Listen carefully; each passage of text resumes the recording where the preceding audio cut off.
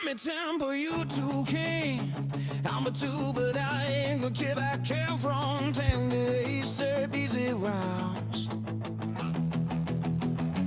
Out in Alberta, where the Rockies rise, Tommy Temple streaming, lighting up the skies. From the lake house, chilling, hot tub steaming hot. He's dropping truth bombs, giving all he's got.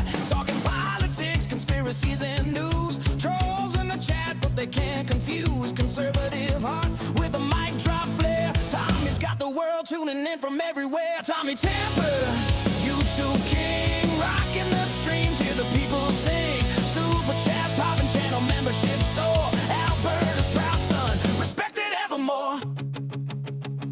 Multi-stream master, restreams his game. Antifa's calling, but he's fanning the flame. Mustang Cobra GT rolling down the road, e-bike cruising. Yeah, he's breaking the code. Independence flows like the mountain streams. Tommy's got the vision, living out his dreams. From the latest news to the wildest fight, he's sparking debates under starry nights. Tommy Temple, YouTube king, rocking the streams, hear the people say. Super chat, popping channel membership soar. Alberta's proud son, respected evermore. Go! Respected evermore. Worldwide they watch from near and far. Tommy's got the vibe, he's a streaming star. Trolls try to trip him, but he's standing tall. Mic drop moment, yeah, he's got it all. Hot tub sessions, lake house in the glow. Rocky Mountain spirit where the free winds blow. He's calling out the noise, keeping it real. Tommy Temple's heart is made of steel. Tommy Temple, YouTube king, rocking the streams, hear the people sing. Super chat, popping channel membership soar. Alberta's proud son, respected evermore. Yeah, respected evermore.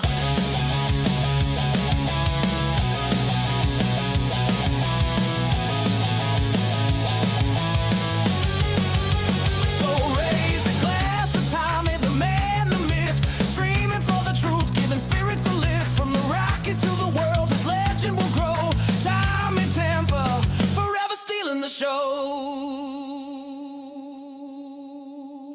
Oh, yeah. You watching the Tommy Tepper Show. I'm Tommy Tepper. And this is another great performance coming up here today.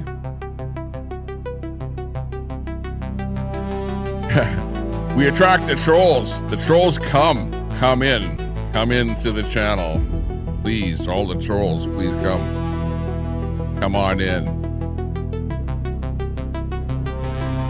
There is soul. The soul is in the show.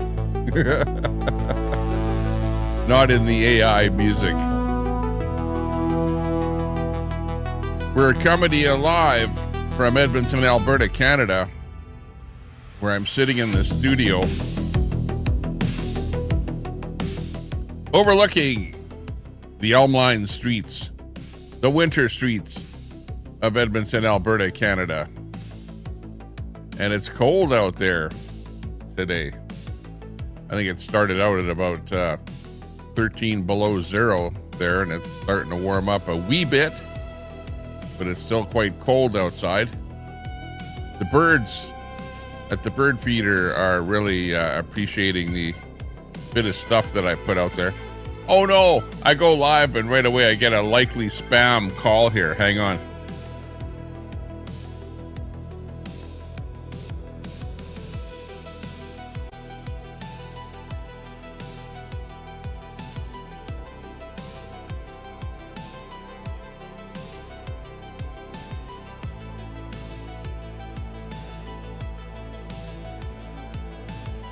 Oh, I hate those spam phone calls.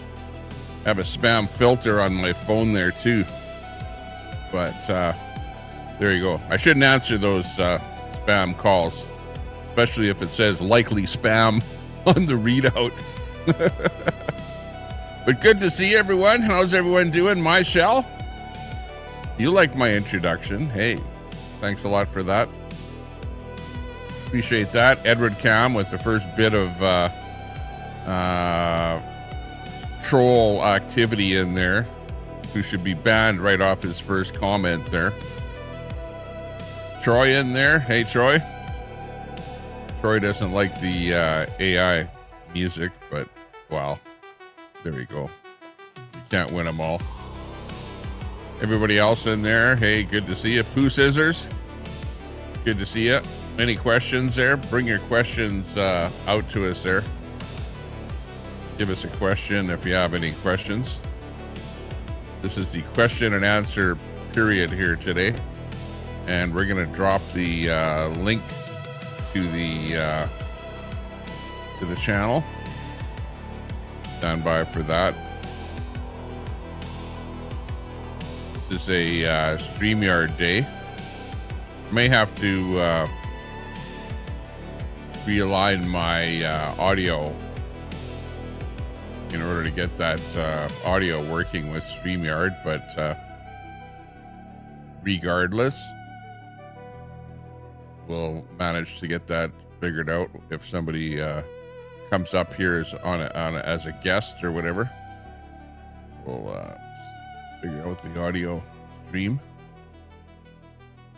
Okay, there we are. We're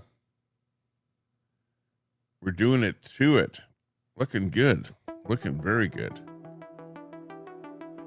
Just gonna give us a thumbs up. Thanks a lot. And let me just find that StreamYard link and just pin it. Just hang on a second. There we go. Got that pinned. Put a goal in here. And we'll go with a higher. Get this timer set here.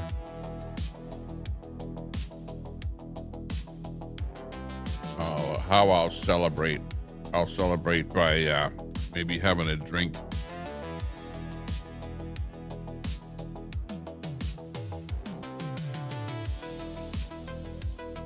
That'll do me. Oh.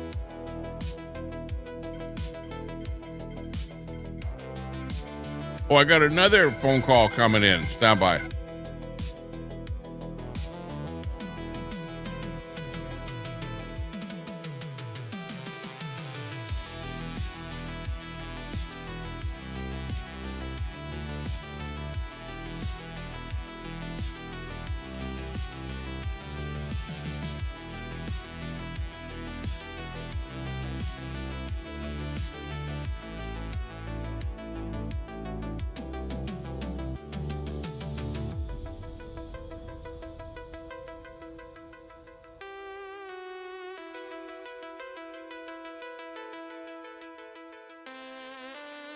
Oh, some kind of a call from Veritas.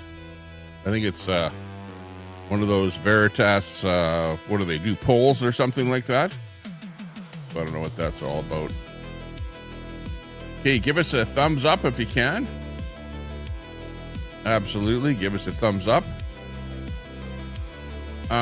Is the reason for your channel is fading because Brett Boyle isn't a mod anymore? Yeah, the reason my channel is not fading at all. My channel is actually doing quite well. You know, every time I go live, people come in and, I get some pretty big numbers there off of a stream that's like at least 2 hours long, something like that. So I can't complain, really. Hey, there's some guy outside with his dog. I hope his dog doesn't take a crap on my lawn there. Yeah. Not good. What's your thoughts about the city of, what's that? Malacopia. I don't have anything to say about Malacopia. I don't know anything about it. So, yeah, I can only answer questions that are about, things that I know. Let's see. Let me go back a bit there. Q&A. Yeah, it's a Q&A panel here.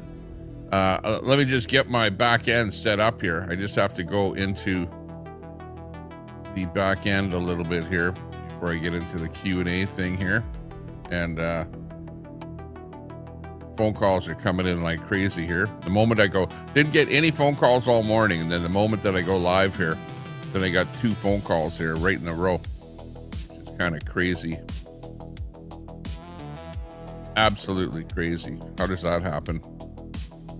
As if somebody's watching. Somebody's watching. Something crazy going on.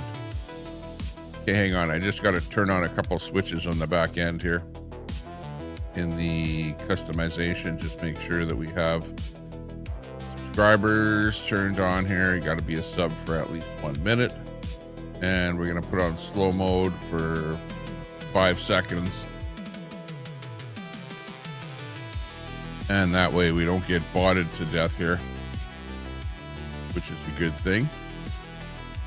Okay, let me get back to the questions here. You're back to being in your fifis and banning what indiscriminately?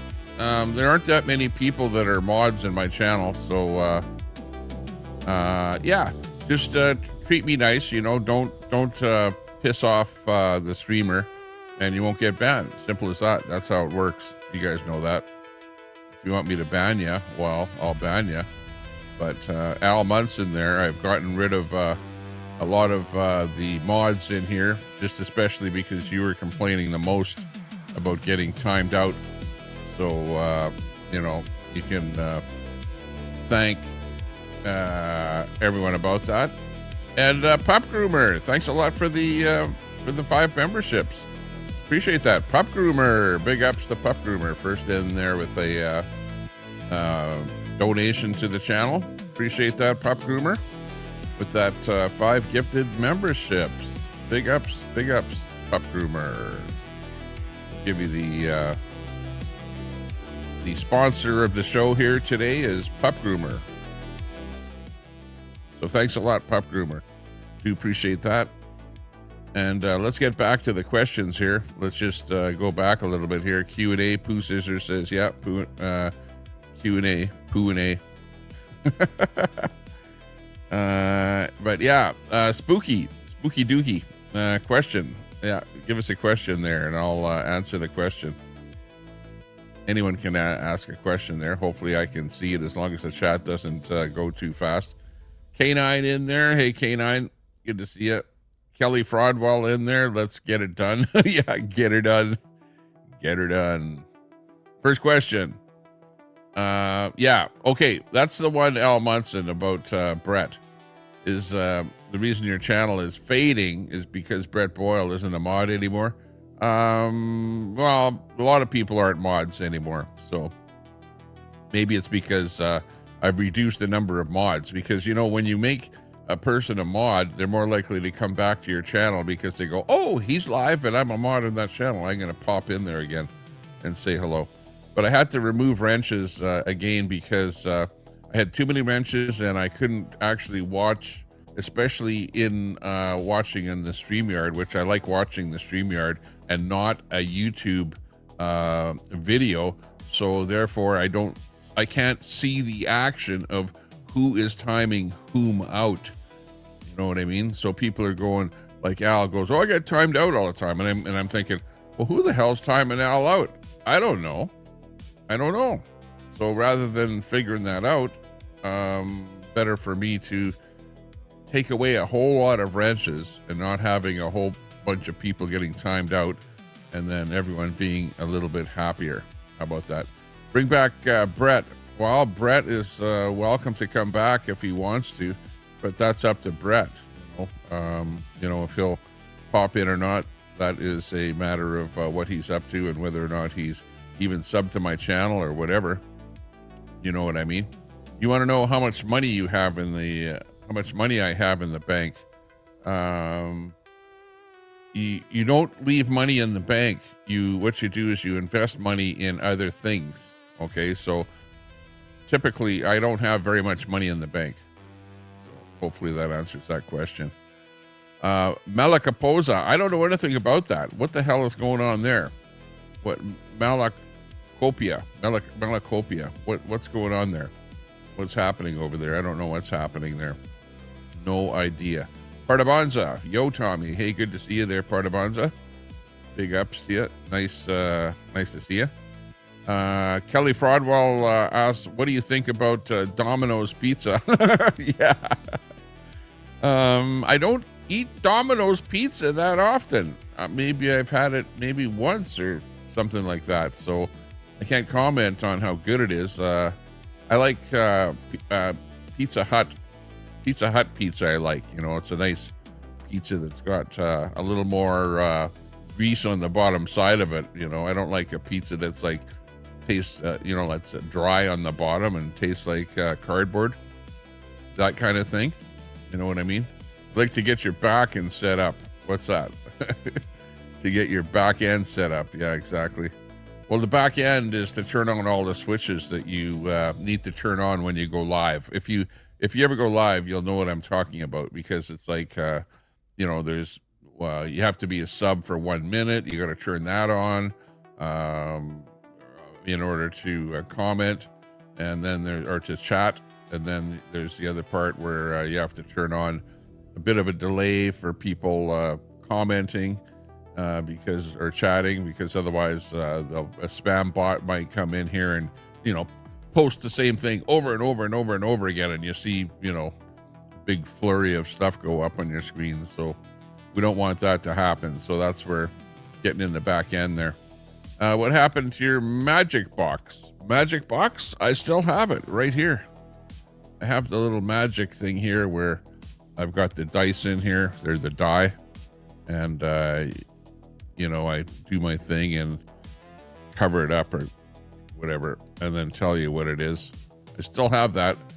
My wife took it and put it in the glove compartment of my truck, and it stayed there for a little while. And then I just found it. Just as a matter of fact, that's funny that you mentioned that. Found it just the other day, and can be doing the magic trick again there.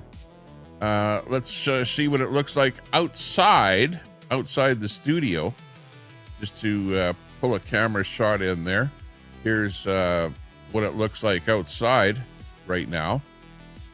Looks pretty wintry. You can see I've got my water bowl on the one side, which is a heated water dish. Otherwise, the birds wouldn't have any water to drink. It'd be just snow, which, of course, they can survive on snow. But it brings them over to my little feeding station there, because they can get a sip of water and get some food. There's some Chinese food and some other stuff there left over that you can see. The road looks kind of brown out there because it's winter time, and there's some city truck parked outside there. It looks like a power truck or something, or sewer truck or whatever. They're doing some dig down the block here. So that's kind of what's happening. That's kind of what's happening over in the area here. Let me just move me into the scene here. And I'll use this as my background. How about that? Oh, I need my the Tommy Temper thing in there. That would be nice. Hang on. Let me find that Tommy Temper thing and copy it in here. Hang on. I have the technology. I know it can be done. Let's see how fast I can do it.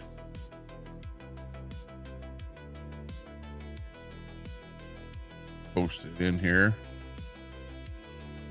Put it up on top and move it in. There we go. There we go. We got a little Tommy Temper logo on there, which is pretty cool.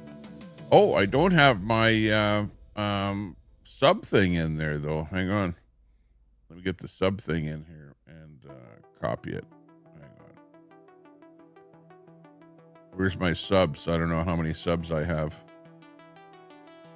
Let me just copy that sub thing.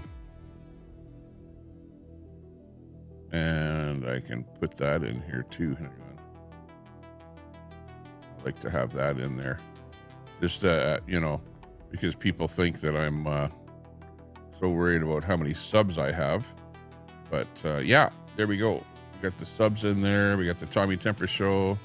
And I've got the background of the shot outside the window. So there you go. We'll leave that as my thing here of what I'm doing here today.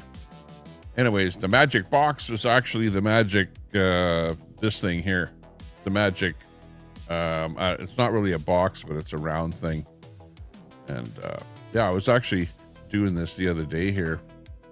Went to a little party and was playing around with that a little bit.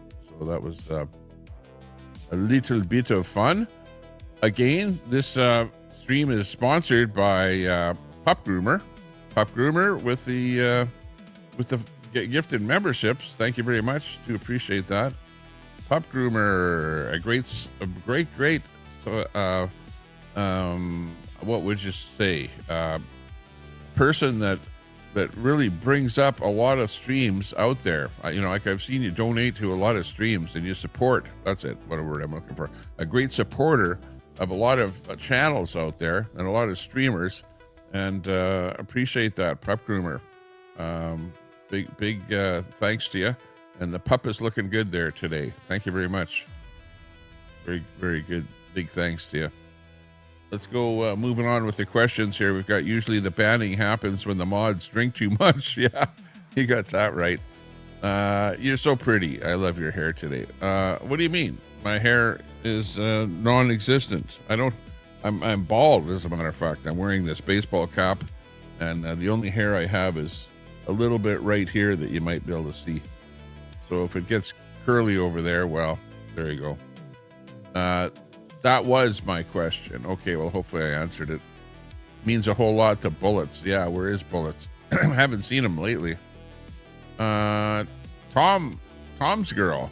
Hey, Tom's girl, good to see you. Thanks for popping in. Got lots of people popping in here from all over. Pizza Hut is the best, says Michelle. There you go. There's somebody that likes Pizza Hut. Brenda Day, look who I stumbled on here. What's new in this zoo? Yeah, exactly. Brenda Day.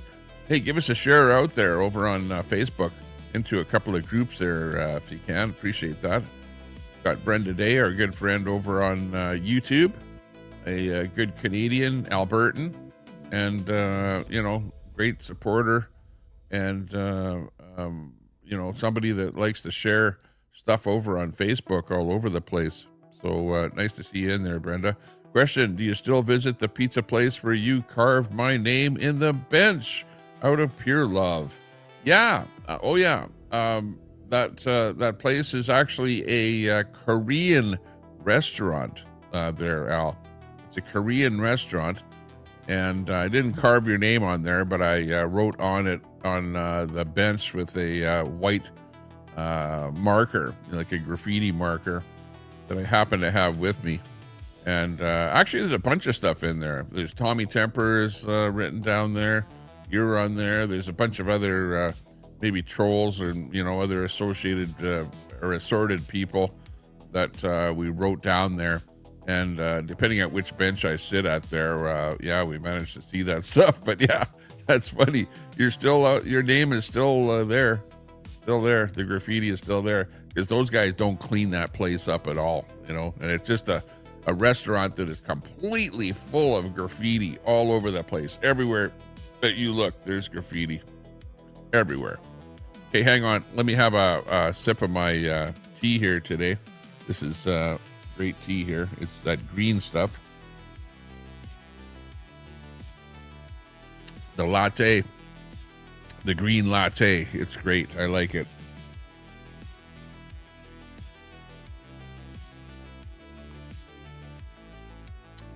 Yeah, well, I don't know about that. Why did you put it in the glove box and not the trash? Well, she put it in the glove box, and that's where it ended up being. And we found it just the other day.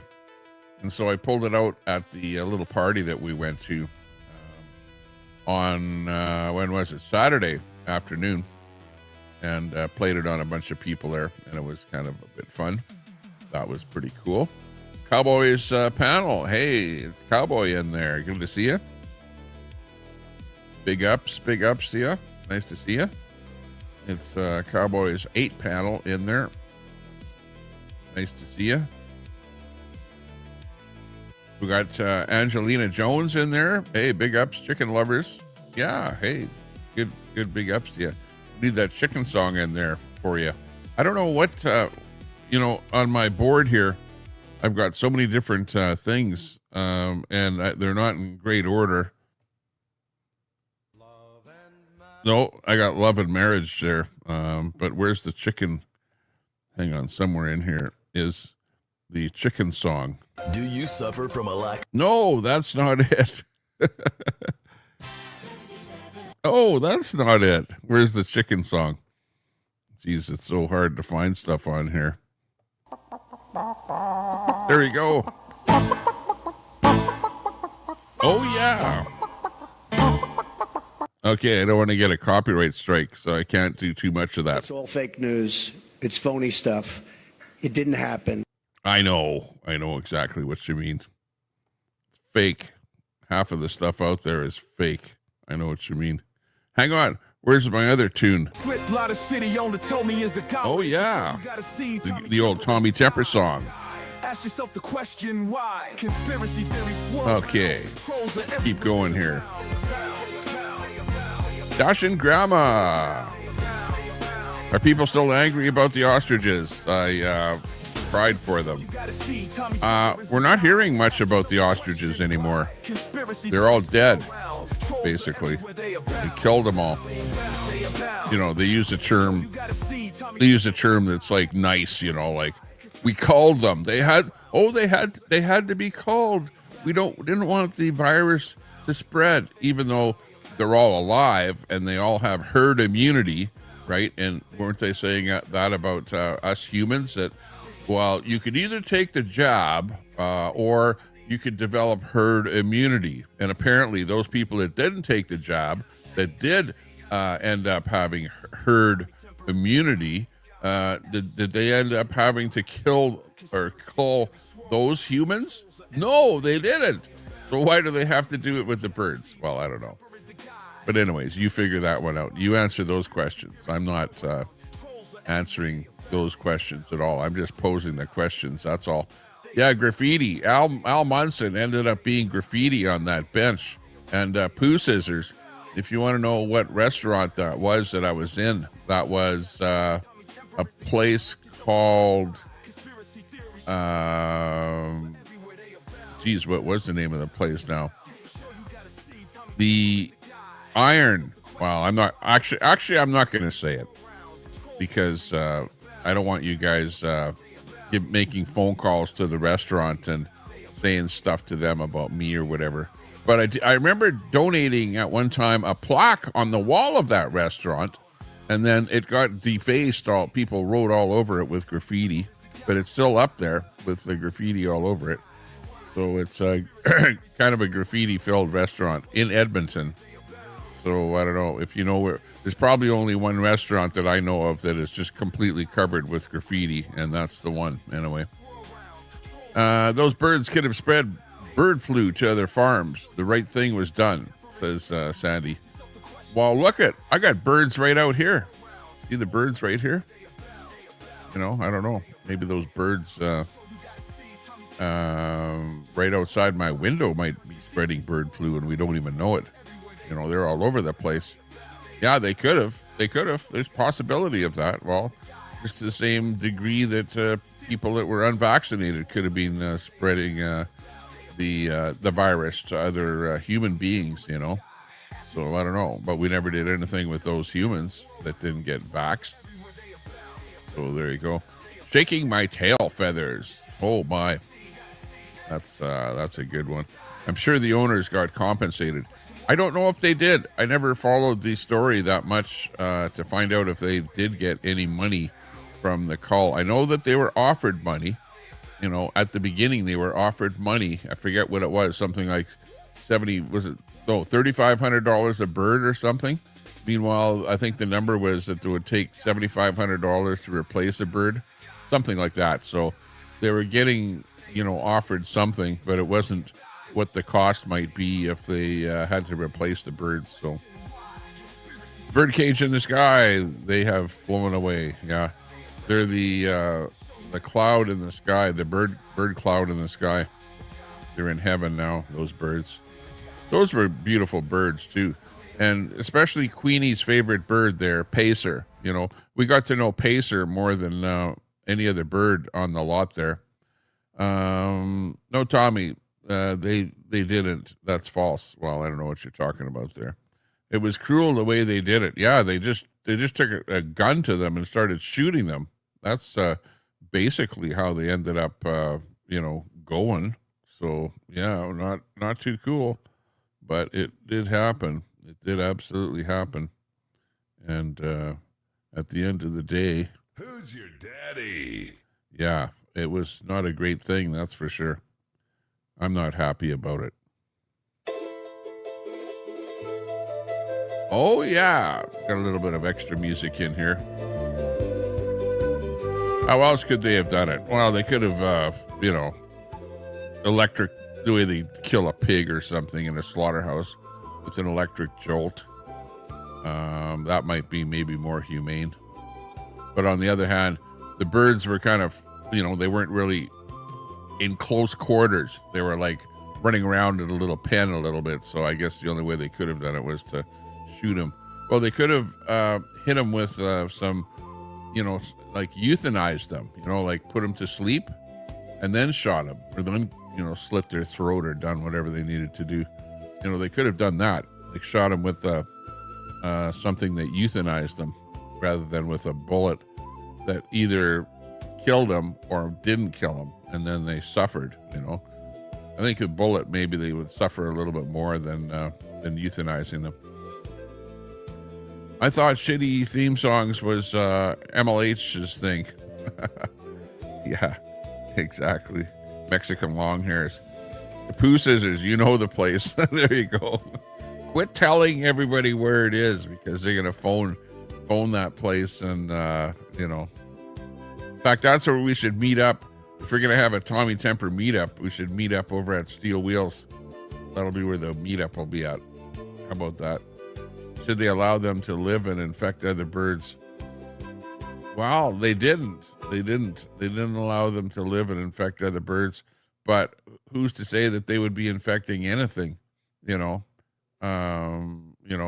saying, well, were they actually carriers? Did they actually test them to see if they're carriers? Like, what did they actually do? I don't know. And were they carriers? Who knows? How many the whole thing is that it was like, well, they never really tested any birds. They tested a couple of dead ones, and then they go, well, okay, we got to call this entire flock because we tested a couple of dead ones, and they did have the virus. So, but did they test all the rest of them? I don't know whether or not whether that happened. But the proper thing to do would be to test each bird, and if it didn't have the virus, well, then don't cull it. Simple. That would be the smart thing to do. But I don't know that that they actually did that. Called Steel Wheels. Yeah, exactly. No, Sandy, that's where your name is there, Al. It's in a restaurant called Steel Wheels. So there you go. Mama Red in the house. Hey, Mama Red, good to see you. It's a little bit of a chat session here where we're answering questions from the chat, just to make sure that everyone is happy out there in the chat realm there, out in the wherever you might be in the world. But good to see you. Real Red Mama 4 is in there. Hey, good to see you. Got lots of red mamas in there today. I know what you're saying, Sandy. I know exactly what you're saying. They did what they needed to do. You know what I mean? Top 5 places to go in Edmonton.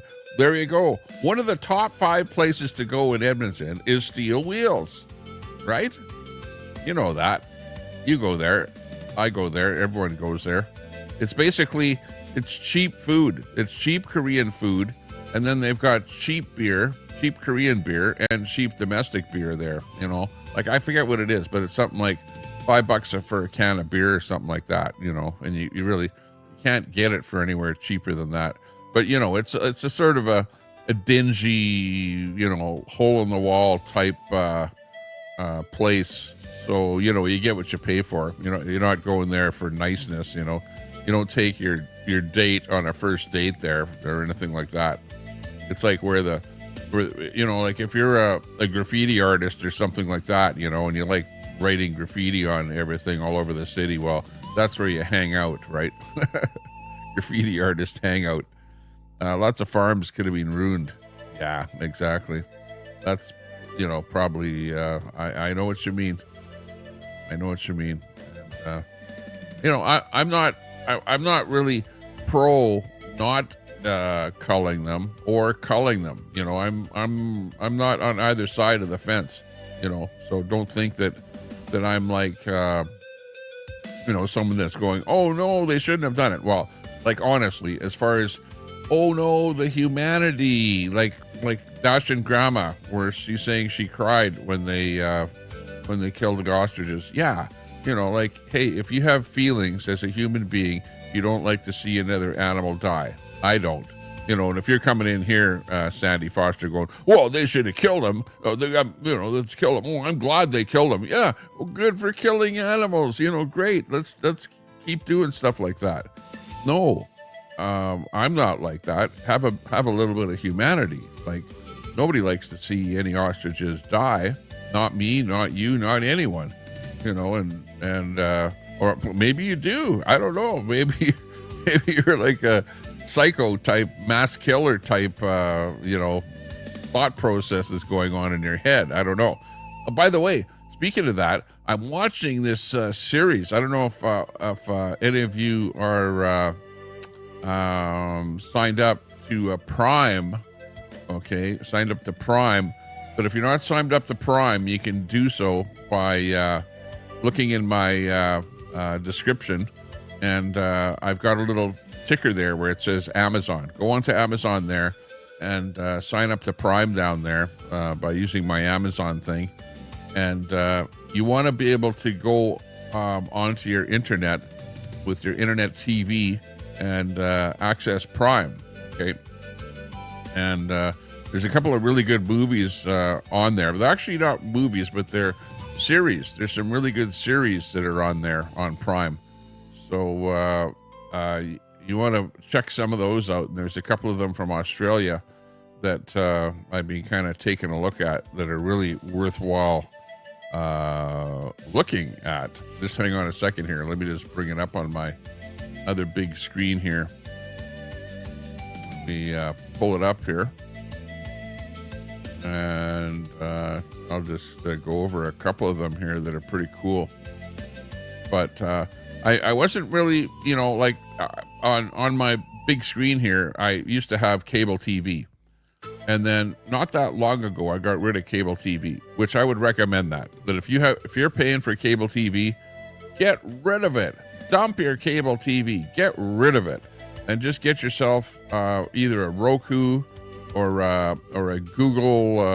I use Google, which uses this kind of a remote, and all it is a little Google Wi-Fi dongle that you hook onto your back of your TV set, onto your HDMI port, and then this is now your new TV, and then you can check out some new things.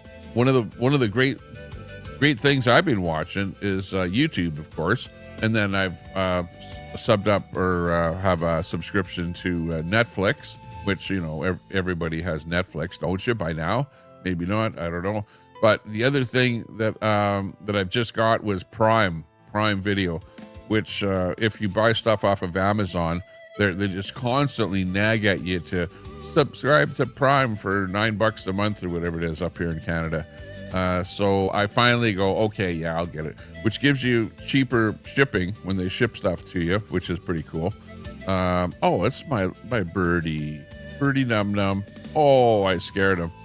But anyways, there's Prime Video, they call it Prime Video. Well, there's one thing that I've been watching. There's 2 years of it, of a show called Wolf Creek, and it takes place in Australia, and it's about this bad guy that ends up killing people, and the whole thing is about him. But it's a really, I hate watching horror movies and stuff like that, and blood and guts and whatever. It's not so much a blood and guts type show as it is a show about this guy kind of in the Badlands of Australia, the outback, that ends up killing people. And that's what the whole series is about. And there's 2 years that it was actually a show, I guess, in Australia, and now it's on there. But I would recommend Wolf Creek if you want to binge on watching a show on TV. Watch Wolf Creek from Prime Video, and sign up to Prime Video down below there. Just click that link there to Amazon, and then find the Prime Video once you've clicked it, and see if you can check it out. I should actually put a link in my little clickable thing there to Prime Video. But anyways, it's not too often that I talk about stuff like that. Also, what else did I buy on Amazon? This little thing, which is pretty cool. Oh, hang on. Fell apart. This little thing is pretty cool. Which is a little shaver. This thing here, this little Phillips one blade shaver, and it comes with heads on it so that you can shave your beard or even shave your hair or whatever, your sideburns, that sort of thing. This thing is pretty cool. I like this because you can kind of shave your beard or whatever just as you're sitting here doing nothing, watching TV or whatever. And this little Phillips shaver is actually a pretty cool thing, which I got on Amazon. But anyways, it's if you look down below there and click that link, I set up what's known as an Amazon store, so that some of the things that I buy and that I bought, that I can, and if I talk about it, that you can at least go and check it out if you're interested in it down below. So take a look at it. $3,000 a bird, something like that. 3,500. Yeah, I heard that's kind of a number that I heard. Top 10 for sure. Yeah, Steel Will's top 10. One of the top 10 restaurants in Edmonton. You got that right. Birds don't go to heaven. Where do they go? They go to Kentucky Fried Chicken. Mama Red and Real Red. There you go. You two are friends there. It was cruel. It was a real cruel thing, doing that to those birds. I'll agree with you there. And it is a horrible death, for those birds, especially Pacer, who was a friend of Queenie's there. Got to know Pacer. Kitty in there. Hey Kitty, how you doing? Kitty, we need the thing for you here. Hang on, where is it? It's somewhere in here. Oh, Catwoman. Catwoman, will you never learn? There you go. And Catwoman. Tune in tomorrow. Same cat time, same cat channel. There you go. Very good, very good. Same cat channel tomorrow. Sandy Foster. There you go. These birds would have messed them up. Maybe, that could very well be. Who knows? I don't know. What a good quality camera. It's nice. Need to see you on. Oh, yeah, and if you're looking for some kind of a portable camera or something like that, check down below, because I've got in my Amazon store a couple of cameras and stuff like that there that you might be interested in. I've got one of those DJI cameras, which is pretty cool. Loving the thing there. Really good. Crime in America. What? For you. Hey, good to see you. It's Crime in America. You're a very popular person over there on the Troll channel. I've seen some stuff about you over there. Because they wanted the kill shot pictures. They were left with no options. Rebel wanted to make money off of the kill shot pictures. I know, come on. Well, Rebel goes in there to report the news, and, Rebel likes stuff that's a little bit sensational. I will agree there.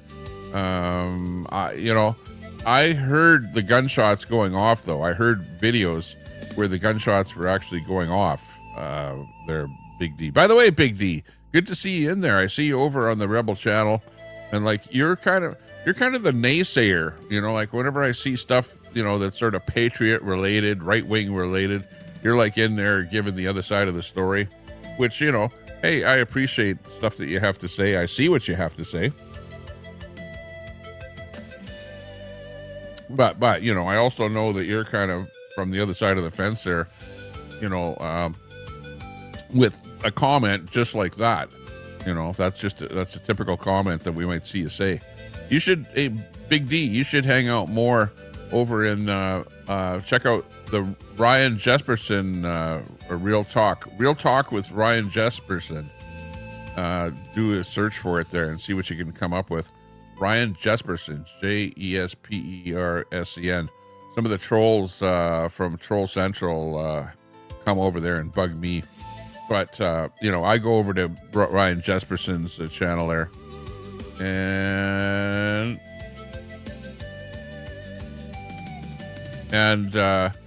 you know, bug him. Not really bug him, but chat in the chat.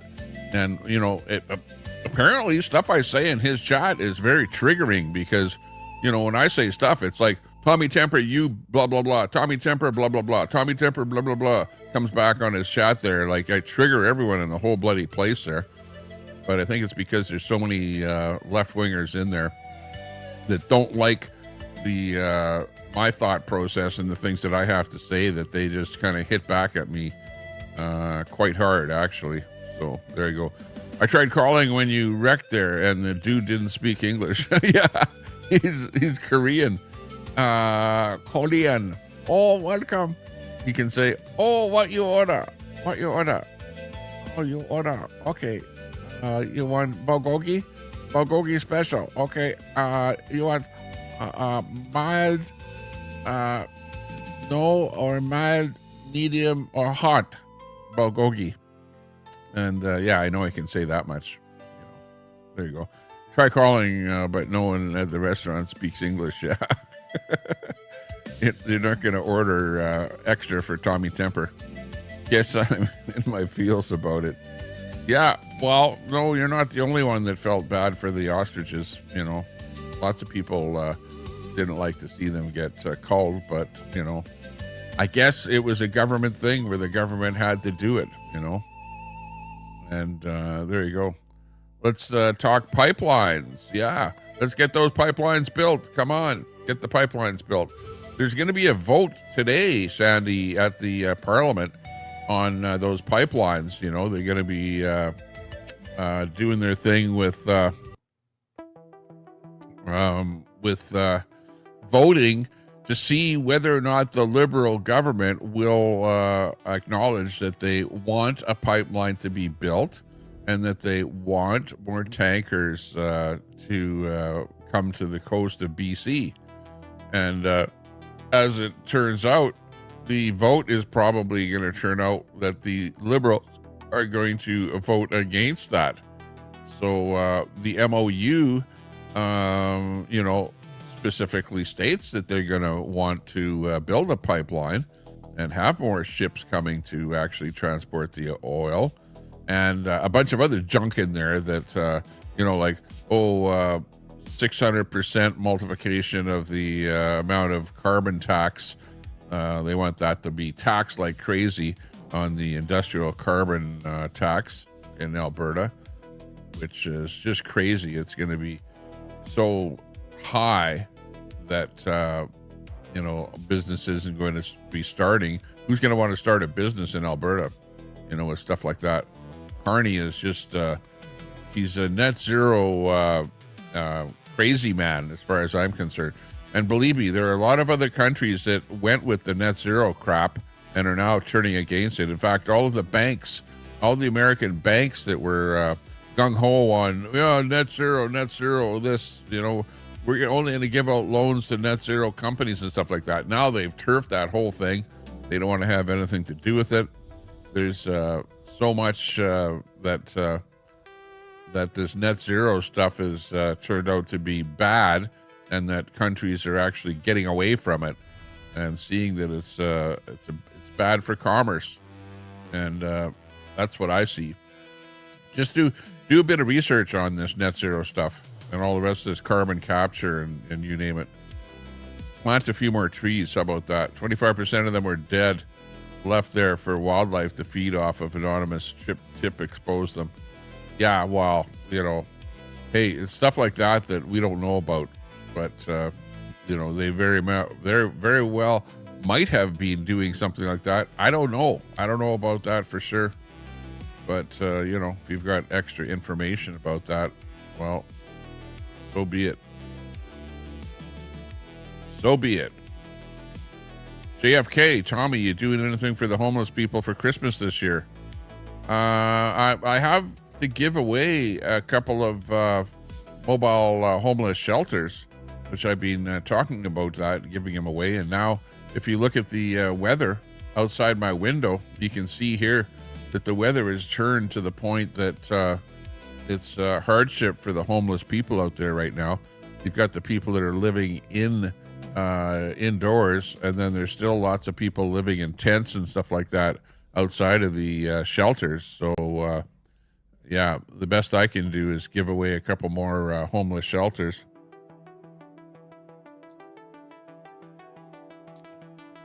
We have to do that, absolutely. So look forward to that happening. See what else we might be able to do. If the farmers wanted to save their animals, they should have compiled with quarantine orders. They threw a party instead with lying and scamming. Well, the birds were effectively in quarantine. You know, they weren't flying around North America. They were in their pen. Of course, they weren't indoors. Hey, oh, look it, I've got something here. What do you have for me? Oh, strawberry milkshake. Thanks. Oh, look it. Okay. Thanks. I got some waffle fries coming in here. Check this out. Wow. Got it right on time here. And a Carlsberger. Look at this. A Carlsberger. Right on time here. Wow. I was doing nothing. I thought, okay, I'll go live here, you know. And oh, look at it. It's an actual straw that is made out of plastic. Probably some kind of brand new plastic that will disintegrate. But let's check out this Carl's Jr. milkshake. See how it tastes. This will be good for my waistline.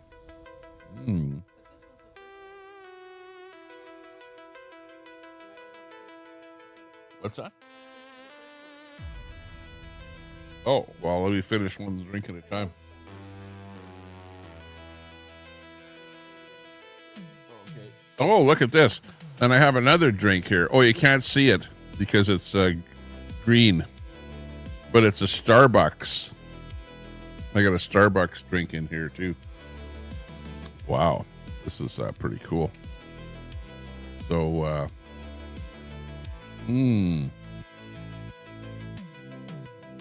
that's a good milkshake. On top of what I already made for myself there with my green tea chai. Yeah, the farmers wanted to save their animals. They should have complied.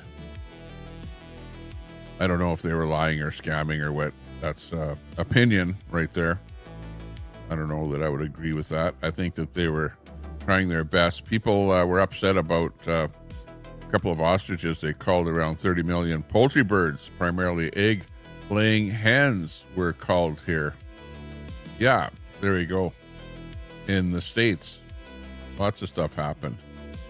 Drea Humphreys telling the farmers to name the dead birds, Sarah, for sympathy and donations. Was that journalism? Well, I did stories on it. I did stories, you know. What I don't like to see is farms go bankrupt. Yeah. Well, ostrich farm or, you know, chicken farms or anything like that. No one cried for our chickens. Yeah. Exactly. Dot. Hey, it's Dot. Good to see you there, Dot. Hello, Tommy Temper in chat, she says. Good to see you. Took them long enough to pee the birds. I'm surprised the birds didn't die of old age. Gotcha. ABD in the house. Hey, ABD. Good to see you. None of the dead birds were left exposed. All were buried. Yeah, that's right. I'm not sure what happened to the dead birds. I don't know if they're buried or whether they're put in dumpsters and hauled away somewhere in those dumpsters. Because I remember after the call happened, then they started following, the patriots that were watching the whole thing started following the dumpsters, right? And the dumpsters were taken to a yard somewhere. So, that's about all I know. And whether they were actually buried or what, I would hope that they would be buried somewhere.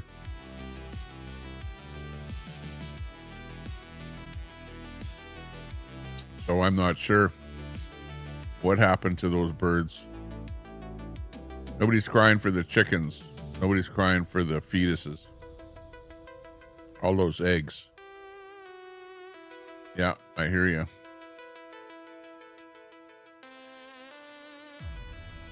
"69 dead birds left exposed to the wildlife. Wildlife for speeding off the carcasses. Anonymous tip exposed them." There you go. There's the rest of the story from Big D. Homeless, what's up? What's up? Hey, good to see you. Homeless in the house. She-Hawk, what's up? I'm so amazed that people cry for infectious birds, but nothing for the children in Palestine that are getting killed daily by the diseased soldiers in Israel. So you're a pro-Hamas supporter there, She-Hawk. That's what I can gather from that comment.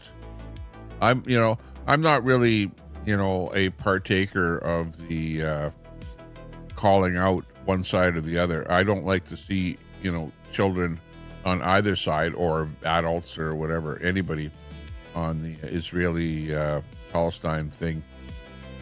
I just would like to see them come to some kind of an agreement and stop fighting. It didn't have to happen.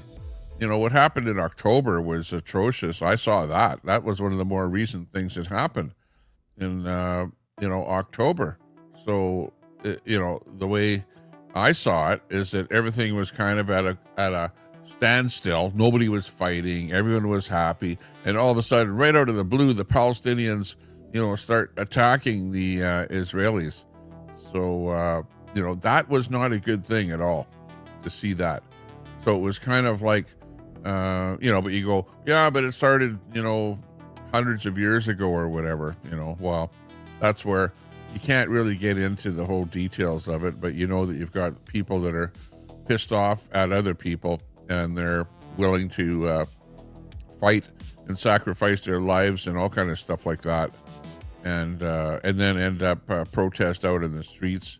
I do know that of the people protesting out in the streets, they're not the nicest people in the world. I've gone to Palestinian protests in my city, and basically I was surrounded for saying nothing. Just to go to the protest, just to have my video in my hand, my camera in my hand, just to video the protest. That's it. To stand on the side of the street to video the Palestinian protest, and they surrounded me and my kids that were with me. I had 2 kids with me, and they chased us down the block away from the protest. So, I don't know what kind of a protest that is or why people protest like that, but if they want, to protest, well, at least treat anybody that is there to just plain watch and view the protest with some respect, and not to be treating me like some kind of adversary to what's going on. So yeah, it's like me watching the protest, I was treated like an Israeli. It's as if I was the problem, or I was the people that they were trying to attack and whatever. That's how I was treated at a protest. So, you know, for that reason, I would never go to another Palestinian protest again because of the way the people treat just plain people that are there to view what's going on. So I don't know. We need to do better in my idea of what they're up to. COVID injected ostriches were useless for bird flu experiments. They wanted to save them for a lifetime of experiments. That's not what you do to pets. Wow. Yeah, well, they were apparently, because of the fact that they were immune, right? Herd immunity, that they might be able to take blood samples and stuff like that and figure out why that they were immune, right? That's probably what it was all about.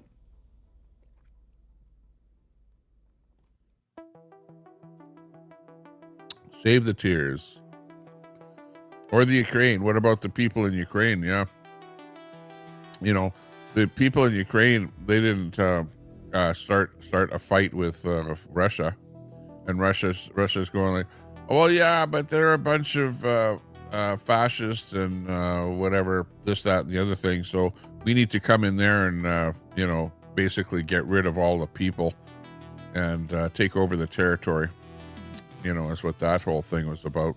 So, you know, all I can say is shame on Russia for starting that war. If you start a war, well, and you know, they're not doing that well either. Russia is really going into bankruptcy there now. They don't have any money to even fight, and they've really taken a real beating with their power plants and airports and airplanes and oil refineries have all been bombed, almost all of them. There's a bingo card thing out there with the number of times that they've been bombed and whatever.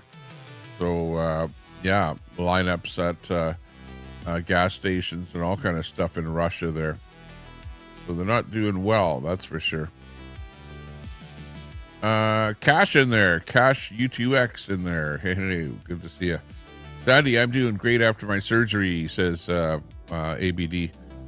Even traveled to Missouri for Thanksgiving, 2 weeks post-op. Hey, that's good. Good to hear that you're doing well, ABD. Nice to see you. Nice to see you.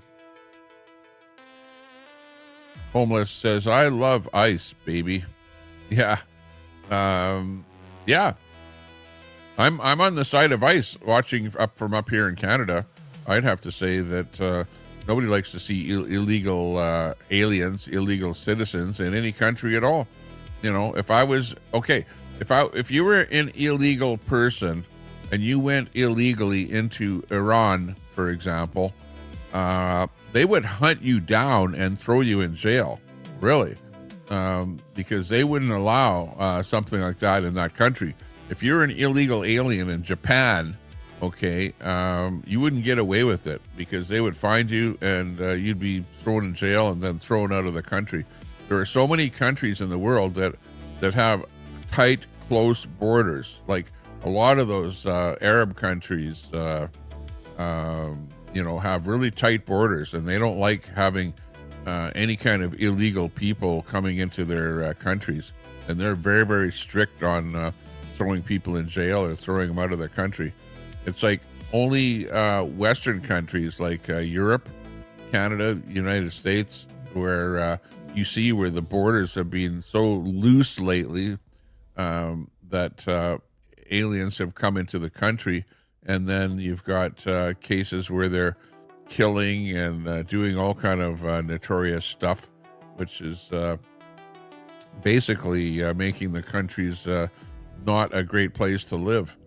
So you have to do something about it. In Canada here, we've got so much crime that's taking place here in the last while because of all of these people that the Liberals have let into Canada, and because of our loose borders, there's more crime in Canada than ever before, especially violent crime, crime like people doing extortion type stuff, where people want money for like businesses, for example. They go, yeah, we're going to burn your business down unless you give us extortion money of a couple $1,000 a month or something like that.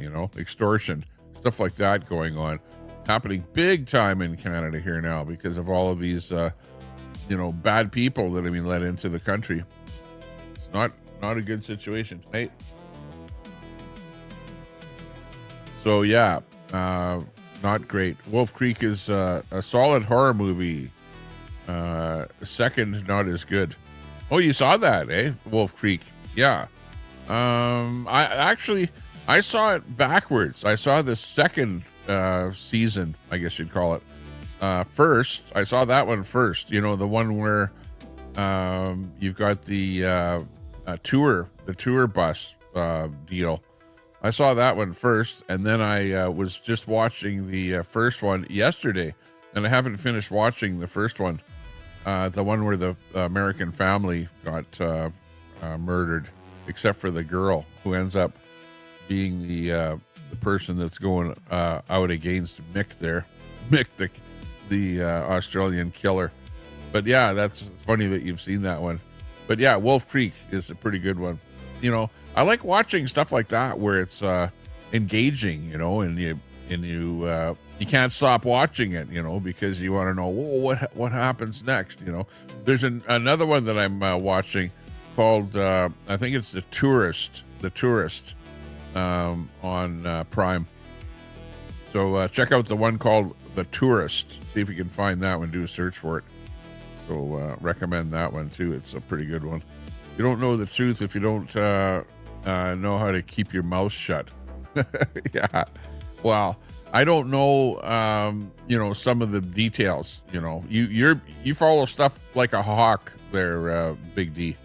And I'm just watching from afar as to what's going on.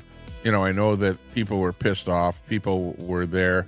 I know the basics of why the birds need to be called, and, I'm not the government. The government makes the final decisions on stuff. But just remember that the government is not always right with the things that they do. They've done lots of stuff in the past that has turned out to be a bad idea, bad situation. Stephanie Berry, hey, thanks a lot. Appreciate that $100 donation. Wow, very, very good. We love you, kiddo. Keep up the good work. Thanks a lot for that donation, Stephanie Berry. Wow, big ups to you there. Really appreciate that. And we got the 5 gift donations that came in as well. Thanks a lot, Stephanie Berry, coming in. There's a good Canadian supporter of a lot of small channels on the internet. And yeah, you're definitely a supporter. In the past, you've donated, and I appreciate that. And appreciate that you like the content. We're trying to do our best here. And Spin City News gifted 5 memberships as well. Thanks a lot. Spin City News, big ups to you there, bro. Appreciate that. Big ups. Thank you very much, both of you. We'll leave that up there for a little bit there, Stephanie. Appreciate that. I'm a little bit behind on the chat here. Sorry for being behind, but I'm trying to answer some of the questions here. And because some of the questions are kind of taking a little bit of time, I'm taking a bit of time to go through them here. I see Film Mission is in there. Hey, Film. Good to see you. You've got some pretty interesting stuff up there lately where you're doing some videos and then posting them up there right after in the Toronto area. Some good stuff coming out. Check out Film Mission's channel. By the way, if you have a channel and you want to promote your channel, just type in !link in my chat and my bot will post your link. So thanks a lot. Film Mission, you went winter camping, -9. Ooh-wee. I remember going winter camping when I was a kid, like in Cub Scouts, Boy Scouts, that sort of thing. And we were camping very close to an oil well where they were drilling for oil. And on the ground outside of the oil well was some of this black crude type stuff. And I remember we got a bucket because we found a bucket around there, and we scooped up a bucket of this black crude. And, when we put it when we just poured a little bit into the campfire, it didn't really burn. But if you put the bucket of crude in your campfire and you let the campfire warm it up, once it was warmed up, then that thing would burn like crazy. So then it kind of almost exploded, and we had a hell of a big bonfire going with the oil well crude. Hey, we're from Alberta here where we can do that. We've got I don't think you have access to that film mission where you might have been there. But yeah, that's funny that you went out camping there. Big ups, Edward says, big ups to President Trump for the, what is that, 12, that $1 trillion taxpayer-funded farmer bailout. Oh, yeah. Well, yeah, you need the bailout because you put all those tariffs on a bunch of stuff that the farmers needed, and now they're paying more for all that stuff. Like, for example, potash and fertilizer and things like that they're going to have to pay more for. They might need even more of a bailout after the last little bit that's happening here. Nothing says strong economy like a 12 billion. That's a billion. Okay. $1 billion bailout. There were too many zeros in it there. I misread it when I said trillion.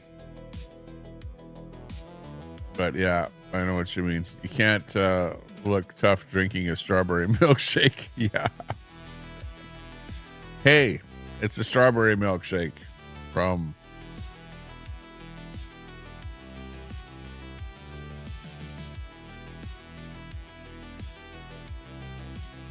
it tastes good though. It's really a good thing. I shouldn't be talking about things that I didn't do research about. Well, hey, anybody can talk about anything, but like what kind of research, like I know enough about the whole thing to talk about the things that I do know about. Okay. And the things that I don't know about, well, you pop in here and you educate us with the things that we don't know about. It's the same thing with you might very well go over to the Rebel channel there and watch them, and where they're on location for a week doing their thing, and they're not talking about any of the stuff that you're talking about. So it's all what you really want to find out about. When is the baby due? ABD. Oh, come on, that's a real hit.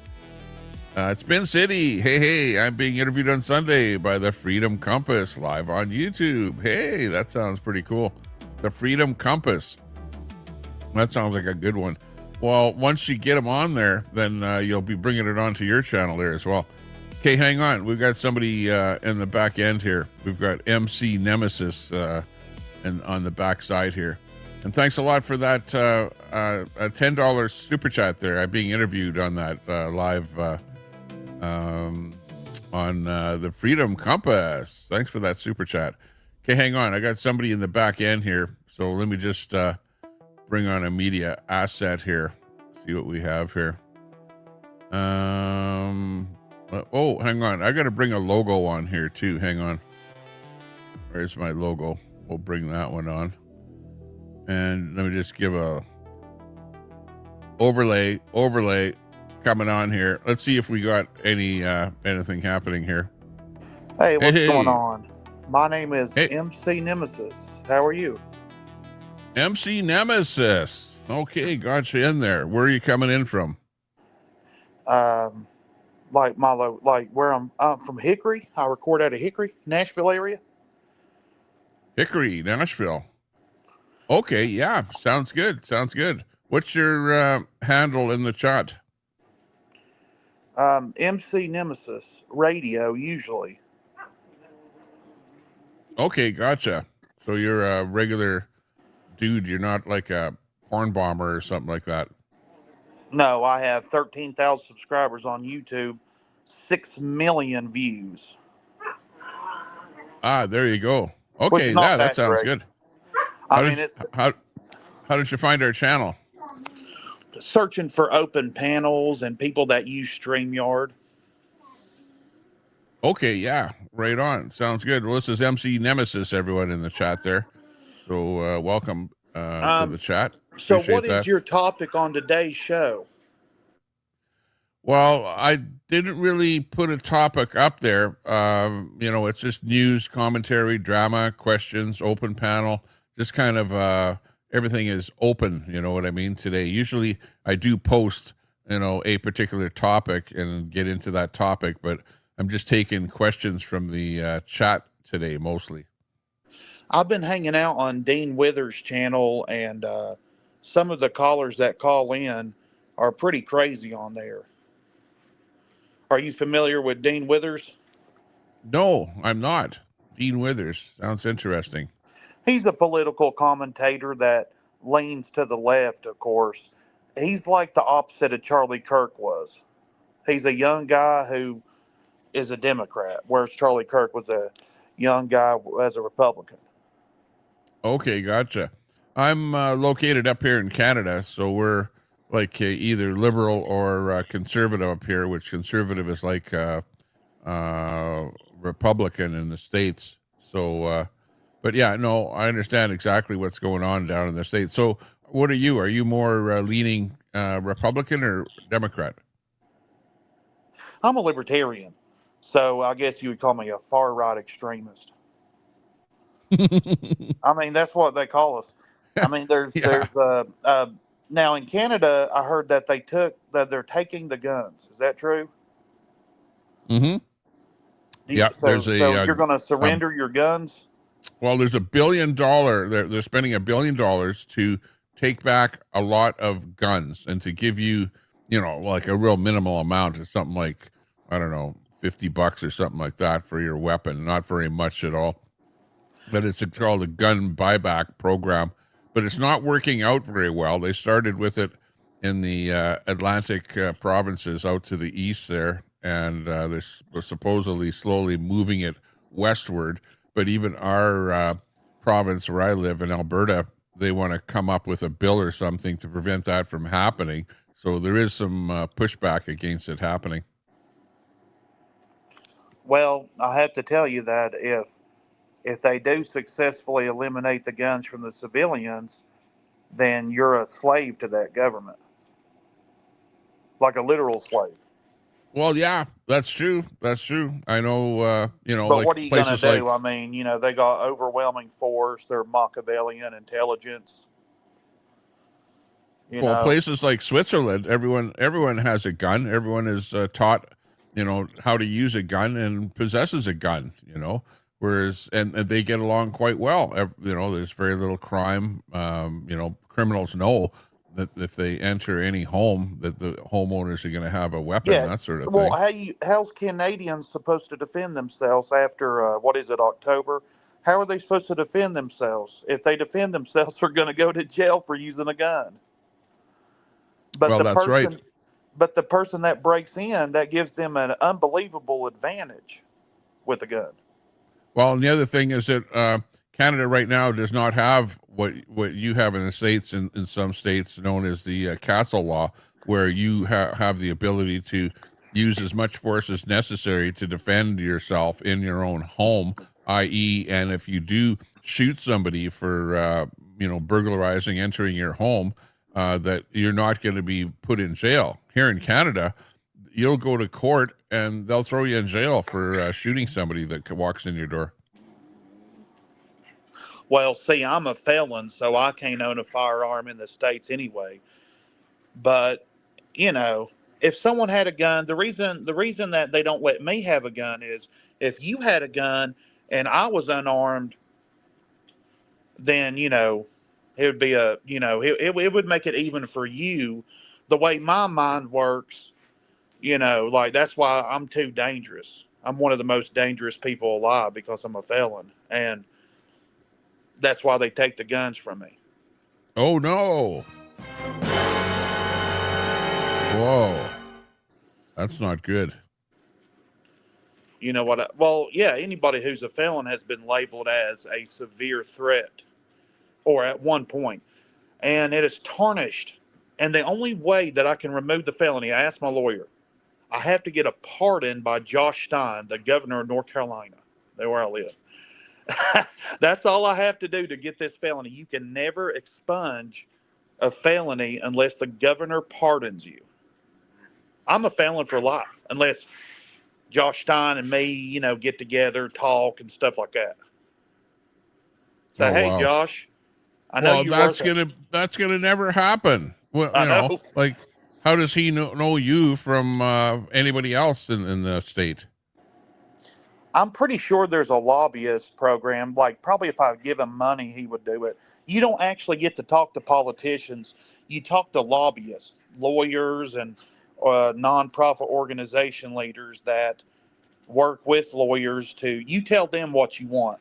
I want more rights for trans, and I want people who distrans people to go to jail. So the lobbyists will find the politicians who's best support that and then give you a number. Okay, this politician will support you for $20,000. And then they just pay, and they pay the lawyer. It's just a paid for system. Does that make sense? Yeah, yeah. Well, I think it's like that. The lobbyists are the ones that get their way. The money is what moves the world these days. So yeah, I would agree with you. Yeah. So in Canada, you're getting ready to experience what it's like to be a true slave. In America, like California, they disarm people. But once they disarm you, once I take your gun away from you and you let it happen, I own you as a slave. You understand? Like if you and Yeah. if you had a gun and I said, "Give me that gun, or I'm going to call people to come attack, do away with you," then you were going to give me your gun. And as soon as you do that, I can tell you to do whatever I want you to do. And if you don't Well, do it, you're going to die. well, even on top of that, um, as far as the gun, then they end up going, well, we're going to feed you as well. We're going to put you on programs. We're going to pay for your daycare. We're going to pay for your kids' meals, and get as many people on welfare, and be even more controlling of the people. If I was you, I would seriously move because you're getting ready to experience something that you're not going to like. I mean, you already, you're not you're not a full slave yet. But if you can get out of Canada before they enforce that, when they start to enforce the gun laws, they'll come and start knocking on your doors about, hey, you're the Tommy Temper show, like they do in Britain. Was you talking to that guy MC Nemesis? Sir, we don't want you to talk to MC Nemesis. He's an American radical, and if you talk to him again, you're going to go to jail. So it's coming for you. So It is absolutely. and what we need The to do. government here is coming in with bills in Parliament where they're trying to push that stuff through right as we speak right now, and there's pushback against that, and I hope those bills don't get introduced, because then we won't be able to talk about what we're talking about right now. It will be just like the UK, unfortunately. Yes, and this is so the only way to stop it, you have to um, okay, they're coming with guns to tell you what to do. Unfortunately, you're going to have to battle authoritarians because whenever the government becomes authoritarians, they no longer have qualified immunity. Yeah. You, you, Hey, you are know, you a rapper where you've got your stuff on Amazon? yes, I am a rapper. I rap about some political things, but I try to keep it authentic. I try to keep it. My rap is not for everybody because obviously it's not clickbait. But Yeah. it's disturbing me. It worries me because the people don't want to fight. And I don't even know if they can fight, to be honest with you. They're disabled people. I don't know about yourself. Um, I don't know if you can fight, if you even have a spirit of rebellion in you. Uh, are you willing to shoot a cop? Well, I'm I'm not really willing to shoot anybody. You know, when you come with a question like that, are you Like willing to shoot a Nazi. cop? What I mean Well, I is that, consider the police to be, somebody that helps people. yeah, but It when the doesn't police really become the do things that Nazis, where I would be wanting to be in a position where I'd have to shoot a cop. Like right? But really. the Nazis were police officers, sir. The Nazis were police officers. The Nazi Well, Party I is live in Alberta. I don't know if you know about Canada, but what I'm Alberta is the saying one is the province Nazi that is Party. wanting to separate from the rest of Canada. The So, Nazi Party, led by Hitler, was a political party like MAGA. Imagine MAGA or whatever political party. It's just a political party that when they take power, they're going to do whatever they want. And if you don't resist, I mean, they'll just tell you what to do. I mean, they're not, I don't exactly. know what they will do to you, but I can tell Well, you who this. knows? Hang on. Speaking of shooting cops, we've got Truther Cop wanting to pop up here. Truther Cop, what do you have to say? What's up, Tommy? Well, I saw Mick Nemesis was up here. He's one of my favorite rappers on Amazon. Oh, wow. So I figured I'd come up here and see what's up. Holy jeez. Are you Of an course, you're actual here. I cop? saw you in the chat earlier in W. So. Are you an actual cop? Mick Nemesis, you were on my panel like weeks I don't ago. know if you are or not. Are you? I don't remember you.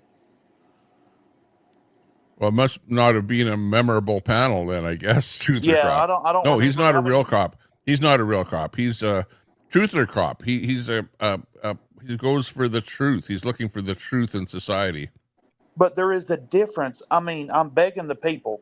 There's a difference between, yes, I understand a police officer upholds the law, but however, the Nazis were a political party that became the cops. So whenever it's authoritarian, then you're in trouble because you say, I don't want to fight. Okay, you're not going to fight another country that the Muslims are going to come into your country like they've done ours, and they're going to fight and they're going to take over. So, step one, what's happening? And this is happening. This is not a speculation. They're going to take your guns, and then in Britain, they're going to enforce the social media laws, and in Australia, they do it too. And then foreign invasion, like they've done us, the Islamic people, they can outbreed you. Christianity will die. Yeah, what's your take on that with the Muslim people coming into the United States? You think that's They're taking good? over. They got a mayor elected. Remember what I told you? You can pay for it, right? So the Muslims can outbreed all other religions because they're allowed to have 4 wives, and they want to institute Sharia law, whatever you call it. About the women and the burqas and the throwing the gays off roof, all that crap. And I'm not telling you what may happen. I'm telling you what is happening. 24 years after they bombed New York, now they've taken over New York. That is a conquer. They conquered New York. Make no mistake about it. Do you really think that it was Muslims that did not the 9/11 MC Nemesis? You really think that 9/11 was Muslims? I don't know, but according to the story that they present us with, the Muslims bombed the Trade Center, and now they're the leaders of New York, like the no shit for real mayor. And now they have political power. And in Dearborn, Michigan, taken over. People The mayor complain is your about it, they leader? get arrested. You don't Yeah, see the mayor of Dearborn is a Muslim. Yes, they're taking over. And you have to understand what a takeover is. It's not a choice. They're coming into the area, taking over the police, and if you have something to say about it, they're going to take you to jail or shoot you. And this is real. Like, this is how takeovers work. And it's work. And in Canada, the first step, take away their guns so they can't fight back. So then, social media. Well, in Canada, the gun takeover is presumably to get rid of crime. It's a lower crime. It's like, we're going to take guns away because these guns are like semi-automatic and stuff like that, or automatic weapons where you get the school shootings and stuff like that. So those are the kind of guns that they want to take away from people at the moment. The AK-47s, you know, that kind of stuff. I hate being a slave. I But really but do. they also have brought into Canada, like what are known as the Islamophobia type laws, you know, where you can't talk about the things that you're talking about. You know what I mean? That's the first thing they do is bring that in, so you can't even talk about it. Well, I mean, me personally, I mean, Islam's better than Christianity because they actually have morals and values. Like Christianity's like this. I really need help with my baby formula. Sorry, we can't help you. We don't do that. We're not. And then a Muslim mosque will help you because it's been documented. It's a story on social media that went around. Woman called 20 different churches asking for baby formula, turned her down. And then the first Muslim mosque, they said, come on over, we'll feed your baby, we'll give them formula. The Muslims have more skin in the game. Christians can say, what do they say? I'll pray for you. Sorry, that's not good enough. Islam is taken over because they act. They have 4 wives. You can only have one. They're going to outbreed you. So what's your solution to the problem? Obviously you think that, and I know I've heard, we've all heard the stories too, where you get the aberration, and they call them an extremist, right? And it would be a Muslim extremist. And then you're going to say, well, not all Muslims are like that. Some are like, hey, all I want to do is just live my life and not bother anybody, right? And then you have the extremist that comes out and says, we want to take over the world, you know? No, you're uneducated about Islam. So what Sharia law is, if a woman steps foot, and say your wife steps foot without a burqa, the men can take switches and beat the shit out of her. That's going to happen to your wife. They're going to beat the fuck out of your wife if she don't comply. That's Sharia law. That's what they're trying to do. So, and then, you know, you go out there with a gun, who hit my wife, start shooting people. It's against the law to defend yourself. Remember, no guns. Do you always live in your imagination? Do what? Think scenarios don't exist. Nemesis is speaking the truth. Like, well, you know, I know exactly what you're talking about. No, dude, I wish it was to worry about shit, talking about the fighter, and now he's going to make a difference. But we're defeated. They're going to take us over. It's done. We're done. Because it doesn't sound like a fighter to me. Talk. And I don't even see why Christians have a problem with Islam. They say that Aisha was 9, Mary was 12. I mean, there's 3 years difference. All religions are pedophilic. Anybody who is part of a religion has been indoctrinated into a pedophilia cult. That's what all religions are. And these religions will slowly take over. And like I said, Aisha was 9, but Mary was 12. Why would God choose a 12-year-old to have Jesus? Doesn't make any sense. But yet the Christians judge Islam for that, for child marriage. And we all know that they don't act. They have their mega churches. It's a funnel. They have, I mean, people donate and then they hire people to preach. They get paid as a job. Islam, they go to the streets and have community. It's an actual religion. Christianity's just thoughts, but I don't know. I mean, maybe you guys have a different take on it.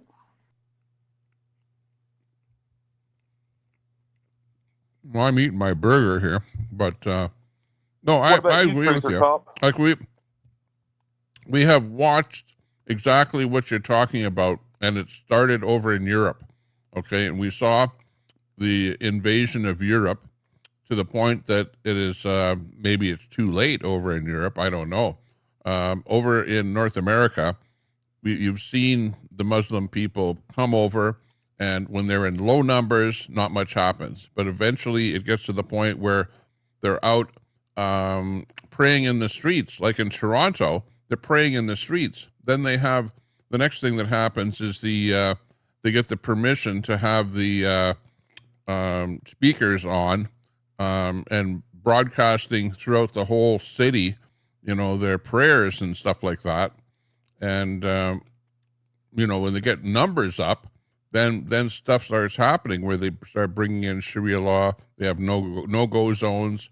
In the UK, the no-go zones are to the point where even the regular police officers don't even go into those areas. That's how bad it's gotten. Do we want that to happen in North America? Your choice.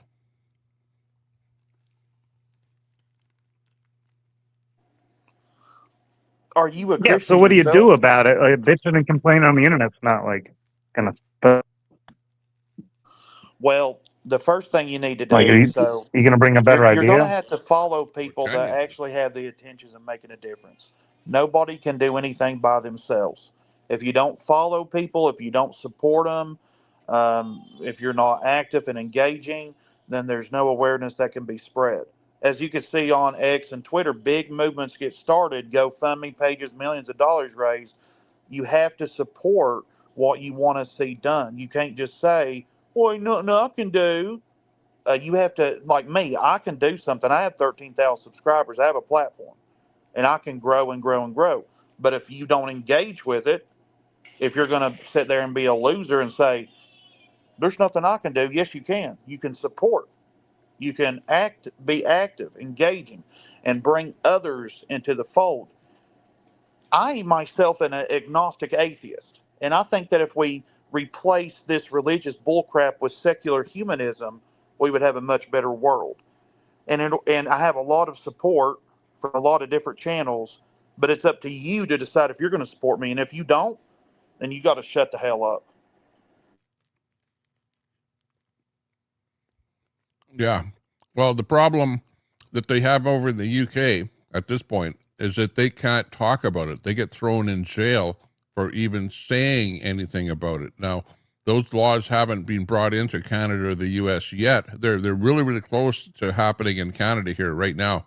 You guys are far away from it in the States, so you can actually do something about it. I'm like, if you talk about stuff like this, there's people out there, they're going to go, you're a racist. You're a racist for even talking about that. You don't know what you're talking about. They're not doing anything like that. And, what can you do? You're frowned upon. You look like you're a bad guy for even talking about this kind of stuff. The mental traps. How are you about the N word? Do you say it? No. Why not?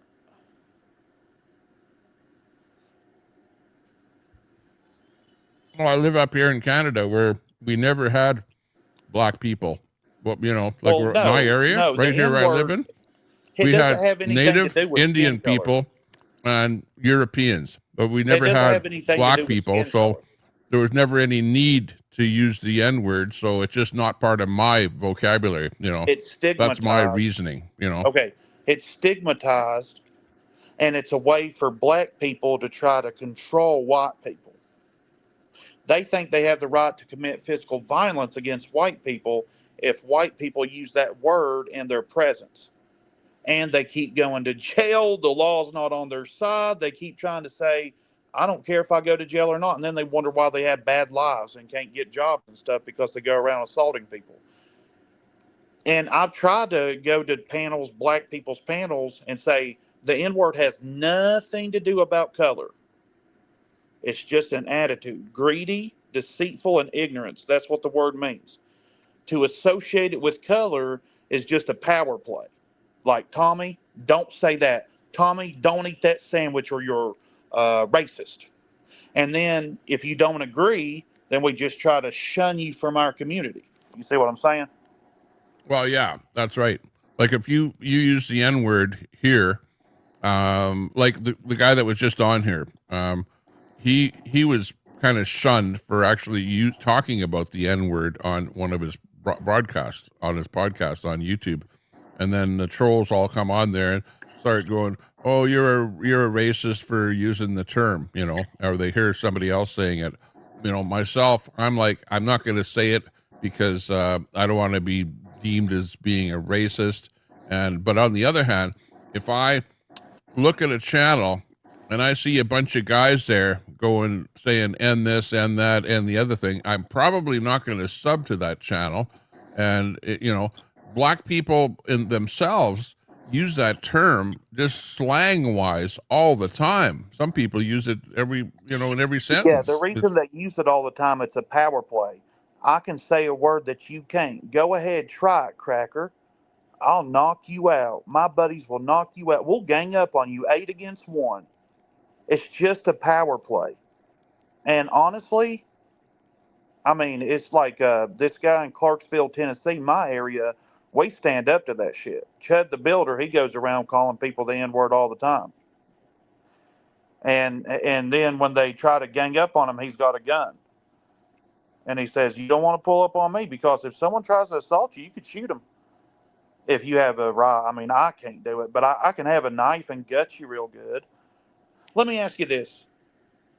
If there's any black person in your chat or anybody listening, if I called you that, do you think that you can assault me? What if I have a knife? What if I have a gun? What if I have the right to carry a gun and shoot you? You don't have the right to assault people over a word. You just don't. You're going to die or get put in jail. If you beat me up, put in jail. I don't understand why you think it's a power play. It makes you weak. And, and then in your comments, it's like, oh, absolute trash individual. Yeah, people rebel against it. They're you you can't say it because you're white.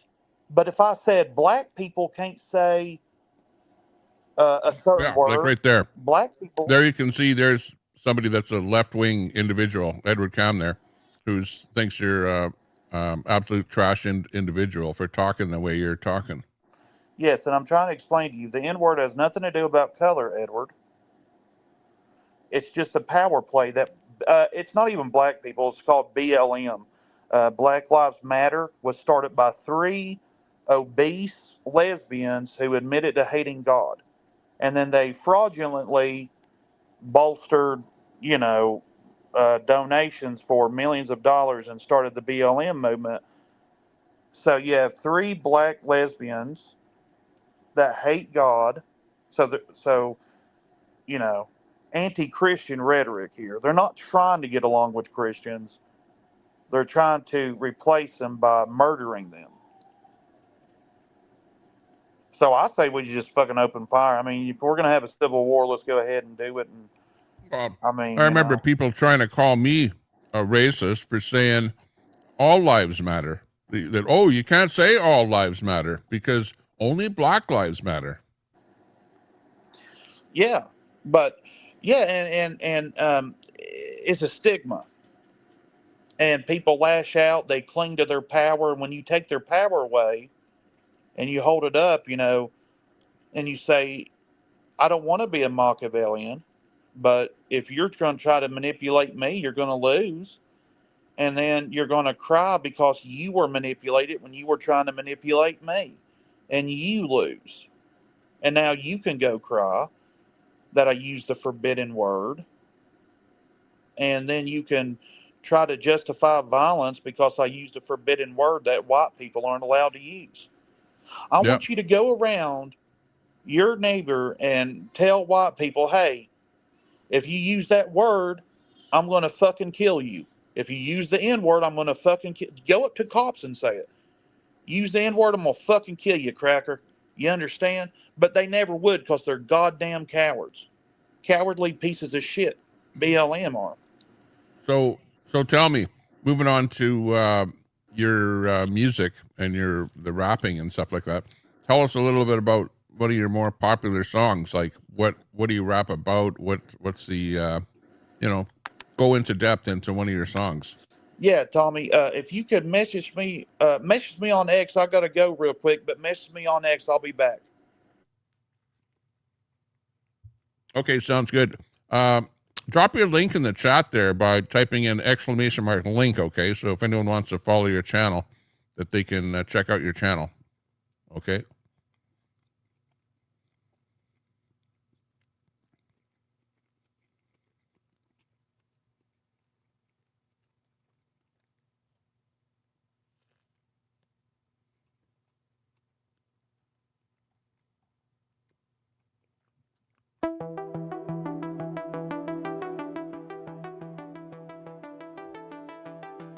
Okay, that's MC Nemesis in the chat.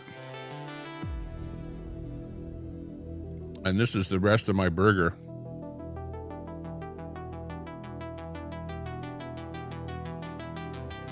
Yeah, he's gone. He said he had to take off or do something like that. So don't worry.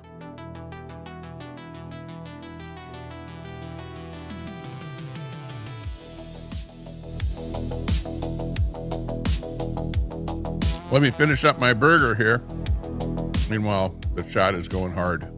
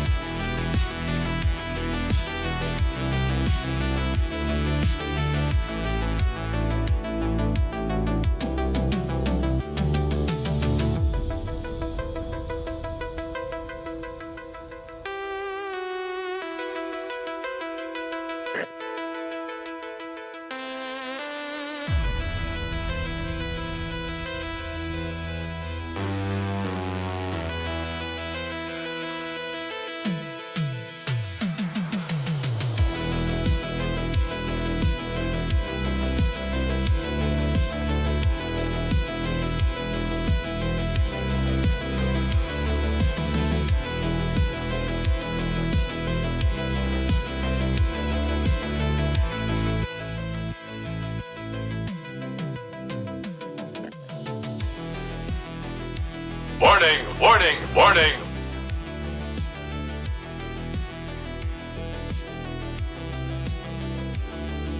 Okay, we're back with the attack. Oh, man. Okay. Well, you never know who you're going to run into on the internet, you know. Hey, people in the chat are going, hey, sick individual, whatever, stuff like that. You may not agree with what he had to say.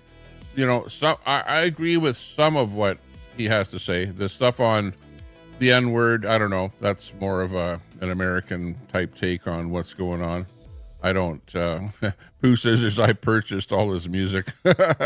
Yeah. Okay, well, that's cool. Maybe gives you a chance to check him out or something. I do have to agree with some of what he said with regard to the Muslim thing. We've been watching what's been happening over in Europe, and definitely they have a want to expand their religion across and around the world. You know that much for sure.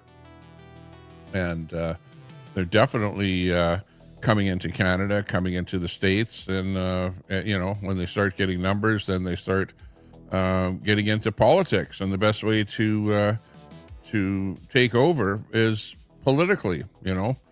Like look over in England. Most of the mayors in England are Muslim. And you can't deny that. And there's areas that you can't even walk in anymore that are Sharia law. We've seen that. I've seen people, YouTubers and that, try and go into some of those areas and have trouble or whatever. So, now you've got a Muslim mayor of New York City. Let's see what happens there. Let's see what he does. See what happens to New York. Whether he does some of the things that he says he was going to do, like bring in, grocery stores that are government operated. If that happens, and that'll put out of business regular capitalism type grocery stores. And what else he's going to bring in there, who knows for sure.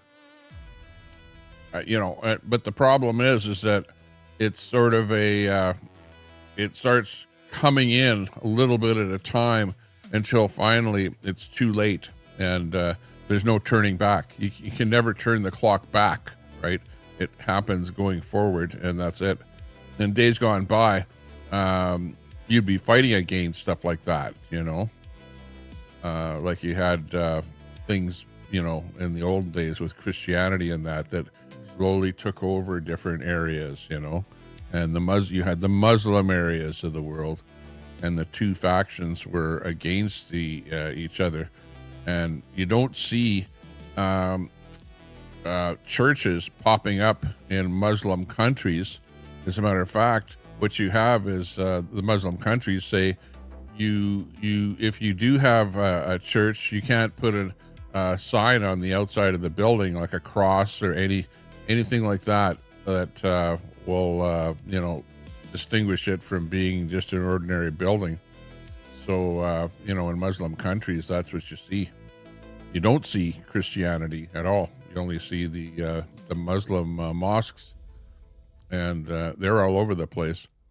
And now you're starting to see in North America where you had churches, and they're being taken over by the Muslims, and they're being converted from Christian churches into mosques. And the other thing is that you have certain parts, like where a good example is where I live right here. The Muslim people don't just move wherever, anywhere in the city. No, they congregate in a certain area of the city. They go, this is where our mosque is. They all buy houses or rent houses or live in that area very, very close to where that mosque is, okay, to try and dominate that area of the city. And from there, then they'll start moving to other areas, which is what I'm seeing here in my own city, right in front of me. So again, the government is going to be coming up with laws to make it so that, and there are Islamophobia laws on the books already in Canada, that you can't, speak negatively about the negative or the Muslim religion, which we're not, and I'm not here, and anything that I'm saying here is just plain saying the way it is, I'm not saying whether the religion itself is good or bad, but there are extremists, whatever. I know there was one extremist here in Canada where he ended up renting a U-Haul and then driving around trying to kill people, trying to hit pedestrians all over the city here. That happened right here, right in the city where I live, and we saw, and he also, I think he had a flag or something that was a terrorist piece of something in the vehicle that they found. I forget whether it was a flag or what it was exactly. So yeah, stuff like that has happened here in Canada, not only here in Edmonton, but also in other cities. And just like you see car rammings and stuff like that are becoming all too common in the UK, where they've had to put up those vertical pillars and stuff like that around sidewalk, around areas where there are lots of people, so that cars can't drive up onto sidewalks and kill people. Like, that's gotten to be all over the place. Just watch a guy, go back and watch some of his earlier videos. A guy by the name of Charles Veach in the UK. Bollards, yeah, exactly, Bob. Bob Cox knows what I'm talking about. But Charlie Veach, a YouTuber over in the UK, can kind of fill you in a little bit about what's happening over in the UK, to the point where even now he's doing his stuff. And the last video that he just did is how the BBC is doing a hit piece on him. Actually, the BBC and the city of Manchester, both of them have done hit pieces on him, trying to call him out for what he's saying about the city of Manchester where he does a lot of his podcasting, and the BBC calling him out with his podcasting that he does. So, you know, there's definitely pushback from the left wingers out there that don't like what he has to say. So yeah, it's getting pretty serious. You know, I don't necessarily like to talk about it, but you know, we had our good friend pop on the show here and start talking about that. So whatever, we'll talk about it. We'll talk about just about anything until the government tells us that we can't talk about it, which is coming really soon.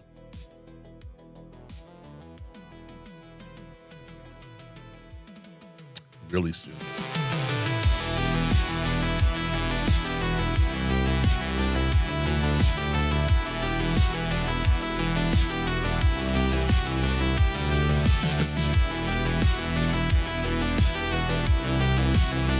Okay, back to the chat.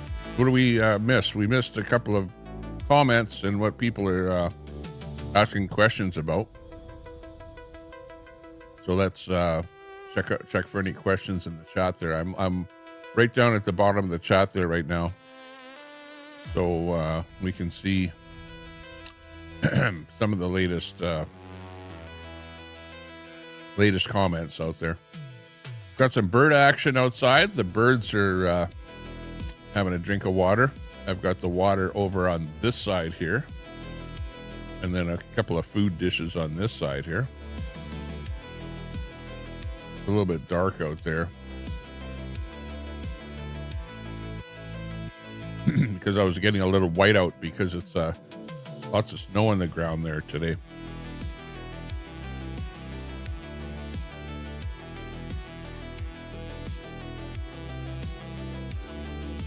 See, Crime in America is in there.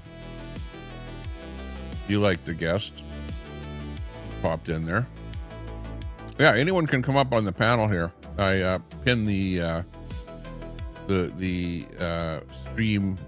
StreamYard link on the top of the chat there, so anybody can come in here and give us the 2 bits worth there. So pop in and let's hear what you have to say. Cash says being pro-choice is worse than being racist. Prove me wrong. Pro-choice, yeah. Exactly. Well, I don't like the racist thing at all. You know, like I like to try and treat all people equal. You know, like we're all human beings. Let's start there as the basis. You know, and there are so many people out there that you know, are trying and make divisions of people based on, you know, what country you're from, what color your skin is, you know, what language you speak, or, you know, all kind of things like that. But I like to come down to the most common denominator, which is, hey, we're all humans. We're all humans here on this earth. We're all born. We're all trying to live, you know, harmoniously on this earth. And you know, it's like people that have pretty much have these made up things in their minds that make them better than somebody else, or more privileged than somebody else, or more the person that should be living on that piece of land, right? So it's like we have to be able to get along a lot better than we're getting along now. You know, we're fighting. It's like human beings are I guess we're, you know, the males especially are like, yeah, we got to fight. We got to fight for food and fight for survival and fight for everything. And then it goes much further. And then it's going to fight for territory, fight for land, you know, to the point that that's where we're at here now with factions of people fighting each other. And let's face it, that's the way it was in the old days, right? When the natives ruled this land of North America, they all fought each other. You had the Cree fighting the Algonquins, and you know, and so on and so on. And there's literally hundreds of different tribes that occupied North America, and they were all fighting with each other. gain superiority. Over in Europe, you had the Greeks fighting the Romans, fighting the Egyptians, you name it, you know, all these different territories and factions, and everyone was fighting everyone. Now we've at least gotten down to the point where we go, okay, maybe it's not such a good idea to fight, you know, and we've got our territories. The territories are prescribed already. We know where they are, and let's try and not fight each other. But, you know, these fights still seem to pop up out of the blue, and the conflicts keep on happening. Like Pooh says, sounds like people in conflict for resources. It sounds like Marxism. You know, there's always conflict. And then you've got those people that don't like what some other country has done now, right? So that's what you're seeing, like in the States, where you had some guy go berserk from, where was he from there now? Afghanistan. A guy goes berserk. He's brought over to the States from Afghanistan after the war or whatever there, and is living his life, and then all of a sudden goes berserk, and you know, his mind is like, well, you guys brought me over because I couldn't live in my country, and I don't like living here, and you know, all of a sudden it's like Allah Akbar, and grab a gun and start shooting up people, you know, like, and that's happening. It's happened more than once here, just in the last little while. Just unbelievable. It's not getting any better. It seems like it's getting worse as time goes on, and that's where. And then you've got the stuff that where Trump is getting pissed off about it, and he's going, well, I don't like this whole group of people from this country, and they better get the hell out of here or whatever, because there's a bunch of illegals here and whatever. And yeah, maybe some of them are illegal, but probably a lot of them are not illegal. And you know, it's getting to the point where, you know, is it really a good idea to bring people over into your country? Is it? Because do they really appreciate what's going on in your country? Do they really assimilate? Do they really become part of your country? Or do they just stay whatever they are? If they're a Russian comes over, well, he's a Russian Canadian. He's never a Canadian, but he's always a Russian Canadian. Or, you know, whatever country he happens to be from. It's like people aren't assimilating. It's like they're falling into communities that are their own kind. They're not even learning English. After 30 years, the people still don't know how to speak English. You know, like it's ridiculous. And we're the bad people. We're the bad guys. We're the bad guys for talking about it. We're the racists, right? For even talking about it.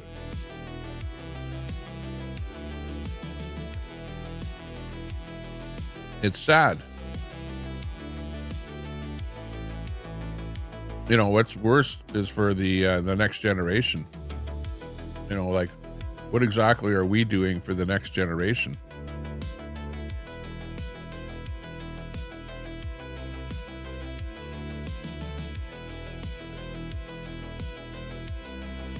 YouTube censoring hard today. Yeah, well, that's right. If we're talking about stuff that YouTube doesn't like us talking about, well, they're not going to let people watch it.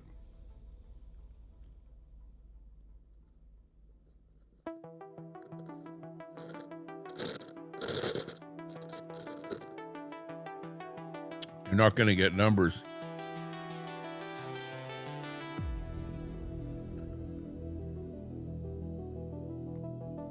If you know what I mean.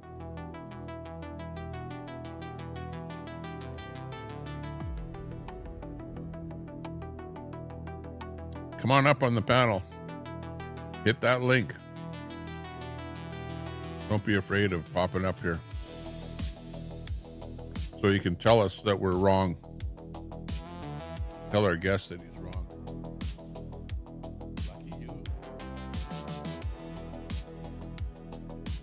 Lucky Lucky you. It's a good milkshake today.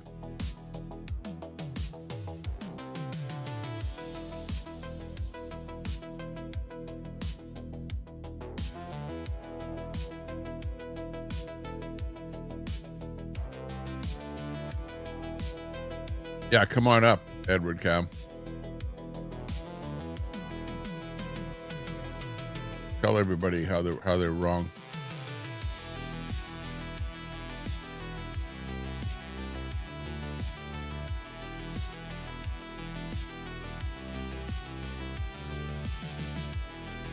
Yeah, don't talk about politics, religion, or sex on the internet. Is the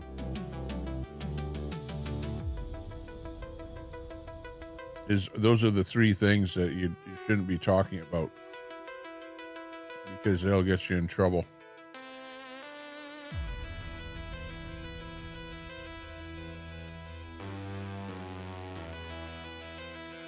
That cult of Trump. Yeah, don't be scared of the box. Come on up.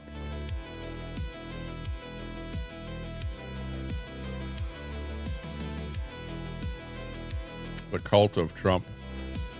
Well, you can call it the cult of Trump, but you can call it the cult of Biden too when he's president. It's the cult of whatever you want. It's politics. Politics are, it's a cult. What happened to the vote in Canada? Anybody been watching the vote in Canada to find out what's going on? And did they vote on the bill that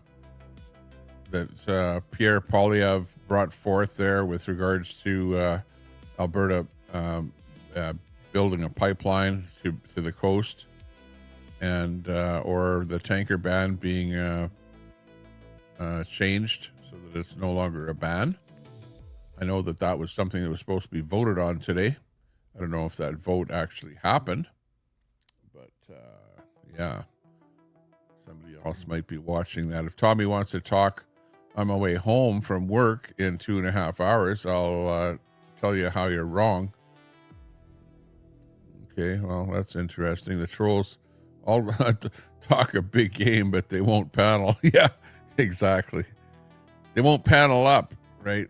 You're right, but no panel up. There's Fry TV in there. Hey, Fry, good to see you. Big ups there, Fry.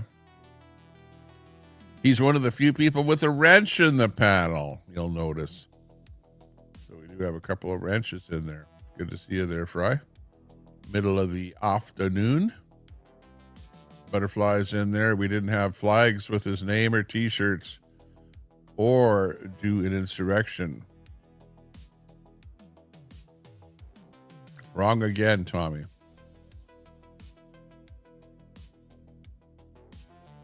Well, yeah, with Biden, yeah. No, you didn't. You didn't. Well, yeah, yeah, you could say a cult, but I wouldn't call it a cult. But Trump is a, what would you call it? He knows how to push something, how to capitalize on it, how to, like brand something and to make it into something, whereas Biden, he just kind of didn't hardly even show up or whatever, so yeah, there was no memorabilia, there was no hat, there was nothing, right? But Trump knows how to market something, and Trump has marketed his MAGA, right? And really, up here in Canada, it's almost a sin to admit that you even like MAGA or have anything to do with MAGA. The left up here have really pushed the agenda so far as to that the MAGA is terrible. It's bad. It's like, ooh, you better not be associated to a MAGA. If you're a MAGA in Canada, well, you're just a nobody. People better not talk to you. Like, it's gotten to that point, which is like ridiculous. It's CBC and all the rest of this stuff. They just, make it seem like you're a monster if you have anything to do with MAGA. Like, really, honestly, it's unbelievable. Edward says, my employer donates a couple of $1,000 to me every other week. I'm not going to risk upsetting them, so I can follow up the man who said all religion is pedophilia. Yeah, wow. I wouldn't have said that. I know there's some stuff that he said that was a little bit overboard. There's no doubt about that. Just like you're going to have some people say that some things in the past during the war of 43 never happened or whatever. So, it's just the way it is. Trumpism fits the description and definition of a cult. Yeah, well, he's not forcing you to drink any Kool-Aid, though, is he? He's not forcing anybody to do anything, which, in a cult, they force you to do stuff, right? In a cult, like you have to do stuff. You have to go with their program.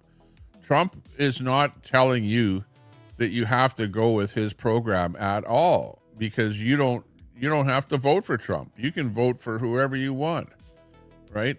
Trump, though, although once he's gotten into power, I would say that he's somewhat of an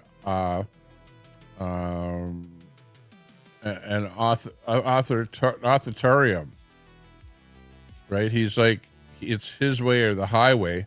In other words, he's come up with the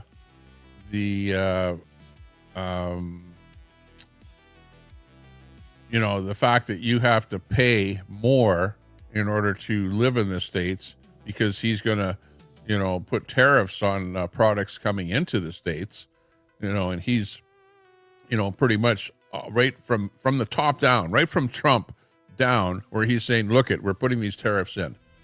And everybody else on his side is going, yeah, okay, we're going to agree with that, and we're going to do that, and there's really nothing that you can do about that, and he's really pushing the agenda there. You can't, but, for you to say that that's a cult, I can't say that that's a cult, because you don't have to agree with them. You don't have to be a Republican. You don't have to vote Republican. You have free will to either agree with them or disagree with them. It's not like you're in a cult and there's no way out of the cult. A cult to me is like a motorcycle club. You join a motorcycle club and it's like, you never leave, right? You never really do leave the motorcycle club. Or some church like where they end up going, okay, well, drink the Kool-Aid, and everyone dies drinking the Kool-Aid or whatever. You got that kind of a cult. It's like you don't have any choice. You got to drink the Kool-Aid, and you got to stay with them. But MAGA is not a cult like that. You can stick around or you can take off. Nobody's forcing you to be part of MAGA at all.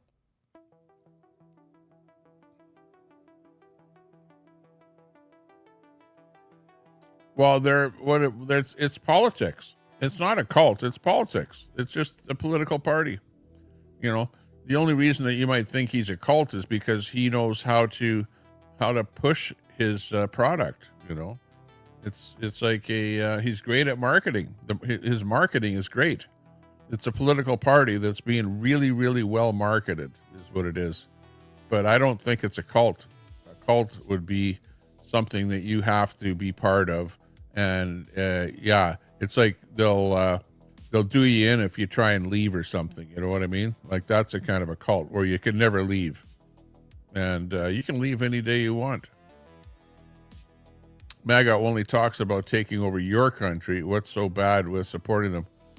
Well, yeah, he can talk about whatever he wants, but talk is cheap too. Whether or not he's going to actually do something is a different thing. And he can say, well, we'd like to have Canada become part of the United States. There's nothing wrong with him saying that, you know. You know, being a Canadian, I don't necessarily agree with that. Neither does most other Canadians, and some people are offended by him saying that, but there's nothing wrong with him actually saying that. I feel like, he wants Canada to become part of the States. Hey, that's pretty cool. That means that Canada must be a pretty valuable place if the United States wants Canada and wants Canada to be part of the States. You know, that makes me feel like Canada has a lot of valuable resources that other countries want, right? Which is probably a good thing to hear something like that.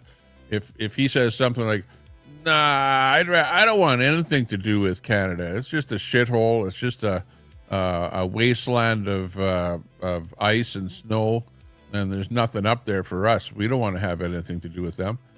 Hey, to me, I'd maybe be more offended at him saying that, considering I would be thinking like, hey, there's more to Canada than just a big wasteland of ice and snow. So there you go. Free thinking is necessary for free speech. Yeah, exactly, son, honey. I'd rather that to hear what everybody has to say, and you don't have to agree with what other people say either. You know, even our guest that came on here, the MC Rapper. You know, you don't have to agree with everything that he has to say, but he has his right to say what he wants to say. You know. You know why, Tommy Temper? Because most Canadians see what's happening in the U.S. It's not good what's happening. Well, you know, this is what I see. I see that what Trump is doing in the United States is he is trying to do the best for the United States and to make United States where the deficit, the outgoing money was more than the incoming money, okay? And it's just like your household budget. No different than your household budget, okay? You can't keep on spending more money than you're making. You can't, because it's not going to turn out for the good. And he sees that what's happening for year after year after year after year in the States, that you guys were spending more money than you were bringing in, right? It's a pretty simple concept. And no other politician in the history of your country has really done anything about it. Trump has stepped in there and with a little bit of business sense thought, we have to change this. We can't keep giving other countries our money and not bringing in enough money to cover whatever our spending is, right? It's simple, you know, and I would agree with Trump on that, you know, and for him to have the balls to say, look it, I think we have a solution, and the solution is to put tariffs on products coming into our country. And the reason that we're unable to sell our products to other countries is because those countries have tariffs up against our products. We're not able to sell our products. Okay, if we make a car in the United States, we're not able to sell our bloody cars in Japan because they have tariffs up against being able to sell a car in Japan. But yet we let Toyota and all the rest of these Japanese companies bring their vehicles into the United States tariff-free, no tariffs at all, right? Is that fair? No, of course it's not fair. Now, why is it that Trump is the only one in the world that can really see that and do something about it, right? And then you guys go, well, it's a cult. It's a cult, you know, and you don't like the fact that he's bringing business back to your country. You know, that's the best thing that could ever have happened, is to put up the tariffs so that you prevent those countries from shipping their junk into your country, and that you guys will be manufacturing more of everything, okay? Everything from televisions to Apple cell phones to all kind of vehicles right within your country, you know, and really it's hurt us up here in Canada because cars were being some cars were produced in Canada, some cars are being produced in the States, and we had a good symbiotic relationship. But definitely Canada was benefiting from the whole situation because we were able to sell cars to the States with zero tariff on those cars, right? So Trump is just simply saying, hey, we want these jobs back to the States. We don't care whether it's Canada or Mexico or China or the UK. We want the jobs back to our country. And that's exactly what Trump has done. So, you know, that's not a cult. It's not a cult. You might think that it's a cult, but it's just, it's a smart politician that you have in charge in the States, and he's doing what other politicians didn't have the balls to do. I'd say that steel balls is what Trump has, because he's not afraid of what he's doing is going to potentially get him unelected come next election season here, whatever, in a couple of years, 3 years or whatever from now. So, you know, he's taking a big risk doing what he's doing, but, you know, you guys don't seem to think that it's for your own good. I can see what he's doing, right? Just from a general oversight, I'd say that what he's doing is going to make America great again. Absolutely. And you guys are foolish for trying to turf Trump out of power for what he's doing. He's doing good for your country. I wish to hell that we would have somebody up here in Canada that had the balls to be able to do something like that here in Canada. You know, we don't. We've got a guy here that's more interested in companies like Brookfield and making those companies rich, meanwhile, at the expense of every Canadian citizen here. You know, he's done nothing for me. Carney in Canada has done nothing for me here in Alberta at all, to the point that that we have provinces, both Quebec and Alberta and Saskatchewan, that's 3 provinces right there, that are wanting to separate from Canada. Okay, if he was doing such a crap job in the States, you would have a state wanting to separate from the United States. Now, where do you see any states separating from the United States? You don't see that, right? I don't hear that. I've never heard of anything like that happening in the States. You have at least have a country that's staying together. But here we have a power that is so disjointed, where you've got the people in Ottawa that are just sucking the money right out of Western Canada here, over into Eastern Canada, into Quebec and Ontario, and leaving us high and dry here in Alberta and Saskatchewan.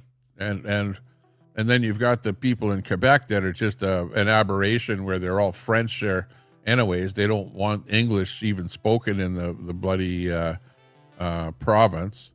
And you know, they've been wanting to separate for years and years now already. In fact, I'm surprised they haven't already. So there you go. Fry says a relatively small group of people having beliefs or practices, especially relating to religion, that are regarded by others as strange or sinister, or as imposing excessive control. Yeah, especially the imposing excessive control, right, over their people, or the people that are part of that cult. Now, if you're a Democrat, well, you're not part of the Trump cult, you know, if you want to call it a cult. So you still have your way of doing whatever you want to do if you want. You don't have to be on the Trump train. Troy says, when longtime Trump supporters question and or disagree with him, they are attacked and distracted. Sure sounds like cultish.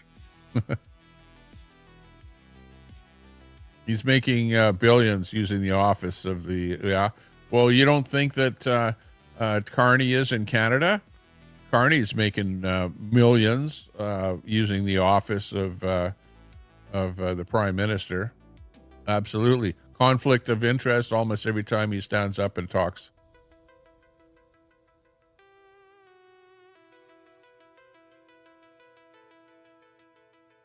And but also it's really easy to it's like being pretty small to say something like, well, it's a cult. Like it's easy to call something a cult, and it sounds bad, and it's like a slur. It's like using the N-word to describe somebody, So calling the political party a cult is it's like you're slamming the political party by saying that. It's like you're using a little slur word to describe the party. Yeah, exactly. Cash says it's not a small group. Trump won the majority. Exactly. You won over 50% of the people in the country. That's how you get elected.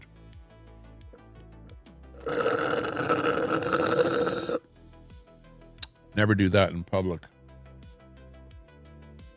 Oh no, now I need a long straw. Let's see what kind of a straw that we get from. Oh, look it. It's a green straw. Oh, look it.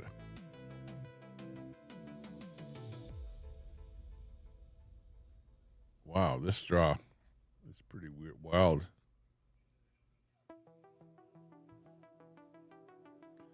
It's almost like the invisible straw. It's invisible.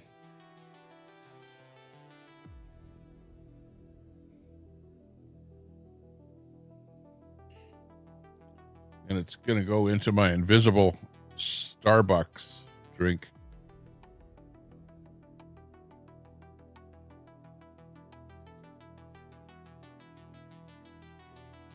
See how it tastes.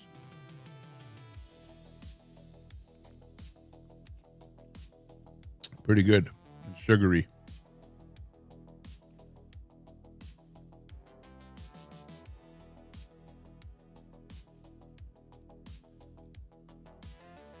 Yeah, everything that Trump does is in the open. That's true. He generally doesn't hide stuff.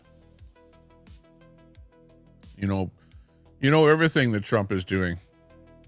Trump likes to be out in the open and go onto X or True Social or whatever and spout off about what it is that he's doing and what he thinks. And in a lot of cases, he overdoes it a little bit. He even talks a little more about the stuff that he does and what's on his mind than most other politicians would. Most politicians would keep a lot more under their hat and not talk about what is going on. Like the is it the Somalis?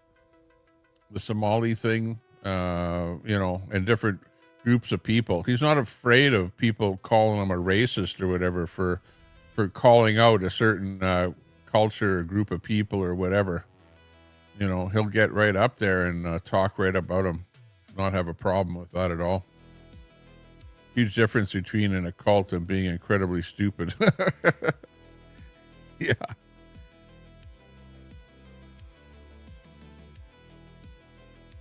Well, the things that he does in secret are like what he's going to do, get some drug boats or something like that, or some kind of a war hit or something on Iran or whatever. Sure, there's some things like that you have to do in secret. You don't come out and say, well, I'm going to do this, and then the country that you're going to do it against knows ahead of time what's going on. There are some things that they don't talk about. Let's face it.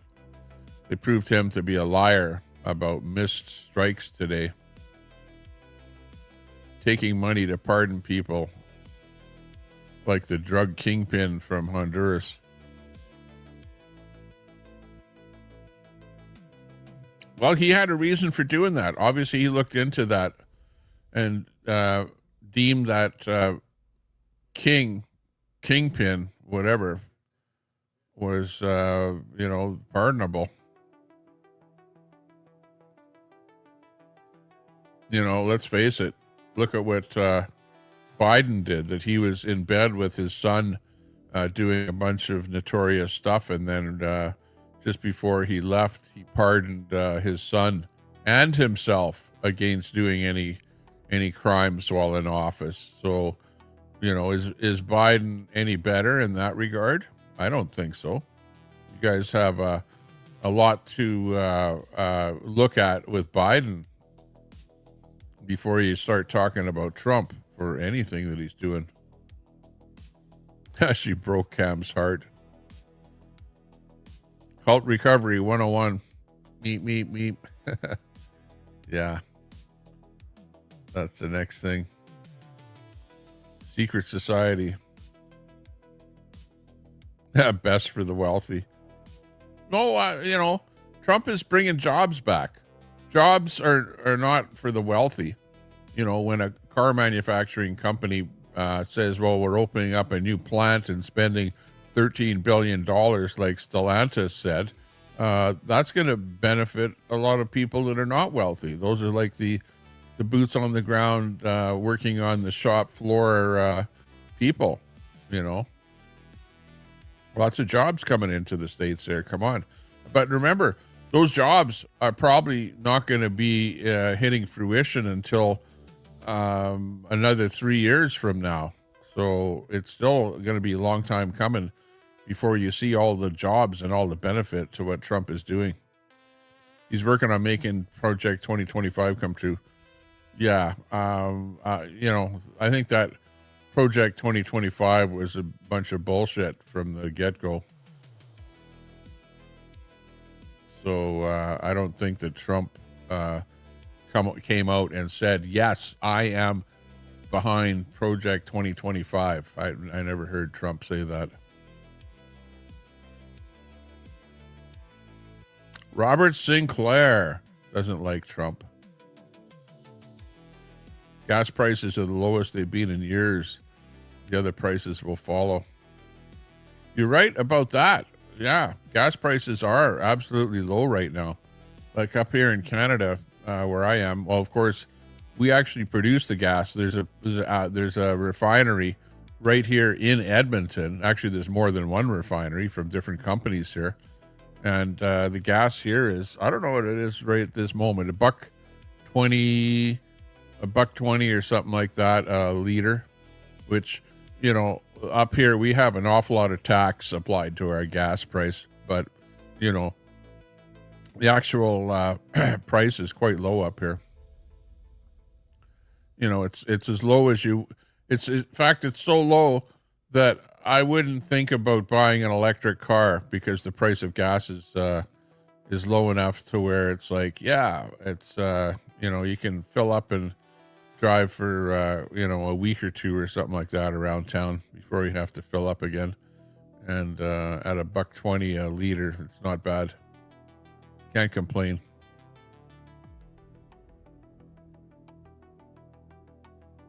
Mental gymnastics around tariffs are kind of a little bit weird.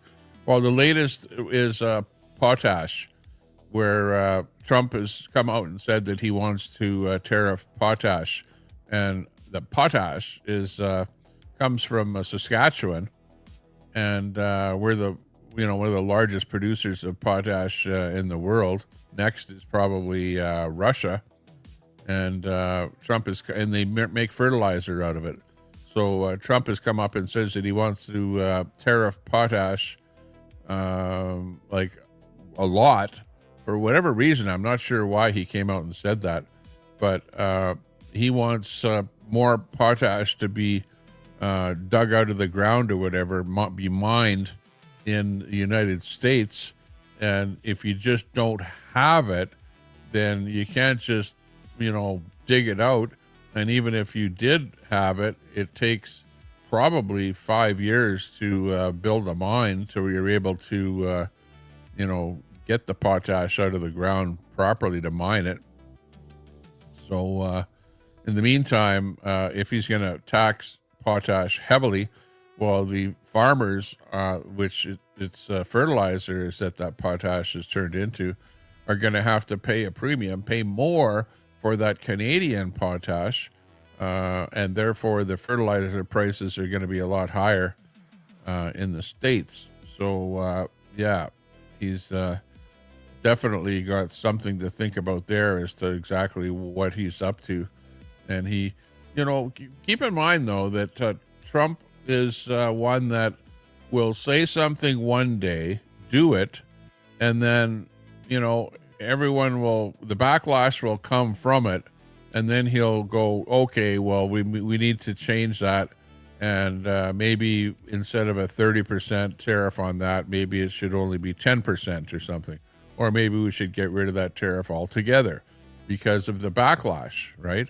So he doesn't just do something and then stick at it like a sore thumb.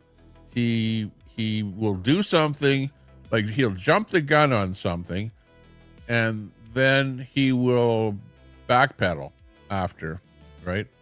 A lot of Toyotas are built in the United States. Yeah, well, yeah, that's true. I understand that. But that's what he wants. That's what he wants, is to have the Toyotas built in the United States, but to put the tariffs up against Toyotas built in Japan or Kia's built in wherever, Korea, wherever they're built, and shipped over. He'd rather that the companies set up their plants in the United States and employ Americans in the United States than to just plain bring Mercedes, for example, from Germany over to the States. Why not set up a Mercedes plant in the States? So, yeah, you're going to have some companies that are going to say, no, we're not going to sell our product into the States because the tariffs are too high. And you're going to have other companies going to say, well, we'll set up manufacturing within the States. So, that's where your benefit is. It's, he's making it so that it's going to be better. You like Trump, Tommy. What's wrong with you? Nothing's wrong with me, other than it's not a matter of, do I like Trump? I like the fact that he's making America great again. That's what I like, right? It's nothing to do with the man. It's not whether I like or hate or dislike or whatever the man, Trump.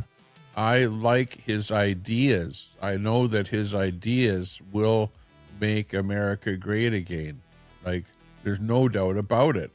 Like, even before he did what he's doing, my ideas of what to do to make a country great were the same as what he's doing, right? Which I said long before Trump was elected, that in order to bring jobs back to a country, you need to impose tariffs against those countries that have low wages that are undercutting you with those products. For example, I live in Canada, okay? We used to have a blue jean company making blue jeans right here in Edmonton where I live, okay? And then we started massive trading with China, okay? Then the blue jeans started flooding into our market really cheap into Edmonton, into Canada here, to where the blue jean company right here where I live couldn't survive. They had to close their doors, right? Those jobs, which, they were literally hundreds of people working at that blue jean factory right here in my city. And when those cheap blue jeans started flowing in from China, then the plant had to shut down. And, you don't have to be a rocket scientist to know that if you want to have shirts, socks, underwear, pants, dresses, clothing produced in your country, then the smart thing to do is say to yourself, where are these products coming from and why are they so cheap? Well, obviously they're cheap because the wages in those other countries are so low. Here, you got to pay the guy $20 an hour. There, you're only paying the guy $2 an hour. Well, it's not rocket science to understand that they're going to undercut you every single day of the year. And the only way to bring those jobs back to your country is to put tariffs up against those countries, against China, against India, against Thailand, wherever those products are being made. Okay, so that those products are a lot higher in price. So then your companies can start up again, okay, to produce those products within your own country. This stuff is not rocket science, right? Tariffs are a good thing. You know, tariffs bring the jobs back to your country. Like this, that's something that I've said for years and years and years, even before Trump became president. And Trump simply took those ideas, which we all know are the truth and that work, and he actually had the balls to actually do it, right? Whereas in Canada, we don't have, okay, other than the state said put up tariffs 100% on electric cars coming from China, and Canada says, okay, yeah, we'll do it, okay? So we've got those tariffs up in Canada against China, but nothing else, okay? Whereas Trump, he's come in and said, okay, we're going to put tariffs up across the board for everything coming in from China. Cars, 100%, but everything else, 30% or whatever the number was, right? And then get into negotiations with them to maybe hone that, to make it slightly different than that. But up here in Canada, it's like, no, there's no tariffs on Chinese goods coming in here. It's still no tariffs at all. And, they're flooding our market with cheap stuff. And there's no hope in hell that any of that stuff will be manufactured here in Canada. So there you go. So we're kind of screwed here is what's going on. And we're screwing ourselves by not doing that. And we end up having a trade imbalance where we're basically, okay, in Canada, we mine the minerals out of our ground. We send it over to China, okay?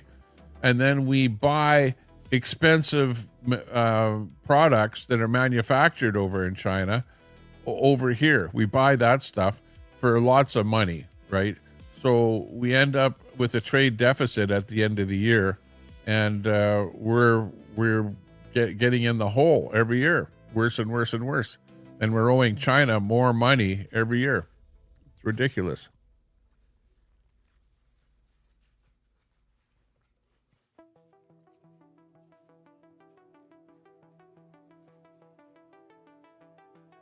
You want the piece of toast? Yeah, exactly. I think the bird took the toast. Oh, this piece of toast right there. There is a piece of toast there. You can have it, no doubt. So yeah, so you understand what we're up against here. And Trump is a businessman. He's more so before a politician. Trump is a businessman. So think of him as being somebody that is like, okay, I understand the difference between money coming in on this hand and money going out on that hand. And I better have more money coming in than I have going out, right? That's a business, you got to be a business person to think like that, okay? And this is how a politician thinks. A politician thinks like this. I got a bunch of tax money coming in, and I'm going to spend it all, right? And I'm going to figure out how to spend every single penny that comes in so that there's nothing left at the end of the day. That's how a politician thinks, okay? They all think like that. They're not out about, the term saving is not in a politician's mind at all, because they're not into saving anything, because they think that any tax money coming in needs to be spent. All of it needs to be spent, right? And Trump is not like that at all, because he's taken a complete different thought on that. He's like, you know what? Our country is actually sending more money out than we're bringing in, and we're ending up with a deficit at the end of the year, and that has to stop. Simple. You got to think like that. you know? So call it a cult or whatever the hell you want to call it. He's actually doing your country a big favor by actually thinking like that. And you guys don't seem to understand that. But you just don't understand the man. You don't understand him at all. You just think that Orange Man bad. And that is absolutely wrong. Okay? Orange Man is good for the United States. Orange Man might be bad for Canada, okay, or might be bad for China, or might be bad for some other country because you guys were getting such a good deal all these years, and now you're not getting that good deal anymore. But he's very good.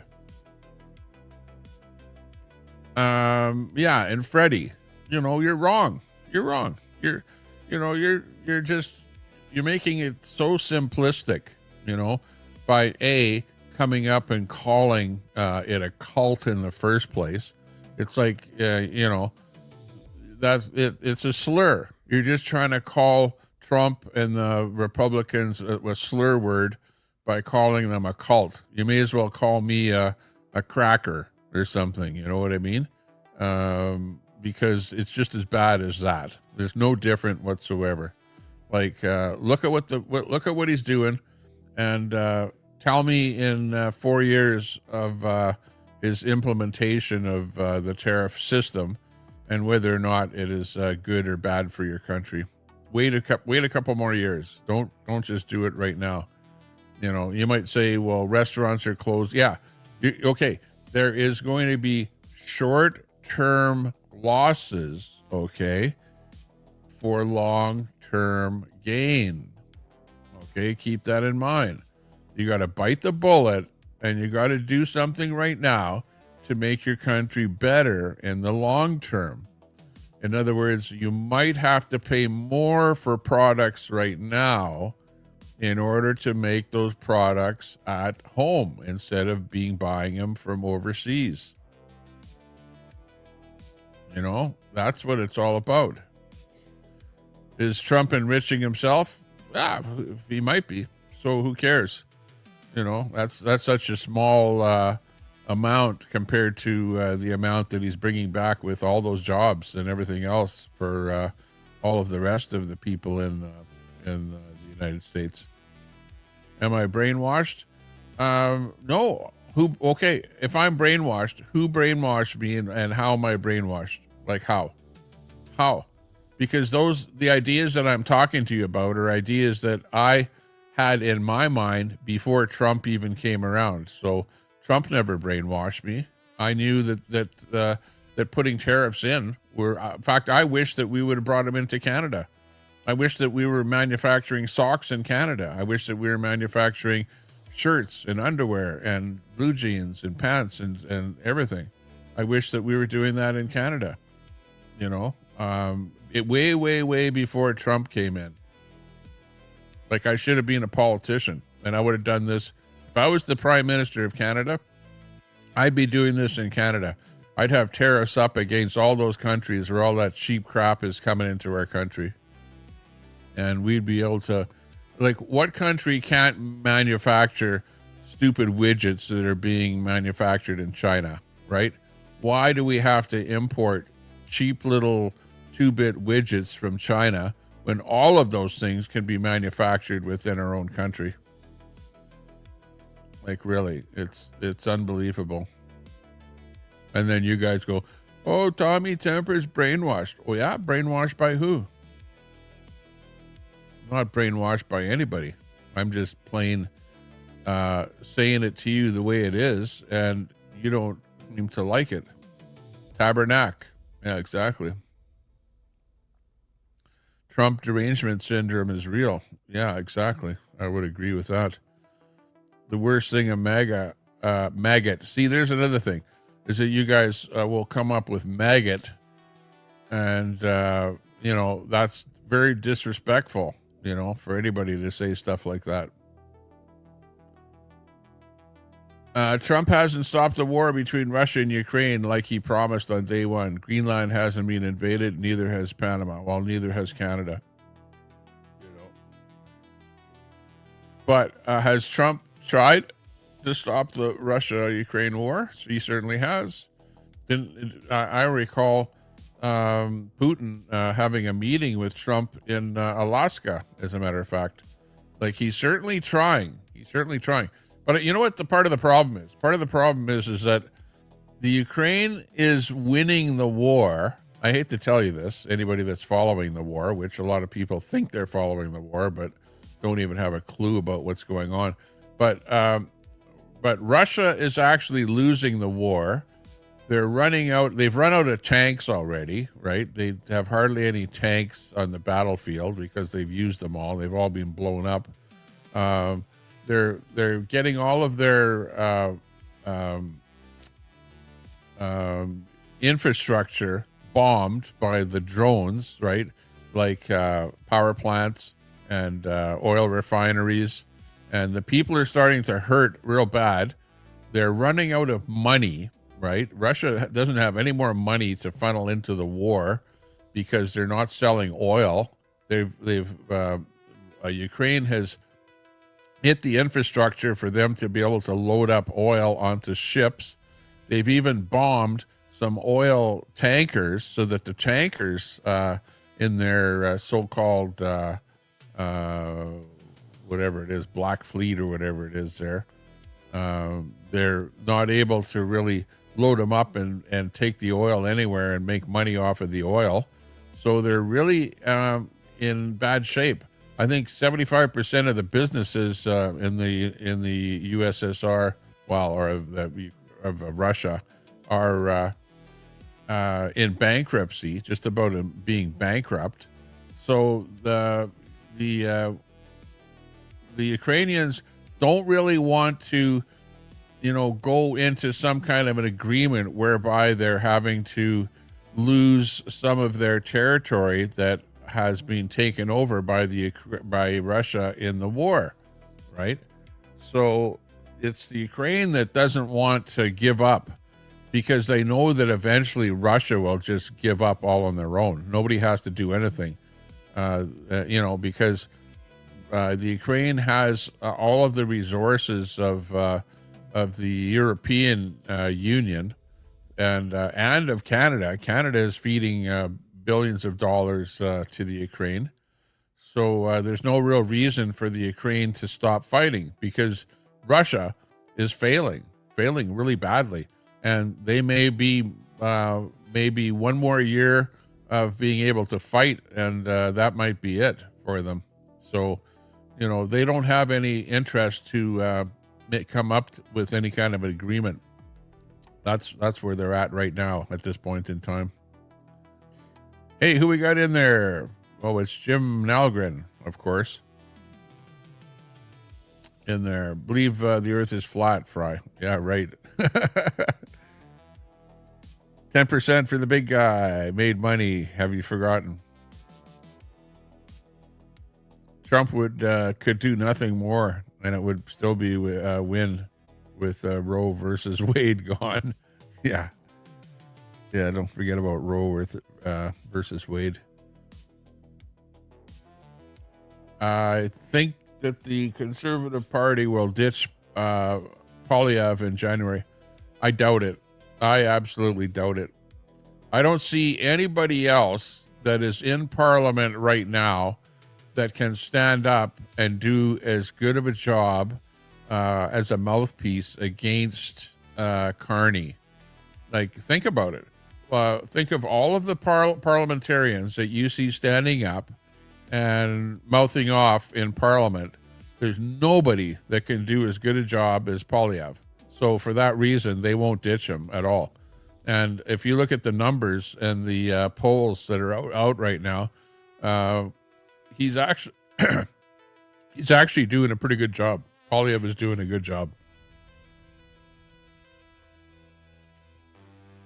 There's no need to ditch him at all. At all. And you tell me who could replace him. You can tell me the name of the person that's going to replace him. Okay, tell me. Who is that? Who's the person? So that I can know in my mind who in your mind stands up there and is able to, without having to read anything, just off his cuff, be able to, come up with hit after hit after hit after hit at Carney. There's nobody else that can do that. I've yet to see it in the Conservative Party in Canada.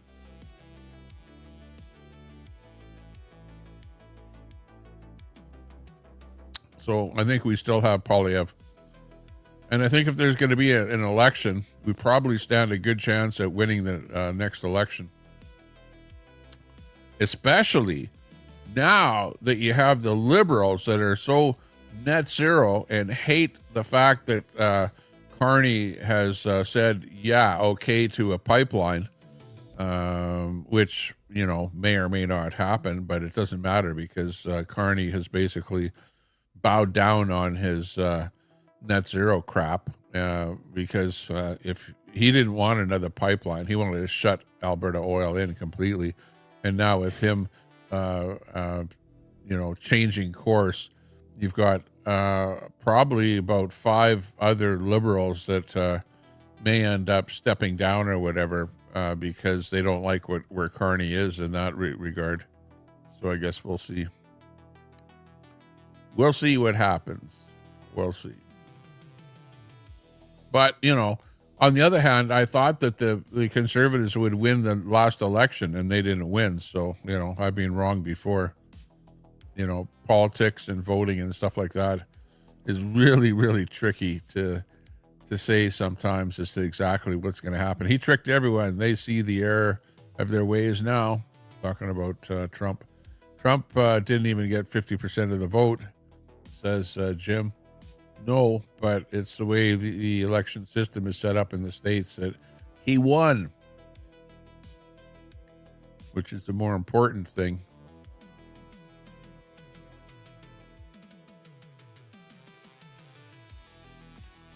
Not even one full year and the far left is shattered.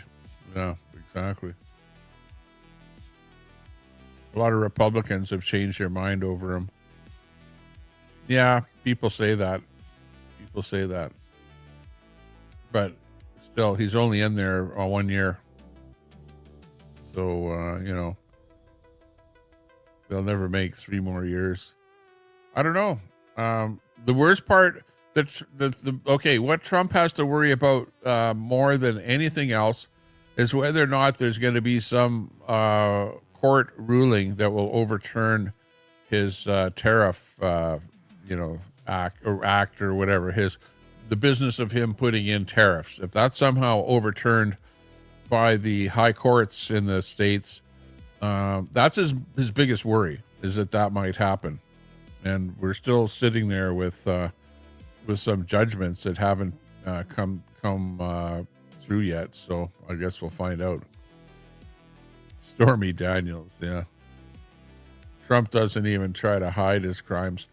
Yeah, well, a lot of the Trump crimes are stuff that was the Democrats, and the insider Democrats that worked in the government that tried to, make it so that Trump wasn't even able to run as for presidency. So, a lot of that got quashed already. Trump hit his MRI results. You know what? Even right now, 4 years or whatever it is, years later, Trump is in better shape than Biden, I'd say. Wouldn't you? Have you seen Stormy Daniels lately? Old girl been eating good. Holy moly. No, I haven't seen her. She's getting a little big, eh? How about that ballroom he's building? Oh, yeah. What about that ballroom? He fired the architect because Trump wanted it bigger. It already dwarfs the White House. And he did it without authorization from Congress. Yeah. Well, it's not just, it's the same thing in Canada. You got Carney spending billions and billions and billions of dollars. And, I don't agree with it. I certainly didn't vote for that. But, these guys do it when they get elected. What can you do? Trump's hiding the Epstein files. Yeah, right. I find that's funny. That's the first mention of that, Jim, here today. Not much talk about Epstein, but I want to see those files too.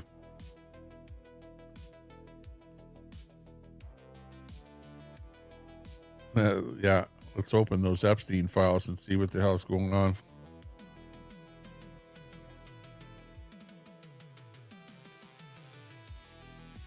Hegseth there too, yeah.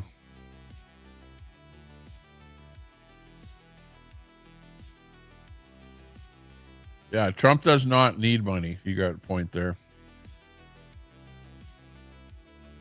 See, it's like this. If you have enough money, that, you know, like Trump, then you don't, you're sure you have stuff in the background. Remember, he divested all of his, corporate holdings to his kids. His kids run all of his stuff. So even though he knows what's going on with that stuff, he doesn't have any ownership of any of that stuff. So it really doesn't matter to him. Plus he has more than enough money to live on anyways from, all of his buildings and stuff like that. So he doesn't care. He's just plain trying to make America great again. That's what's more important to him than anything. And you have to give him a pat on the back for that. Come on. At least us Canadians don't have to burn down the White House again. Trump is tearing it down. That's funny. Yeah. Yeah, well, they never burned down the White House. Even when the so-called insurrection happened, they never burned anything down. They simply, some dude dressed in black bloc busted one window to allow them in, and then they opened up the door, and then everyone else just walked in. Nobody burned anything down. Trump has made $8 billion and Barron over 150 million so far this year. Politicians doing what politicians do. Yeah, but when you consider the amount of money that is made by the United States total, well, it's a little spit in a spittoon. It's not much. And remember, everyone has to do something. So they're making a few bucks off of it. Okay.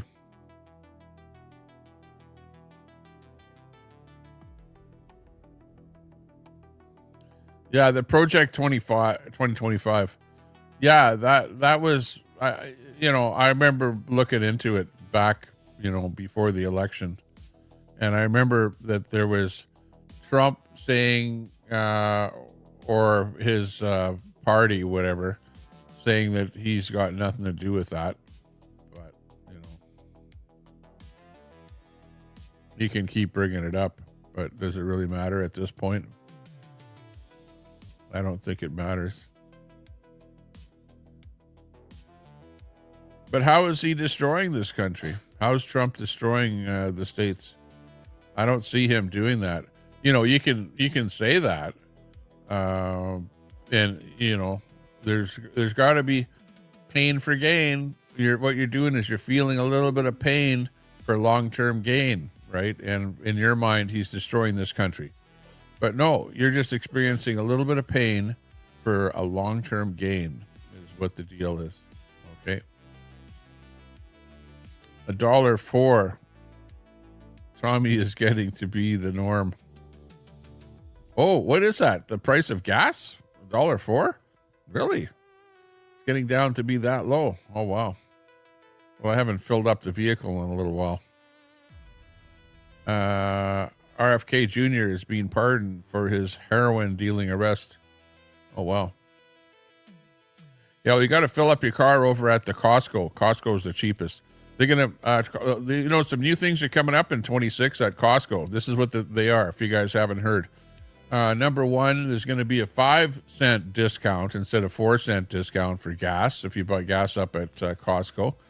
Also, Costco is going to get rid of the card, and they're going to have an app so that you have a phone app, okay, that you double click or whatever in order to get into the store, okay, and they're going to have face recognition at the door so that it has to be you and your face, okay, in order to get in. And the reason for that is too many people were lending their cards out to their friends so that their friends could get into Costco.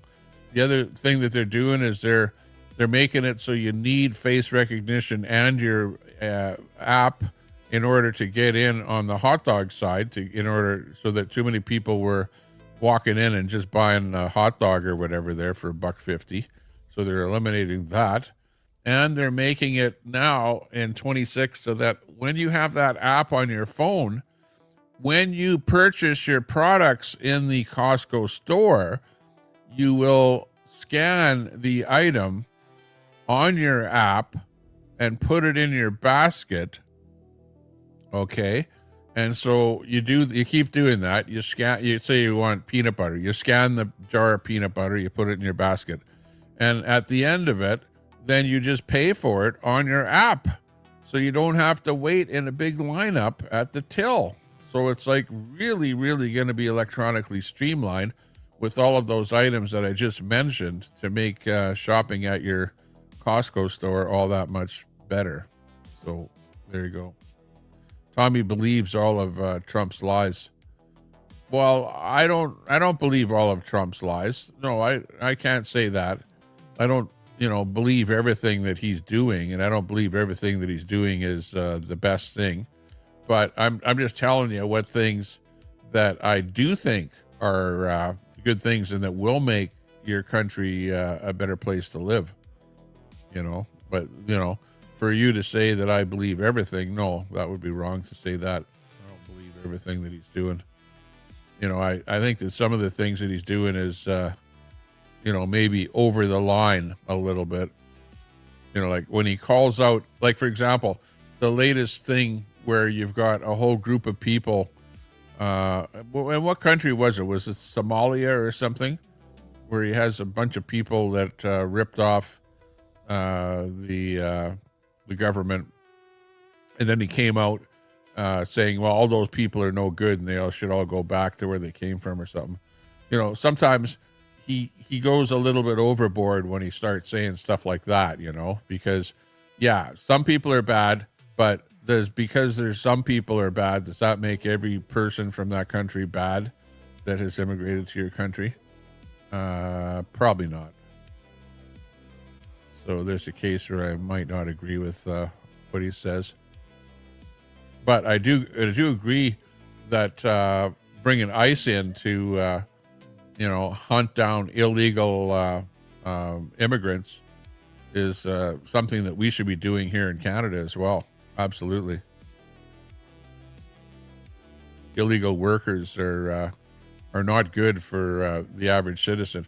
Why do you think that kids in school can't get jobs, after school or part-time jobs and stuff like that, because you got too many illegal immigrants working those jobs, and then people who are born in your country can't get a job.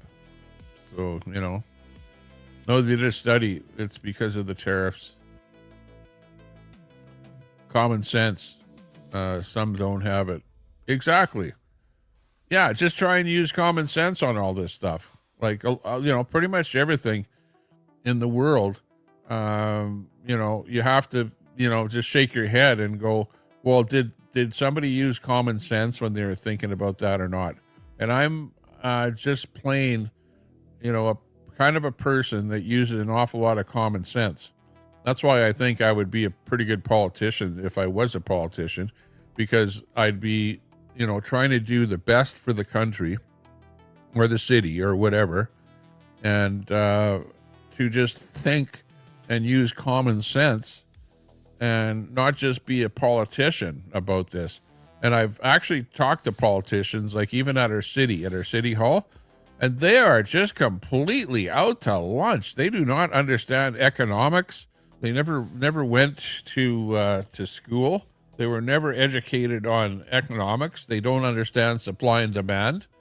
They don't understand tariffs or any of this stuff at all. And they're just spouting off, this, that, and the other thing. And, honestly, what a lot of people say does not make sense to me either, and that's why, sure, you can, you can say that I'm wrong, or that I'm stupid, or I don't know what I'm talking about, or whatever. But at the end of the day, I'm just trying to use common sense based on what I see and hear, and hope that that you guys can, that I can. Well, in fact, I don't really care whether you believe me or not. Okay, I don't care whether you think I'm an idiot or a smart guy or just, an average dude, whatever. It doesn't make any difference, because at the end of the day, mine is just an opinion, right?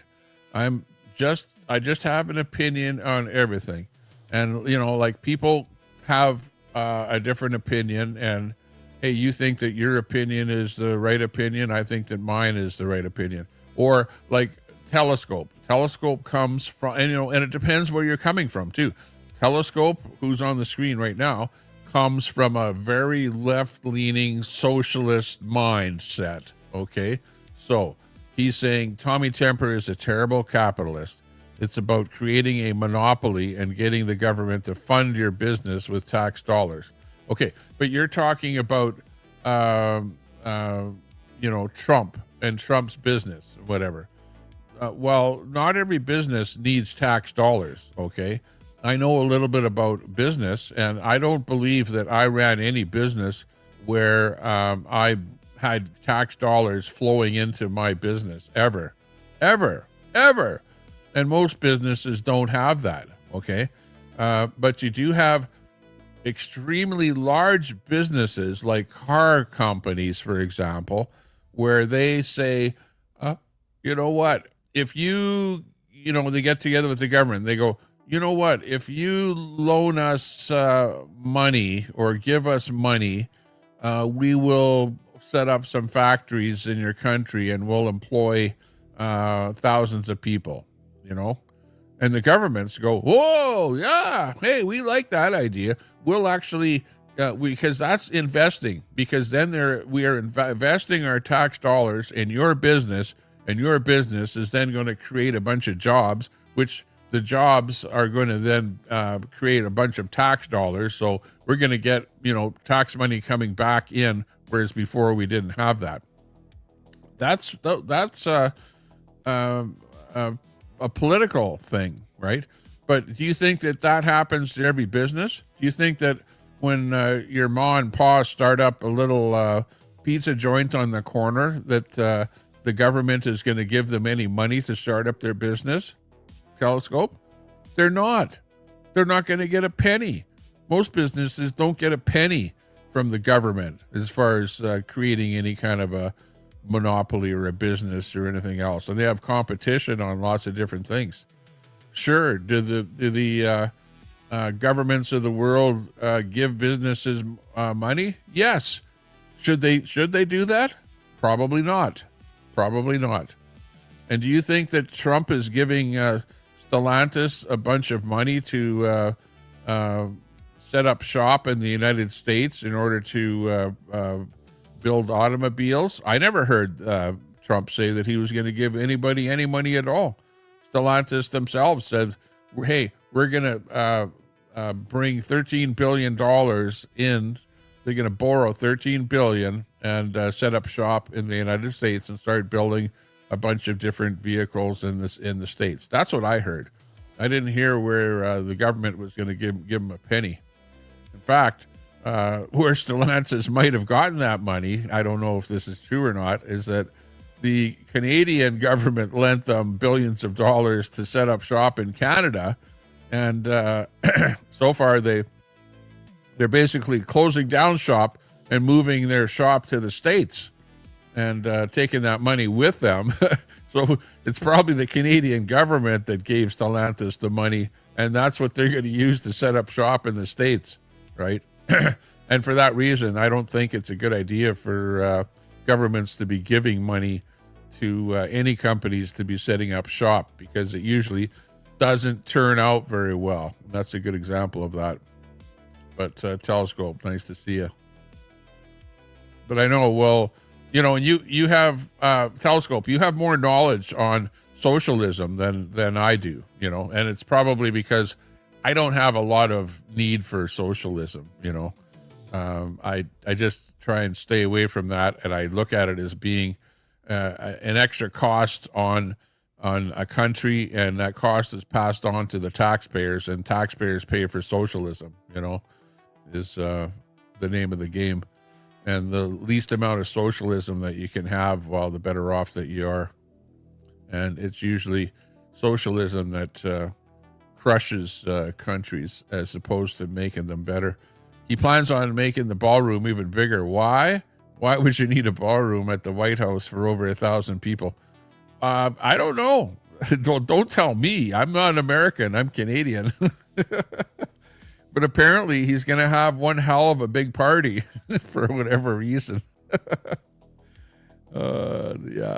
Well, you better be prepared to go to the party. That's all I can say. Get your Sunday go to meeting attire all ready for the party. Good luck on getting these kids out there working in fields. These kids are different than we were. Yes, but love of night. You don't need illegals picking cotton or carrots or whatever. They don't have to be illegal. You don't need illegals. For some people to think, well, who's going to do these jobs if the illegals aren't doing it?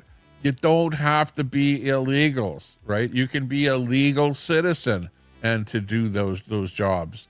Okay, they're going to be jobs that are done by those people that don't have a great education, right? Because they're not going to be a doctor or a lawyer, but they're going to be able to go out in the field and pick the fields or whatever, right? They're just a person with a low education that obviously can't get a better job. And if that's the only job that they can have, well, okay, fine. But it's not going to be like, oh, we're not going to have anyone for that job because all the illegal aliens are sent back home. No, that's not what it's going to be like. Remember, you can still bring in temporary workers if you need, right? So what you do is you say, we need workers in the fields, and you can come in on a temporary worker visa. You come in here for a period of 1 year, temporary worker. Okay, you're going to be earning a low wage, whatever, but you're going to be earning a wage. You're going to pay your tax, and the rest is history. So, and sure enough, you're going to find people that will come in as temporary workers to pick up those jobs. So, if there's a will, there's a way. Red states are going to be are going live their data centers. Yeah, that's right. You've got data centers coming in too, all that stuff. And they're going to need power too. Tommy thinks he's the Trump whisperer. No, I don't. I'm just telling you the way I think. Maybe I'm not the average guy. I'm not the average, left person that is going to go, well, MAGA's a cult. Right, which you guys expect me to say that. Well, I'm not going to say that because I don't believe that.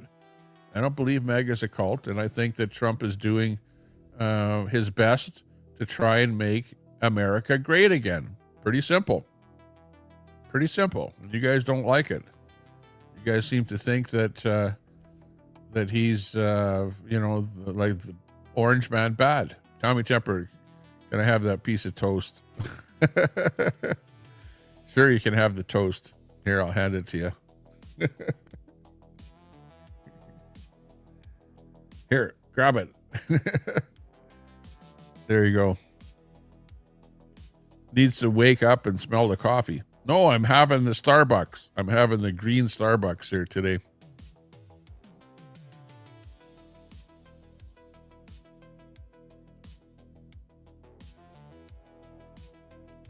I can tell you one thing. We got to get rid of Carney. Brookfield Carney. Get rid of Brookfield Carney. I don't know why. Why aren't you liberals complaining about Brookfield Carney? Why aren't you? What's the matter with you? Why don't I not hear any Canadian liberals complaining about Brookfield Carney? Like you guys are you're just dumbfounded. You're just, shh, I'm not going to talk about that. No, because Carney Brookfield is good for Canada. What about that? If you guys are so mad about MAGA and Trump, and you think that MAGA is a cult and all the rest of that, especially Canadians, and then you bring up the Carney Brookfield thing, and you guys don't have a word to say about it. Why not? What's that? The American people pay the tariff. The company importing, exporting pays some, but we are the ones it affects the most. Yes.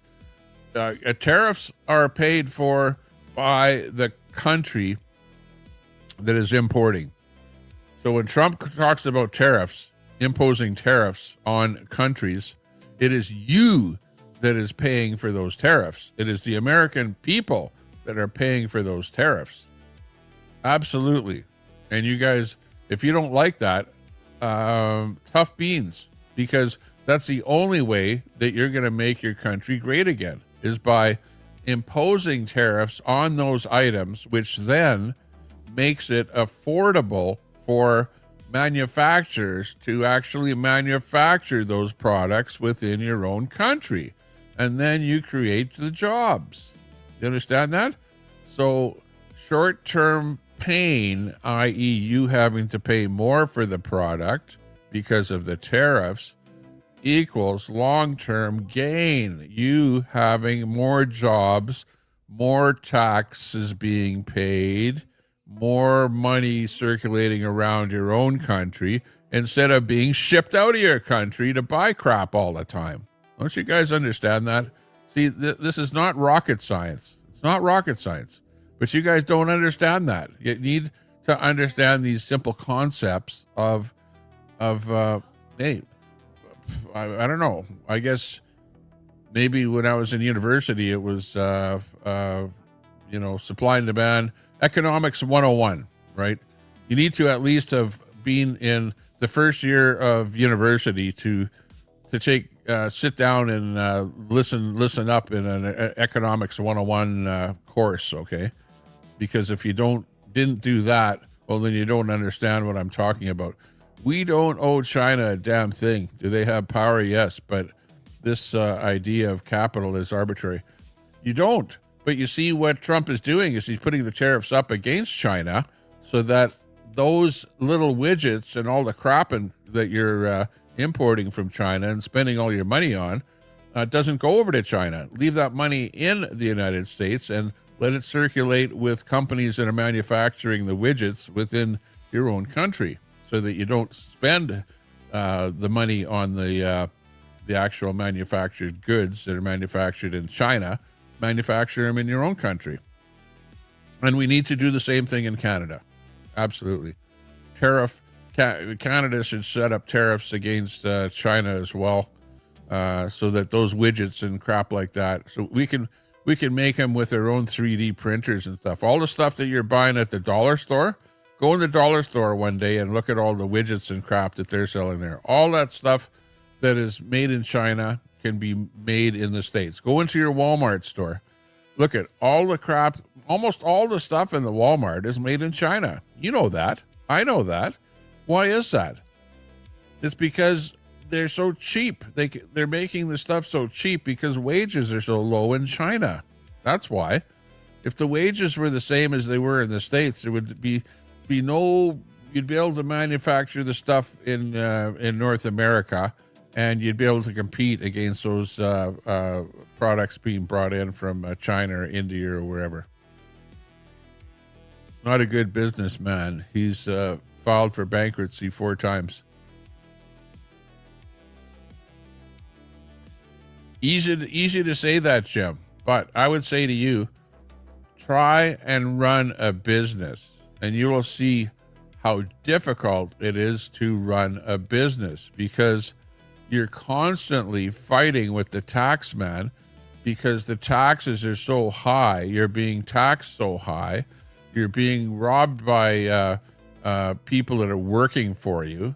It's just you're hand over fist trying to make money, and you're always up against something that is peeling that money away from you. You've got insurance going up all the time. You've got wages are going up all the time. You've got your cost of of whatever the goods are. Your raw materials are going up all the time.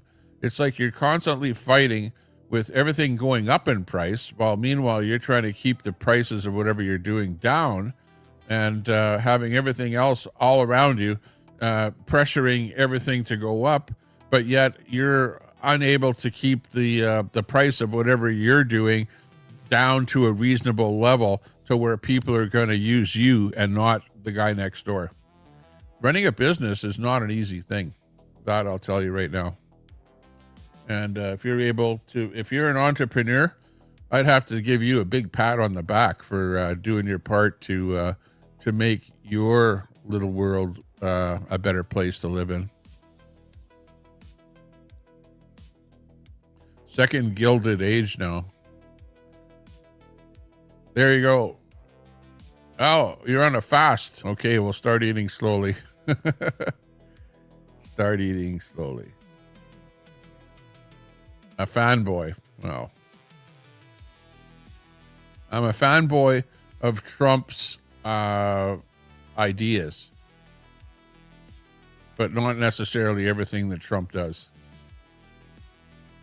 And put it this way, when I go to a conservative rally in Canada, I cannot wear a hat that says "Make Canada Great Again" because they won't allow it, okay?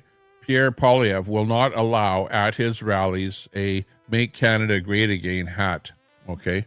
So keep that in mind. So, you're frowned upon. You're looked badly as being a supporter of Trump, and Poilievre, the Conservative Party in Canada, cannot be branded as being associated with Trump at all. They're trying to get away from that, okay? Because the media up here in Canada has made Orange Man bad such a bad thing that you can't be associated with that in Canada. But that being said, I'm going to do what I want. I'm going to say what I want. And you guys, even though you might not like what I say, or CBC might not like what I say, or some lefty up here in Canada might not like what I have to say, but I'm not. It's akin to you guys calling me a racist for talking about immigration, right? I don't give a shit. Call me a racist, right? Or if you don't like me talking about Trump, well, I don't care. I'm gonna talk about him all day long, just because I know what I'm talking about, right? And if you don't like it, hey, vote for Biden. What can I say? Or whoever Biden is going to throw in there this time around. I'm not sure who that's going to be. Vote for Bernie Sanders, okay? If you don't like it, he's probably going to be the one you'll be voting for next. That'll be a good one. Can hardly wait for Sanders. He's not a good person, so you're clueless. Well, that's an opinion. Opinions are like assholes. Everyone has one, and most of the time they stink, okay? Crackerjack. Scumdog, good to see you. Yeah, where's Hammer? Hammer likes Trump. Hey, it's Herman the Tosser in the house. Hey, how you doing? Looking good. Looking good. It's Herman the Tosser coming in from the UK. Finally. Wow. 4:25 in the afternoon. It's starting to get a little bit dark here. As you can see in the background, there is snow everywhere. Look at that. See that road? It looks brown. That's actually snow on the road. And then there's snow there. Snow here. Snow. Hey, my finger got cut off there. Maybe my thing is in that spot there. Oh, that's because I'm over that way a little bit. Let's see.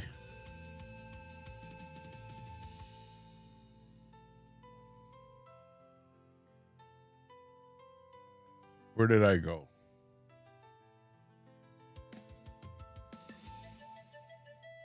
There. I fixed it. Now I think my finger can go over there. Let me swipe this in here. move me in here. There. Now I can poke my finger both ways. Yeah. Okay. We're good. It's my overlay. It's getting to be dark here already. It's 4:26 in the afternoon, and it is it's already half darkness out there. By probably another 15 minutes, and it will be very dark out there.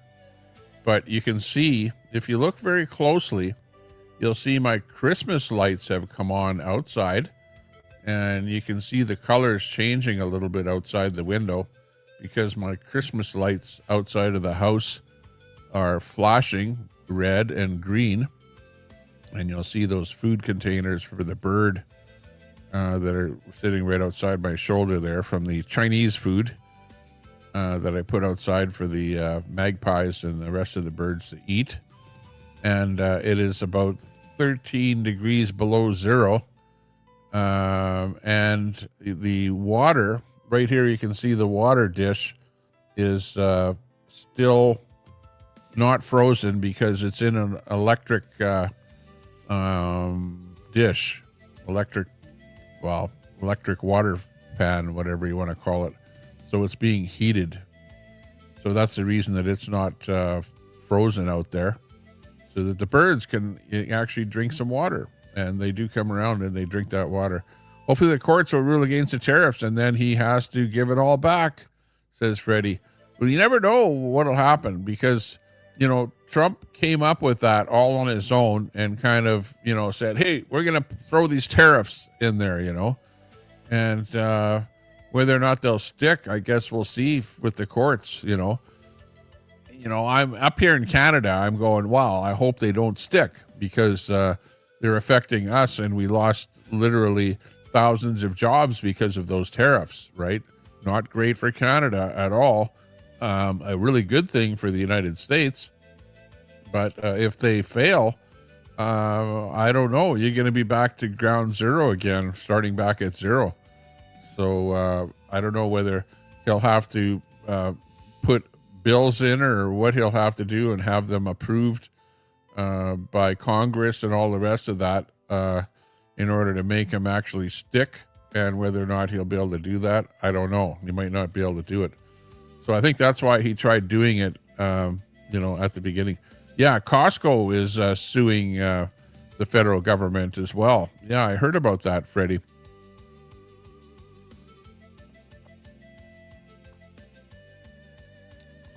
You think he took a bribe from Egypt there, Jim? I heard about that Costco, because of the tariffs, that they're having to pay more for their Chinese goods coming into the country. Costco, I don't know if Walmart sued them, but I heard about the Costco thing. But same thing, because those two stores get a lot of their product from China. So we'll see what happens. Yeah, don't just say you're misinformed. But type in exactly what is wrong with what I'm saying. But just to say you're misinformed or whatever, or to say somebody's misinformed, doesn't cut it. Cut right to the chase and tell us exactly what we're misinformed about. Trump has made $3.2 billion during his second presidency, when he shouldn't be allowed to make anything above his $400,000 check for the job. I thought he was not making any money for his job, that he was giving that money back to whatever, different things. I thought that Trump wasn't making any money. I know during his first term, I remember him giving checks to various places, for the work that he was doing instead of taking it himself. Trump only cares about himself and his billionaire buddies. Yeah, well, if he cared about himself only and his billionaire buddies, well, then he wouldn't be giving that $400,000 check back to whatever different places. He'd be taking that himself if all he thought about was money. I think Trump is beyond that point of of just, thinking about money. Where are those manufacturing plants? Yeah, well, Stellantis pulled their manufacturing plant out of Canada and is going to be building a brand new one down in the States, butterflies. That was just on the news, and it was on the news in Canada here that they pulled out of Canada. Absolutely. They pulled right out of Canada. Stellantis, that they manufacture Dodge and Jeep and all the rest of that stuff. And they're going to be building new factories down. $13 billion they're going to spend on new plants down in the United States, butterflies. That was just the other day. I could probably dig it up here, but then I'd have to be interrupting the chat here. Canadian widgets are subpar. Yeah. Well, we have to start building. Yeah, we don't hardly build any widgets, Scumdog. Most of the widgets we have here are brought in from China. Those Chinese widgets at the dollar store. The only plants being built are data centers. No, there's car manufacturing plants. All the large companies are, like, hey, the Ford, the GM, the Stellantis, all of them are coming up with new plants. But the thing is that you're not going to see them because, hey, if they're breaking ground today or sourcing out a spot where they can build something today, obviously you're not seeing jobs from the companies today. Those are going to be 3 years, 4 years, 5 years down the road before they get the ground, the building, and then the infrastructure in the building, the robots, the plants, the blah, blah, blah, all the rest of it. It's going to take a long time. But like I said, it's short-term pain for long-term gain is the whole idea. And it will be Cash says, a huge win for Trump today. Well, not for the no trans allowed in the military, but that's another thing that he's doing, which, for me, hey, if you want to, it's like I see Tommy Boy out there spouting off every day where he says, hey, guess what? Trans men or trans women are men, right? He keeps saying over and over, trans women are men, And then I think about it and I go, well, yeah, he's got something there because trans women are actually men. There's no doubt about that. These people that you see out there that are mostly Antifa types are actually your trans type people. And they appear to have like a few loose screws, when you listen to them and you see them and whatever else. So do you really want people that are unstable in the working in the military? Probably not. But then again, that's just an opinion, right? It's an opinion. Everything's an opinion. I say do what you want to do. I don't know. Are they good to have in the military? Obviously, Trump doesn't think so. They're all being let go from the military. So there you go. Can't have everything, BS that meeting with Putin was so that they could be alone. Oh, this was that the one in Alaska, or are they having another meeting here now? Je ne sais pas. When you say losing the war, what do you actually mean? What is the end game as you see it? Oh, with Russia. Russia they're not winning. They're like in dire financial straits at the moment. And how long are they going to be able to carry on without having enough money to pump into the war? And they're starting to have people within their country turn against them, which is pretty rare in Russia to have that happen.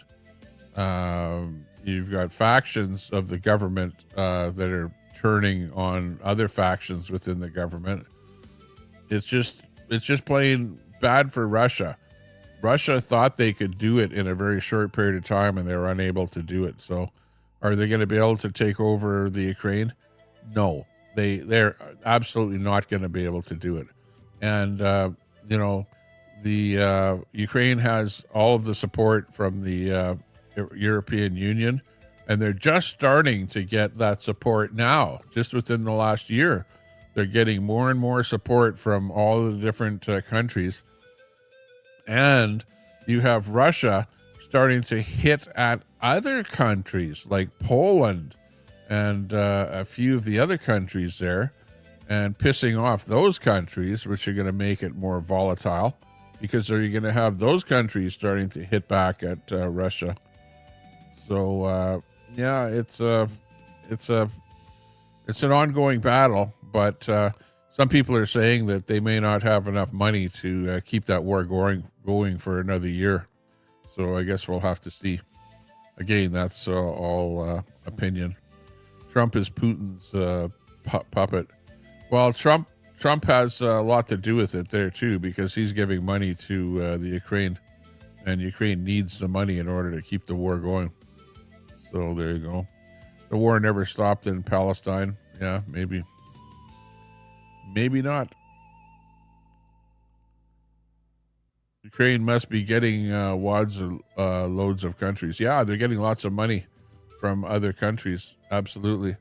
Well, you probably follow the war a lot closer being in the UK, because you guys are very close to Russia, and Russia has made some snide remarks about the UK supporting Ukraine in the war. So, you know, you're watching that like a hawk, I would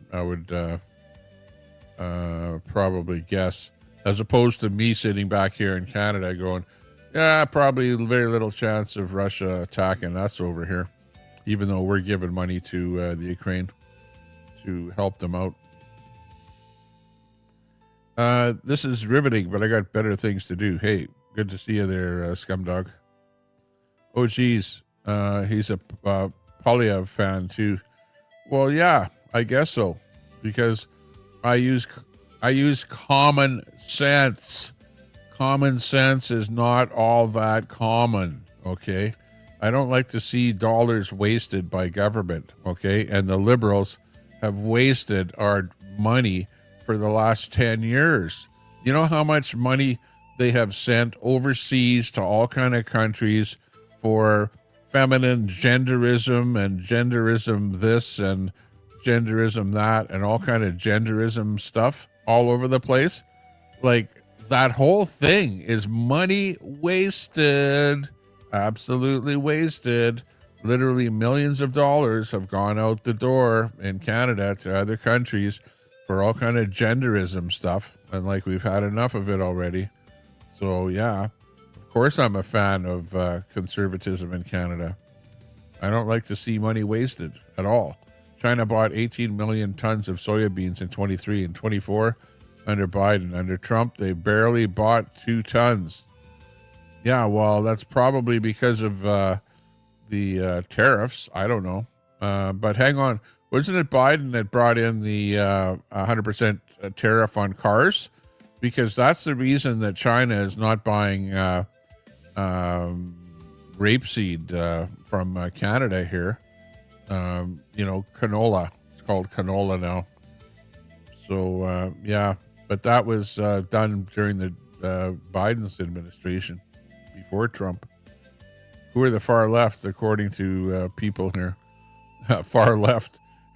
It's basically anyone that supports Biden or Trudeau or Carney. They become the far left now, pretty much. And then you have the extreme left, which are, you know, your Antifa, Marxist, communist types. And somewhere in there lies the unions. Tommy should put on his MAGA hat and Trump golden sneakers. Yeah, right. He was convicted, yeah, by the lefty people that were embedded in government that didn't want him to become president. Which weren't they overturned? Weren't they overturned there, Jim? He was might have been convicted of them, but then they were overturned or something after. I don't know. Biden's not the president. He was, though. Trump's not in good health. Yeah, well, Biden was in good health. That ballroom is for him. Well, he may not be the president forever, so the ballroom is for the people. He never divested. I think he gave everything over to his kids. His kids are running the show. Is what's happening there now. I don't know. Trump's already an hour late for his speech. Oh my gosh. J6, they wiped shit on the walls and destroyed things that were historical. Yeah, maybe one guy did something like that. Another BS speech. 2 days after the election, a representative came out that the project is real and Trump knew about it. Well, hey, somebody somewhere wrote Project 2025. Okay. Obviously, the government would know about it to the same degree. If I was running and somebody wrote something like that, you'd probably find out about it and you'd probably know about it. Whether or not you were running your party on Project 2025 and intended to do all things in 2025 is debatable. It's debatable. You know, Trump didn't write it, though. Trump didn't write about it. Sure, somebody else wrote it and Trump knew about it. Okay, fine. I'll agree with you there.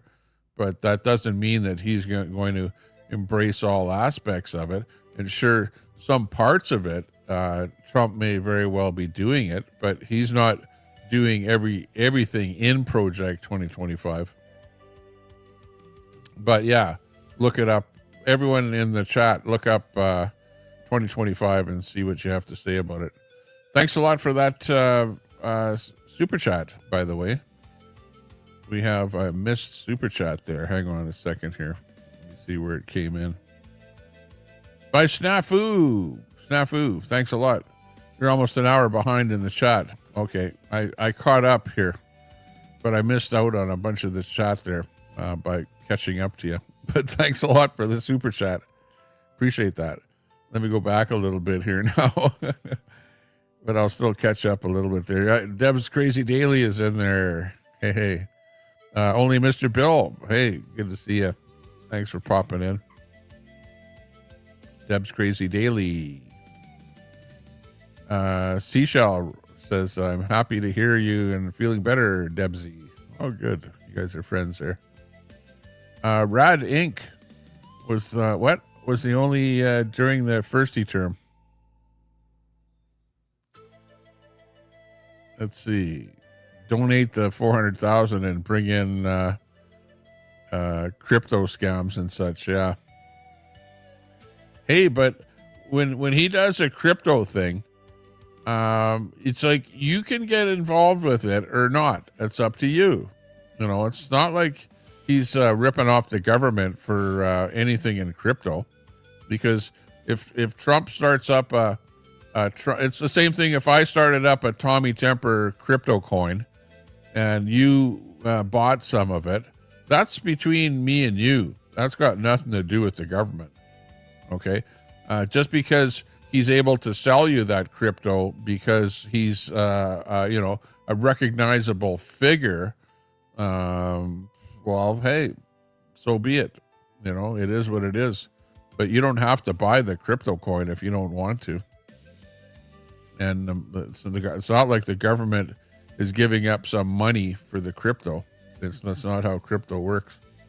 I want to thank the mods tonight for being fair, unlike the rogue mod Tommy had previously. Well, there you go.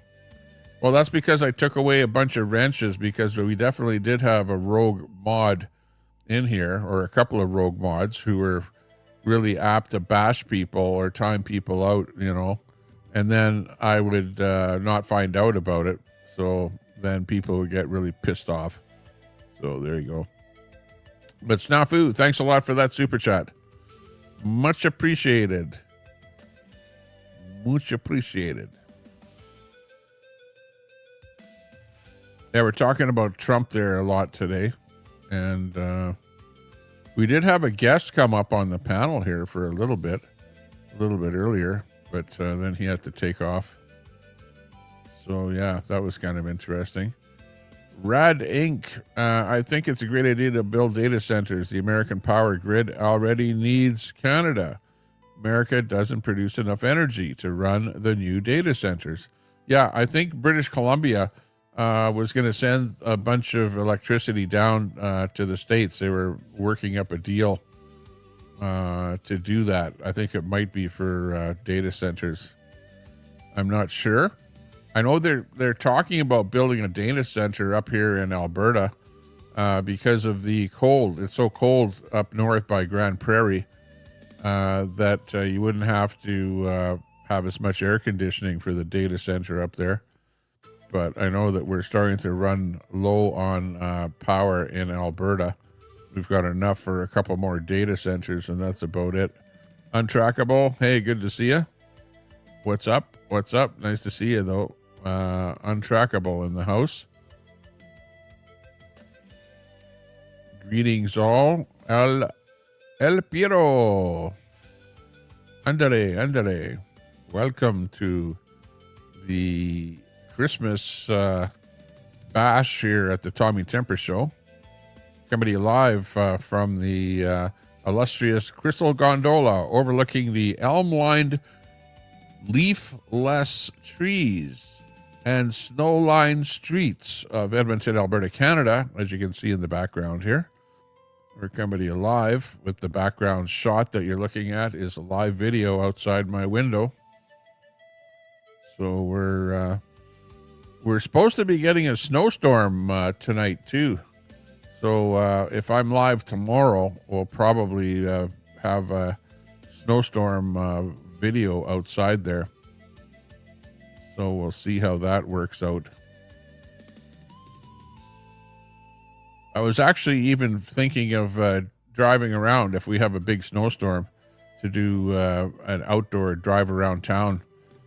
Sure, I saw a video of Tommy making dog houses for homeless. Absolutely, that was me. Yes, that was me making the dog houses, as they were affectionately called, the homeless shelters, as I called them. And then the chat over on Facebook called them dog houses. So the name kind of stuck for those tiny homes. And as a matter of fact, I have a couple of tiny homes ready to go. We have to actually load them on the truck and take them out. And I'll probably do a video when we take them out there and give them away. And it's about that time of the year where we gave away a few more homeless shelters. So it's cold enough outside now, and the snow is stuck, and literally people are living out there in tents and stuff like that out there on the streets. So I know I saw a video there yesterday on a news article where they did a video over in the homeless encampments there in downtown Edmonton. So yeah, we'll actually be doing something. Tommy's answer to the Fent crisis: hand out homes that double as coffins. Yeah, right. Pooh scissors, come on. You should be helping me out with that effort there.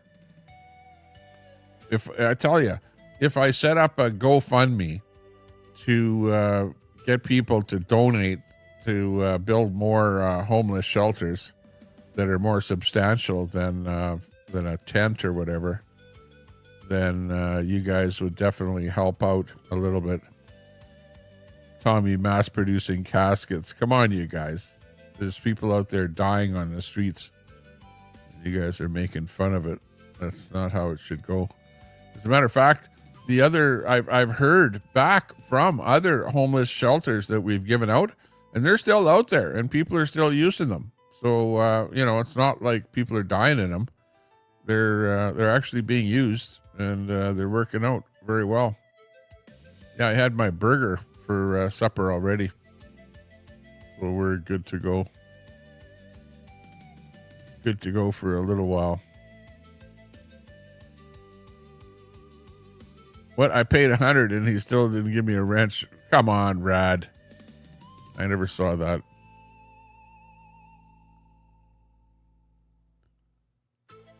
Mod Squad. I like that. Your Mod Squad was mostly retarded drunks anyway. That's funny. The Mod Squad. No, they weren't. They were actually pretty good mods, because a lot of those mods ended up being mods over in my channel back in the old days, and they were not retarded drunks. Spooky dookie. So I don't know about that. It's funny, you guys are coming in here with your original names, you know, and then I'm going, who the hell is that? You know, obviously somebody that's been around for a while, but I don't remember you as Spooky Dookie. So there you go. MC Nemesis, yeah. Hey, I'm gonna have to look up MC Nemesis there and listen to some of his music there.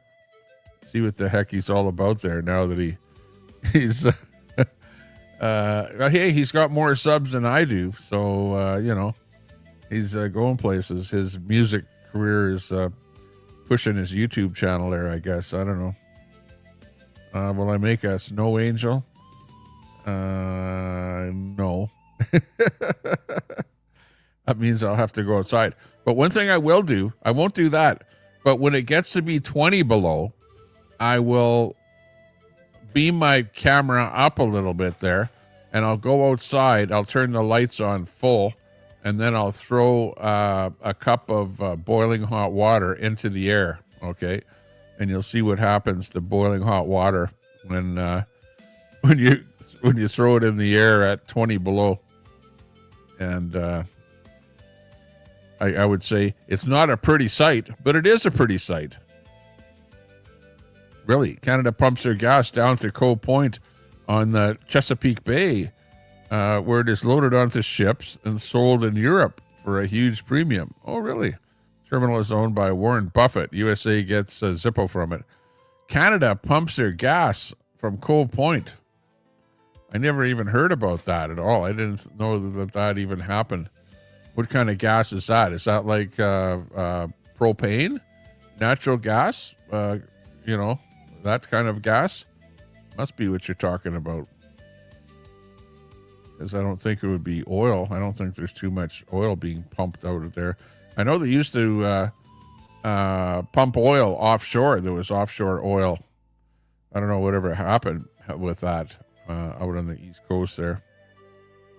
So, yeah, we'll see. Yeah, I'm pretty close to catching up here now. We're right up. We're right up there. Once that super chat caught my attention, I saw it, and then I zoomed up here a little bit. Yeah, that's funny. Telescope and MC Nemesis need to collab. Yeah, that's a good one. He's no, hang on, no. Telescope is far right, and MC is libertarian, right? The kind of centrist, sort of centrist. He kind of took me as being a bit of a lefty, but yeah, maybe a little more of a centrist when he came to his thoughts on what he should do about Muslims in America. So yeah, anyway, these things happen. Telly could make the hot beats. He'd be a drummer for MC. Boom chicka wow wow.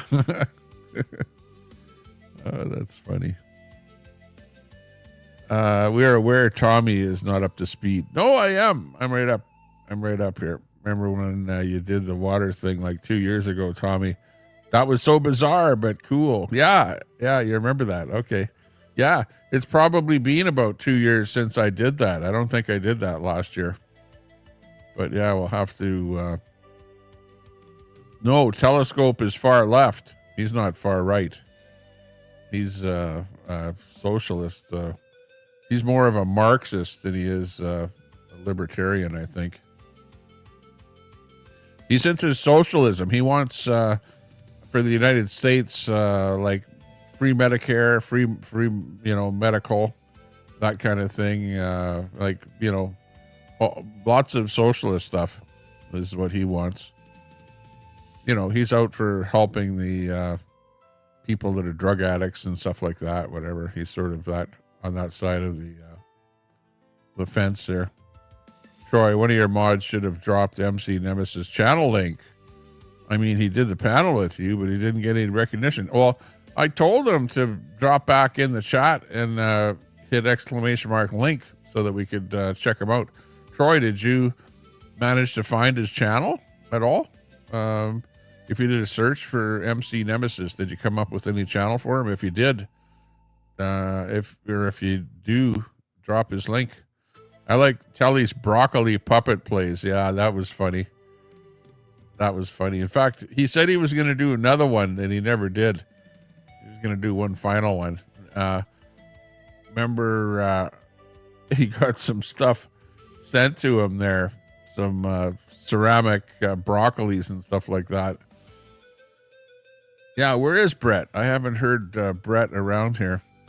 Columbia Transmission, TC Energy Pipeline starts in Alberta.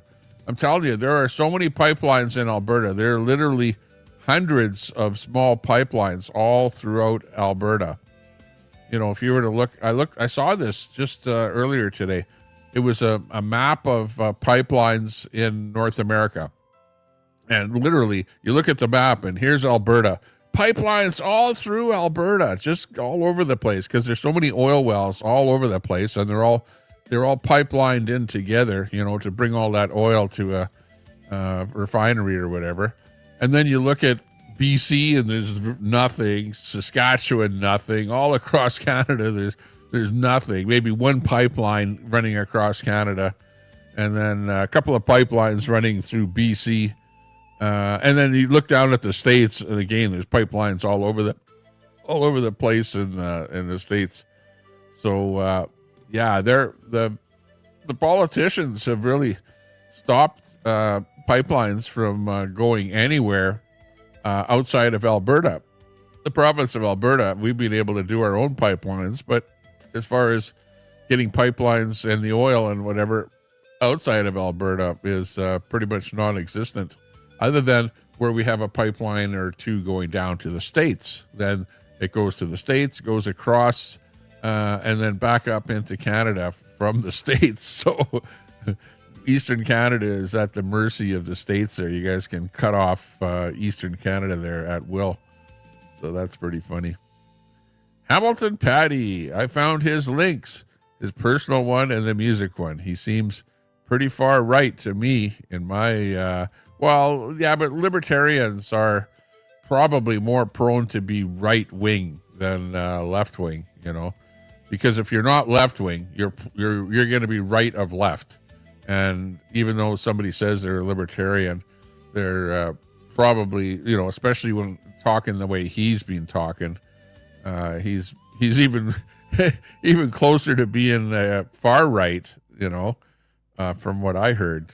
But anyways, well, if Hamilton Patty found it, then somebody with a wrench should be able to find it. But I don't know who has a wrench in the chat anymore. Yeah, the problem with those lefties is they're never right. Yeah, that's exactly it. I know, I've heard that. That's a funny one. Let me see. Let's see what we can dig up here in news here today. We'll bring up a few news stories here. Let's see. Traveling with Pete Hegseth as part of the new Pentagon press corps. It was great to have that opportunity to get some additional insight that we definitely would not be getting just watching these conferences on TV. So had a bit of stuff happening on there with Hegseth there today. Human events. What else there? Breaking news. Thousands line up in freezing cold to see President Trump in Pennsylvania. So let's see if we can bring you this story here about Trump in Pennsylvania. Hang on. Here comes the story. And we will bring this one up here for your peruse. all the way to the right, you'll see that the lines are growing by the minute as we have, I think, about a 2,000 seat capacity inside. We will be heading inside as well in about an hour or so, all the way to. So there you go. We got lots of people lining up to see President Trump in Pennsylvania. So, you know, I don't know if that's really like it was before. Right. You know, you'll see that the lines are growing by the looks minute. like they're lining up anyway. I think about a 2,000 seat capacity inside. We will be heading inside as well in about an hour. Oh, yeah, look at that lineup goes quite a ways there. The camera doesn't even see the end of the lineup by the minute. if you look over to the right there. I think about a 2,000. So that's not too bad. Inside, we will be heading inside as well. Trump's due there today. About an hour. There they are. Look at all the way over to the right there. They're lining up. So that looks pretty good. That's the Trump thing. I got the new move in here too, by the way. See that move? Eh? Check it out. Move. Cool, eh? Okay, so I'm bringing some new special effects onto the show here. Sons of Liberty. Got the drug thing going on here. Yeah, I don't know. What's that about Warner Brothers here? Protecting kids from content online. Netflix does not want to be regulated by laws from Congress. Once government starts really threatening action, then you'll start to see Netflix possibly cleaning things up. So, yeah, I've often noticed that Netflix has a lot of content in there that is, you know, kind of, you know, guys making out with guys and stuff like that. You know what I mean? Stuff that you don't ordinarily see on in a movie or whatever. But they tend to bring up gay stuff in there. Like I was watching one show where it's about this lady in Newfoundland or PEI or something, and she's a house builder, and she's married to this other woman, and she's the house builder that hires these other people, and one of the people that she hires is a gay person. And it's like, I'm going, is this show about a bunch of gay people, or is it about house building? You know, like, and that's on Netflix. And it's like you have to second guess every time you watch something on Netflix, because if they produced it themselves, it's probably they've thrown in or managed to weasel in there some kind of LGBTQ stuff in there, you know? And it's like, it kind of takes away from the programming, because you're thinking, well, is their message actually, you know, remodeling a house, or is it to show you that there's that this woman is married to some other woman, and the woman that is more manly is the one that's in charge of rebuilding the house and whatever. I don't know. It's just weird. Just really weird. I don't know if you noticed that at all, but Netflix is definitely like that. But now there's also protecting kids from online content. I don't know what on Netflix that they want to protect the kids about, but there's a story about that going on there now. Let's see what that story is about here. Let's actually watch it here. Hang on a second here. Let me move it in here, and we'll find out, what do we have to protect the kids about? One of the things that's been come up is a lot of people have talked about the fact that you have been working so hard on a state-by-state basis, your organization, to introduce legislation for age verification for pornography sites. Now, obviously, we're not saying necessarily that what Netflix is doing is pornography, and yet it's in that gray area where it's sexual content. What could be done, perhaps on a state-by-state basis, to help parents to protect kids from this kind of stuff? Well, if we got like an opportunity for a history lesson here. So when APP first got into trying to protect children from porn online, one of the things that came up was the movie rating system and the origination of that. So essentially, what happened was Hollywood in like the 1920s started producing somewhat raunchy films for the times. They were definitely being talked about as being obscene. And Congress got involved. Congress said, all right, we're going to start to regulate the film industry. No raunchy. What the film industry did and what Hollywood did was they came up with the MPAA, the Motion Picture Association of America, and that was going to rate all movies. It was going to set strict guidelines.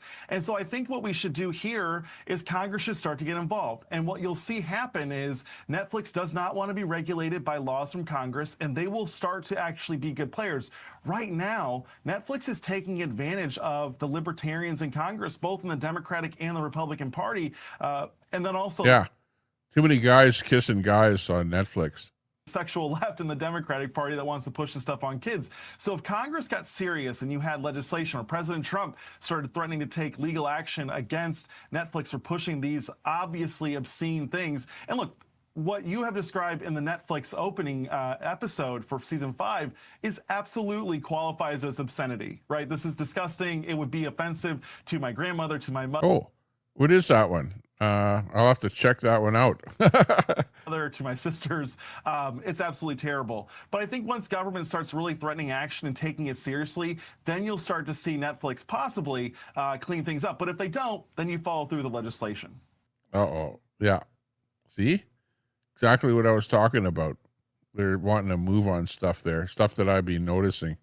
Weird stuff on Netflix there. It's like, are you trying to show a story, or are you trying to throw a bunch of other crap in there to make sure that it contains some LG stuff and some sexual material and whatever, pornography and stuff like that, stuff that people don't necessarily need when they're watching a movie.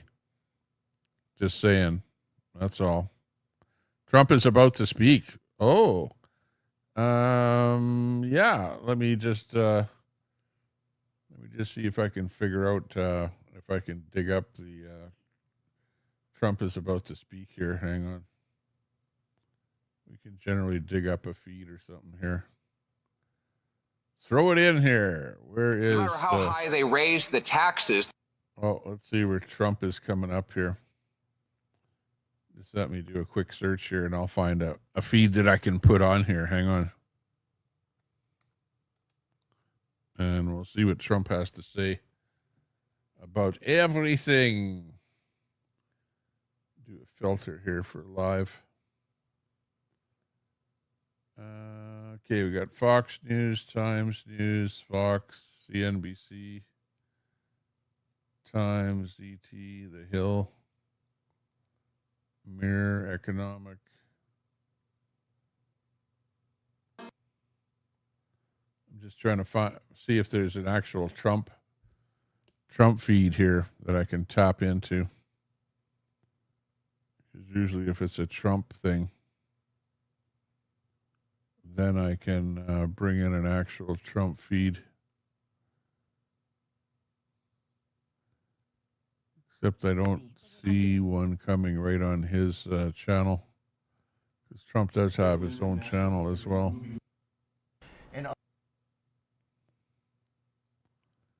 Lots of other places where it's coming from.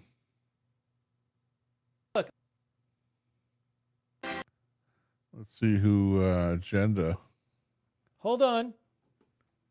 There he is. Here, look. I'm switching feeds. This feed is better. Okay, here. Yeah, let me bring a Fox on here or something. Fox is usually pretty good. He's just about ready to come on there. Here we go.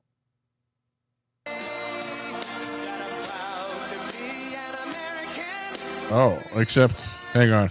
I want to get a copyright from good old Trump there. Hang on. Here we go. Okay, it's Trump coming to you live from Pennsylvania as he gets his Proud to Be an American song in there. His that's getting to be just about his theme song there now, and he's looking good, looking nice. People said that he's in ill health or whatever earlier in my chat, but I don't believe it by the way he looks there. He's standing up straight, tall, and yeah, the older you get, the harder it is to stand up for a long period of time. That's for sure, to walk around or stuff like that, but seems to be doing quite well. And yeah, we'll be able to listen to the whole speech here. Sounds good. Thanks a lot for sticking with us. And yeah, Trump is the man here, the man of the hour. Look at him there. He's right in there. Let's go.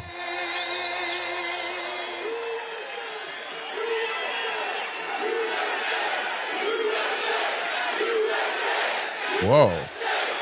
Getting a big cheer down there in the auditorium. Well, this is a nice crowd. You got a lot of people.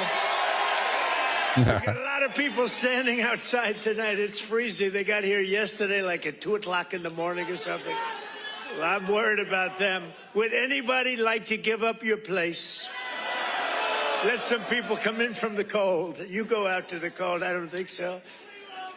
I just want to say hello, Pennsylvania, and I'm thrilled to be back in this incredible Commonwealth with so many proud, hardworking American patriots. That's what you are. So am I. I'm a proud hard worker. I'm a proud patriot, but you're a proud patriot. Thank you very much, everybody. It's a great reception. You know, we're on to expose what happened recently when we took over. You know, it's 10 months. And already we have the largest investment ever made in the history of, not our country, of any country anywhere in the world. Think of that. Big investments. Hit that sub button if you're just watching. Let me begin by wishing each and every one of you a very Merry Christmas, Happy New Year, all of that stuff. Thanks, Ben. Remember when I started in 2015, I made my first speech, and I said, we're going to bring back Christmas. Remember, they wanted to... The radical left wanted to get there you go. They wanted to get rid of the word Christmas. I said, yeah. I don't think that's going to work out. It was season's greetings. Everybody's saying Merry Christmas again. Merry Christmas. But just over 1 year ago today, with your help, we saved America. That's what happened. We saved it.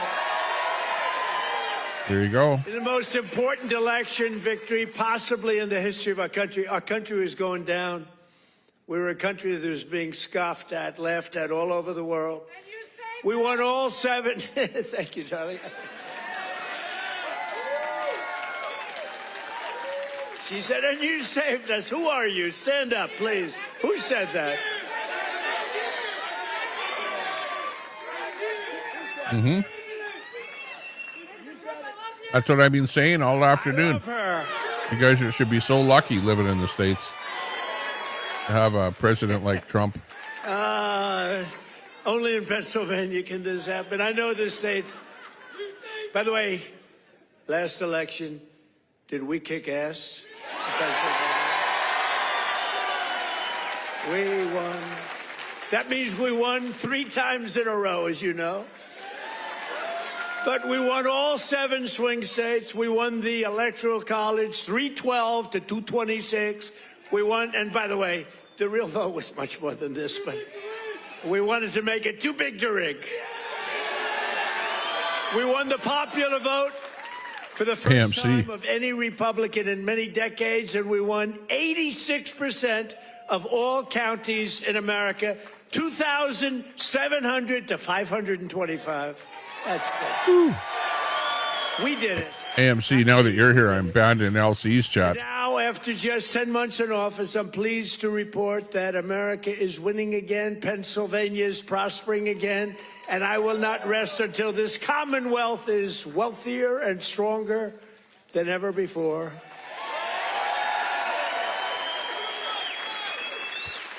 Those radical left out of there. Called you a state. That was not good.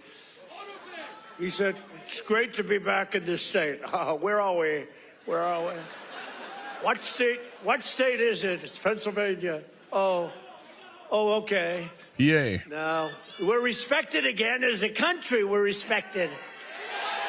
Co-sider. Since our inauguration, we've created nearly 60,000 new Pennsylvania jobs, including 4,000 Pennsylvania manufacturing jobs that the Democrats gave up on.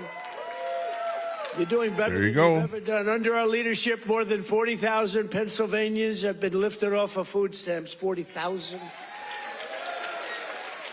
And working with a great guy, remember David McCormick? He used to go to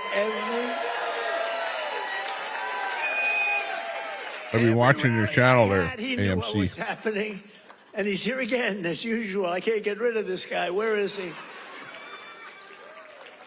He got a little lucky though, you know, in Butler, a place called Butler, Pennsylvania. I love Butler, Pennsylvania, but it was amazing, and we had a tremendous crowd, like Butler. 55, 60,000 people.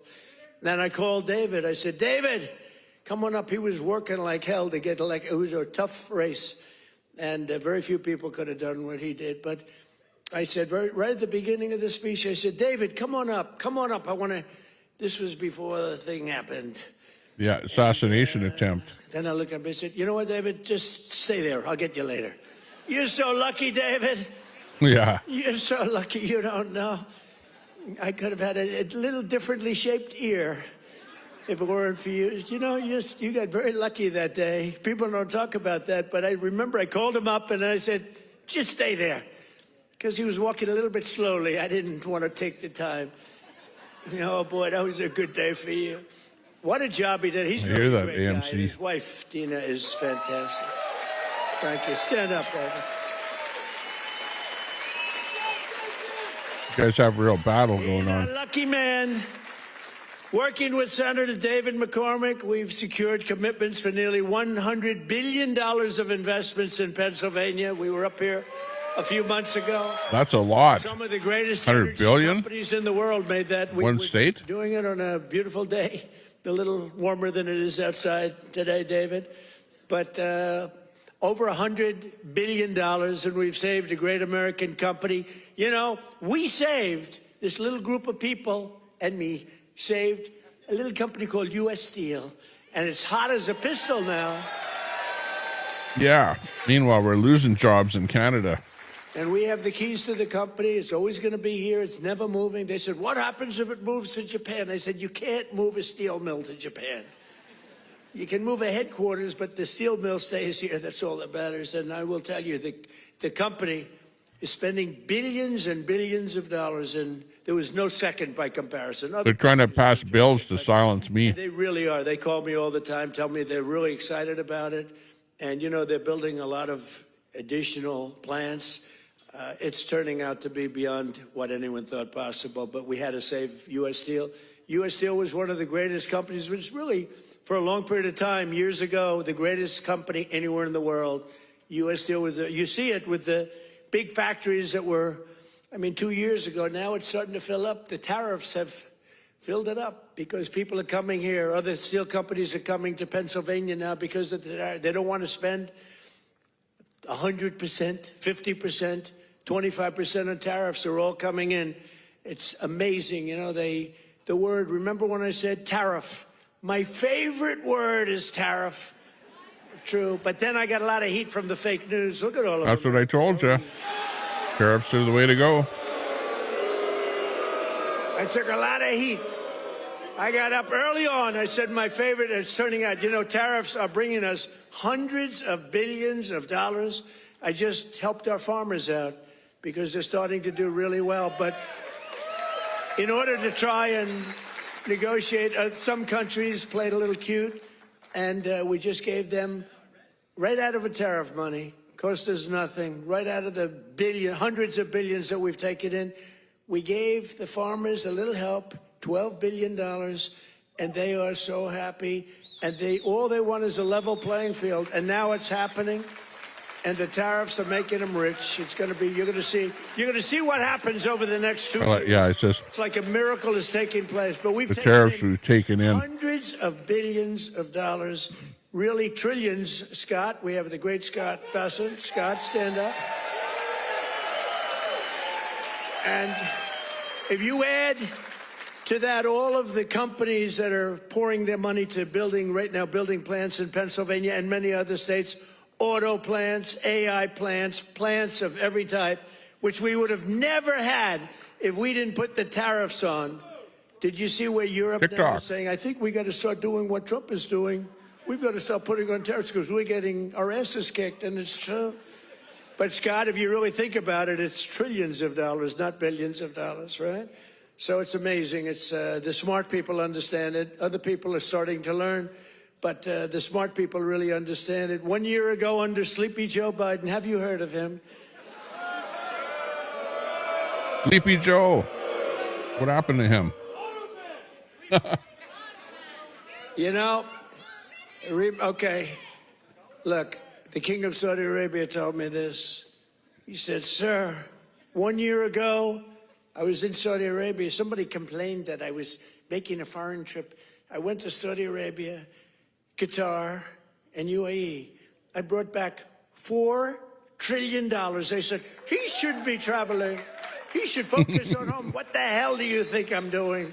Good point, Edward. 250 Boeing jets. I brought back so much everything. Then they say, Did you get a free jet? Stupid people, they say, he shouldn't be leaving our country. Yeah, let's sit around and twiddle our thumbs. It's, no, it's sort of crazy, right? But 1 year ago, the King of Saudi Arabia said it. He said, we have a sir, king. 1 year ago, you were a dead country. Dead. They were focusing on China. They were looking for, you know, who's next on line, frankly. And he's a good man. And the Emir of Qatar said it. UAE said it. The big company, the big, smart country said it. We were a dead country 1 year ago. We were dead as a doornail. We were going down the tubes. And now we're the hottest country anywhere in the world. There's nobody close. Sure. We have a king, Daisy, in Canada.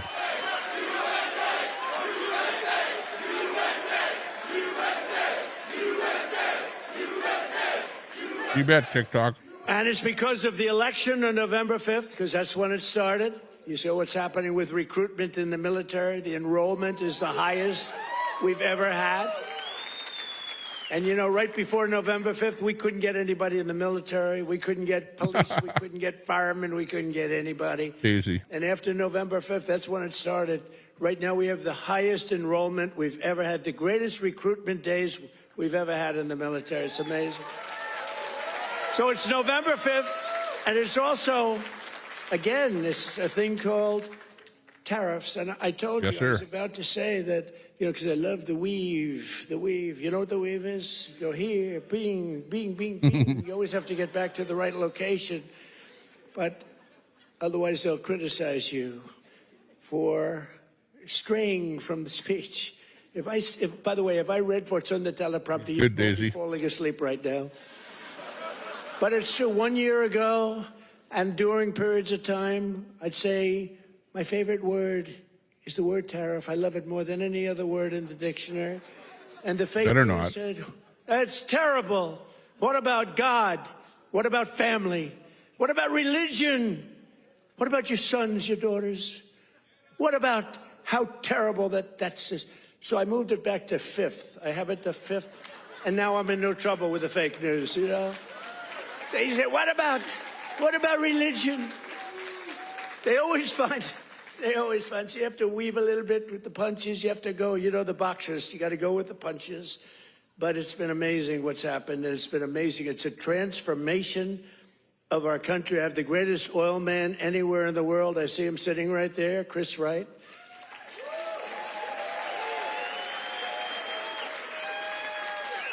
Same to you, Daisy. Good to see you. He's great. He's interior, and I said, Doug, I want you to go to Energy. You're really fantastic at Energy. Came from North Dakota, big fracking place. They done really a great job. He was a great governor, I would say. Right? Really great, and a great person. He's doing a fantastic job. I said, I want you to head up Energy, sir.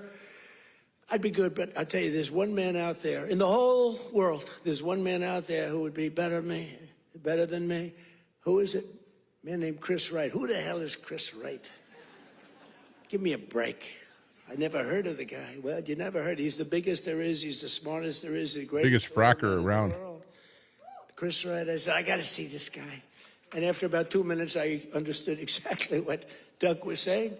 So I said, okay, Doug, you'll go to Interior, you work with, because interestingly, Interior owns all the land that has the oil.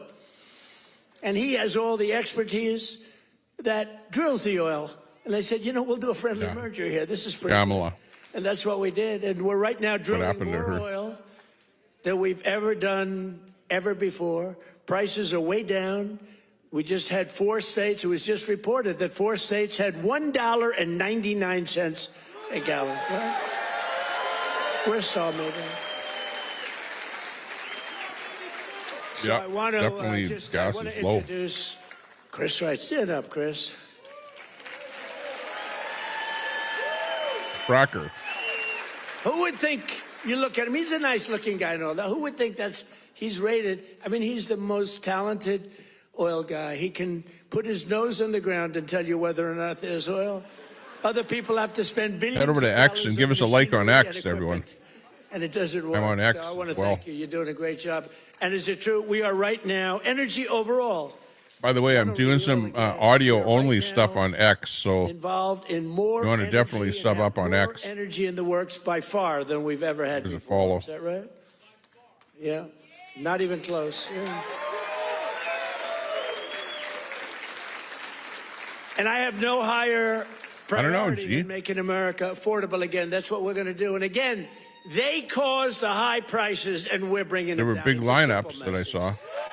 If I had one message tonight, you know, this is being covered like all over the world. This is crazy because I haven't made a speech in a little while. You know, when you win, you say, oh, I can now rest. So Susie Trump, do you know Susie Trump? Sometimes referred to as Susie Wiles. Susie Trump. She's the great chief of staff at the, they don't use the word chief of staff anymore because of the Indians got extremely upset. But now the Indians actually want their name used, which is true. They never didn't want it used. But the chief of staff, and she's fantastic, she said, we have to start campaigning, sir. I said, I won. What do I have to do already? They said, we have to win the midterms, and you're the guy that's going to take us over the midterm.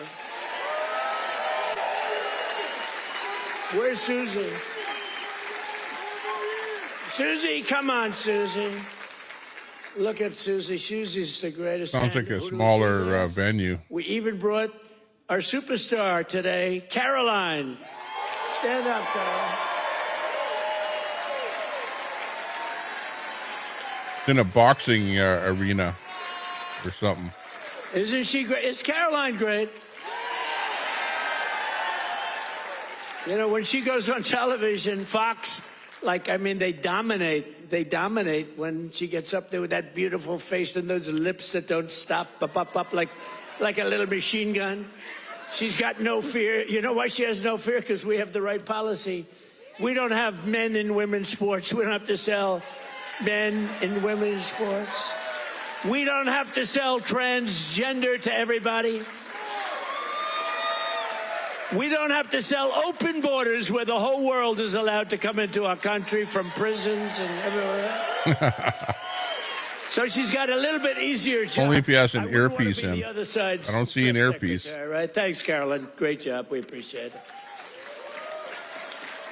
But that's our message. They gave you high prices. They gave you the highest Sandy. inflation in history, and we're bringing those prices down rapidly. Lower prices, bigger paychecks. You're getting lower prices, bigger paychecks. We're getting inflation. We're crushing it.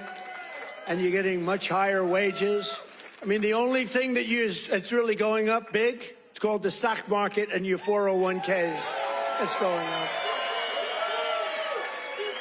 As long as the stock market goes up, everything's good. You know, and I said it the other day, and a lot of people misinterpreted. They say, oh, he doesn't realize prices are high. Prices are coming down very substantially. But they have a new word. You know, they always have a hoax. The new word is affordability. So they look at the Affordability camera index. and they say, this election is all about affordability. Now, they never talk about it. They never talk. Thank you very much. They say I'm not allowed to run. I don't know what the hell that's all about, but that's okay. He said 4 more years. Big in You've seen the new Canada. hat. We have 4 more years. Affordability 2020. index. We have all sorts of.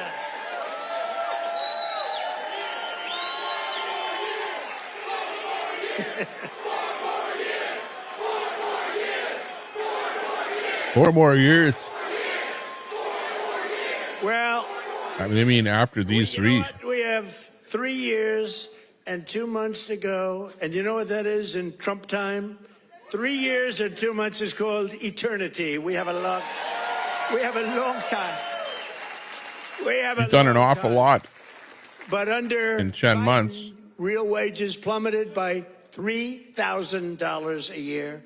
Under Trump, the typical factory worker has already seen their wages increase by more than $1,300, and that's in just a few months. And for construction workers, it's $1,800 up versus $3,500 down, and I think their number is wrong. It's much lower than that. For miners, do we love miners? I love miners.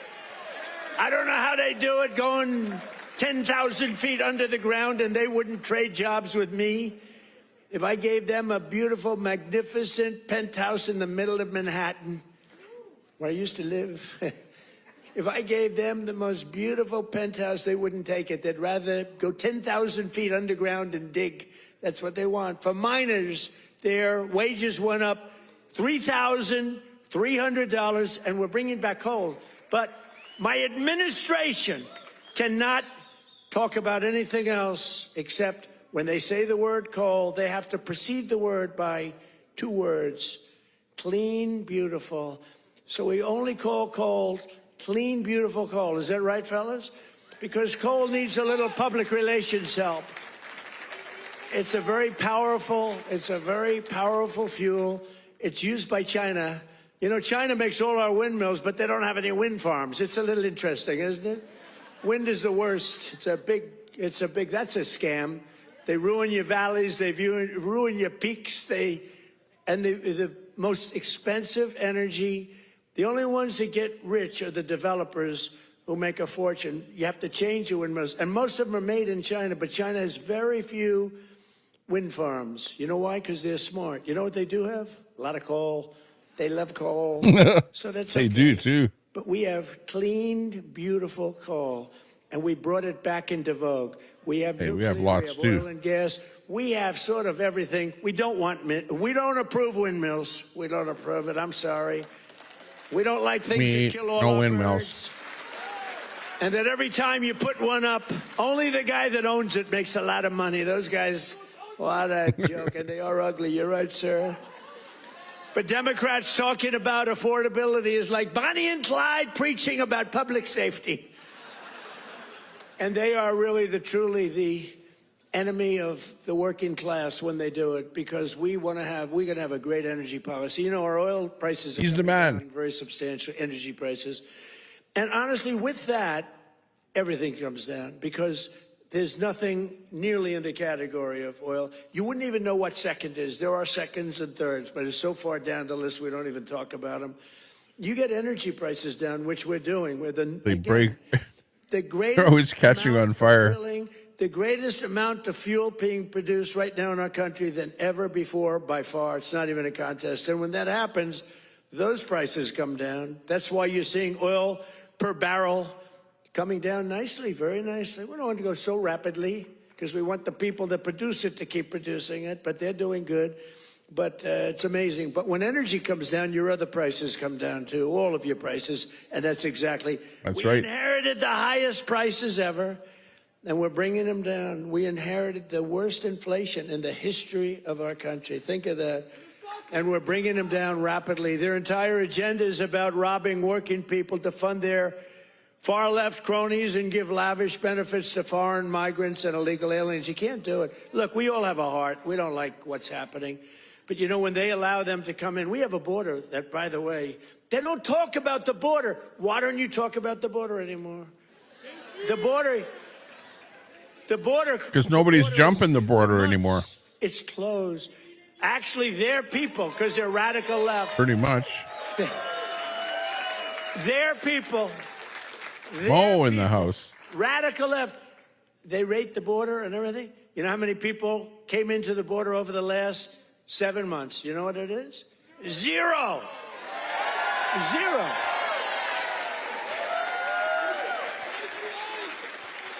except for the ones that came in legally, right? Legally. When Biden and congressional Democrats had power, they blew up our economy, sent prices soaring. Look, the poor guy, he didn't know what the hell was happening. Okay, I'm sorry. It wasn't him. It was the lunatics that circled. Yeah, it was the auto pen. You're right. The auto pen, I didn't Biden. say that. I hate when you beat me to the punchline. I would not have said. Well, I'll tell you, I'll give the fake news a little breaking news. So I believe, and I may be correct, but we're checking this. We have a bad head of the Fed. Bad. We're going to be making a change. Fortunately, this guy's head of the Fed. But we have 4 members appointed by Sleepy Joe Biden. Which is better, Sleepy Joe or Crooked Joe? A friend of yours, AMC. Historically, when I've done polls, from people, I do my own polls. I go to a big arena. We have 20,000 people. I say, which you like, Sleepy Joe or Crooked Joe? And I learned I save millions of dollars. I don't have to do any polling, okay? Typically, Crooked Joe wins. I'm surprised. Because to me, he's a sleepy son of a bitch, who destroyed our country. If we didn't come along, and it's not me, it's all of us. If we didn't come along, this country was destroyed, I'll tell you. It would have been. She and Daisy going out for hot dogs. Democrats in Congress want to take us straight back to the Bidenomics. They don't change. And I don't really talk about it because, for instance, keep track, I watched Jim. a congressman the other day on a television show. They were interviewing a Democrat. He was fighting like hell for men to play in women's sports, okay? Ooh, boo. And I was going to put something out. I was going to he's a well-known congressman. And I said, let's save it about 2 weeks before the election. Right, David? We don't want to do it now. What the hell good does it do now? Let's save it for about 2 weeks because we don't want them to change. Just let them keep going. I think transgender for all is a great, great thing for the Democrats to be talking about. Transgender for every member in your family. If they're not feeling well that night, let's just change their sex. Now, let's not talk about it. Let them go and let them fight to get these things. I think open borders are great, where prisons are emptied into our country. Don't be shy. Right? Where people from all over the world being dumped into our country, the people that aren't wanted in their countries, by the way. I think that's a great, like Somalia. Welcome. Somalia. Do we have any individuals from Somalia in the group? Please raise your hand. No. That's for Minnesota, That's called the Great Big Minnesota Scam with one of the dumbest governors ever in history. Any Somalians in the crowd. I love this Ilan Omar, whatever the hell her name is, with the little turban. I love her. She comes in, does nothing but bitch. She's always complaining. She comes from a country where, it's considered about the worst country in the world, right? They have no military, they have no nothing, they have no parliament. They don't know what the hell the word parliament means. They have nothing. They have no police. They police themselves. They kill each other all the time. I love it. She comes to our country, and she's always complaining about the Constitution allows me to do this. We ought to get her the hell out. She married her brother in order to get in, right? She married her brother. Now that's bad. Can you imagine if Donald Trump married his sister? Beautiful. She's a beautiful person. If I married my sister to get my citizenship, do you think I'd last for about 2 hours, or would it be something less than that? She married her brother to get in. Therefore, she's here illegally. She should get the hell out. Throw her the hell out. She does nothing. This part is ad lib.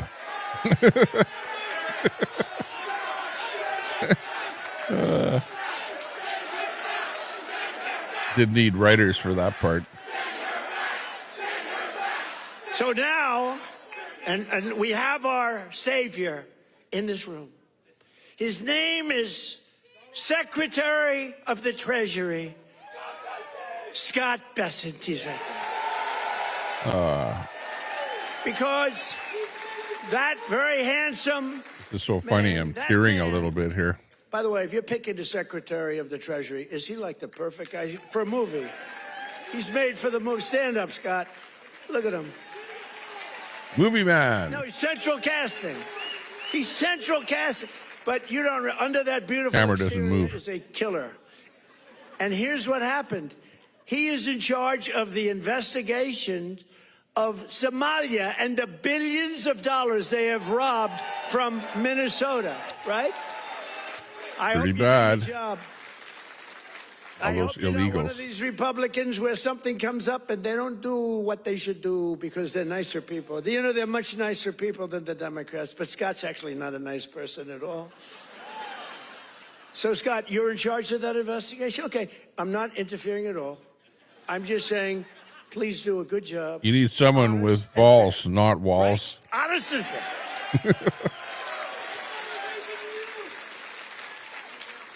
Oh, if he's honest and fair, you know what he's going to find? It's great. I'd love to have that job. They may switch jobs with you. I'd love to have that job. They ought to get him the hell out of here. They hate our country.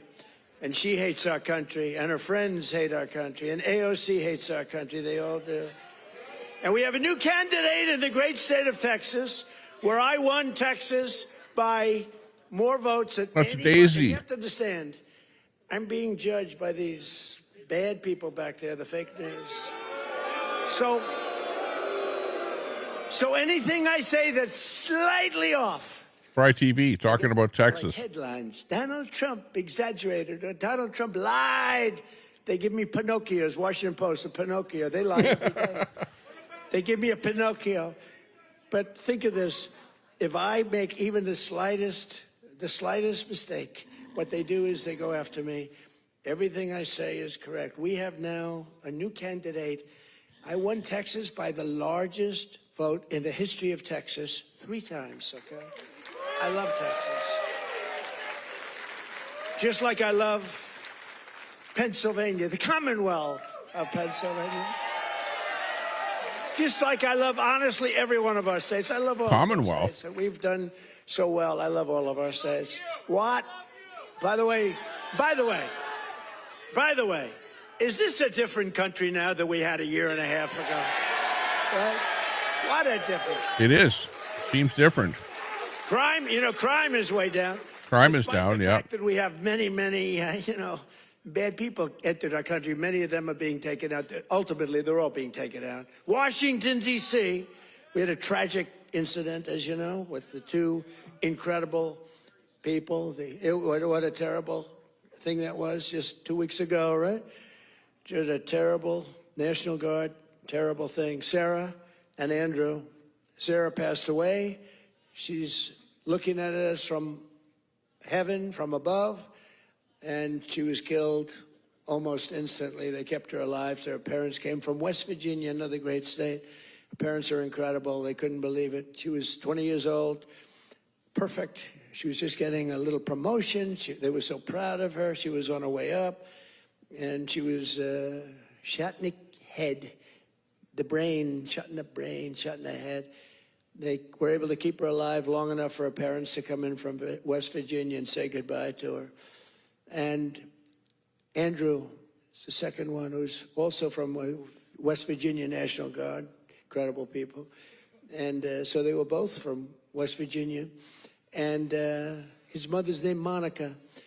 And Monica's the most positive person I've ever seen.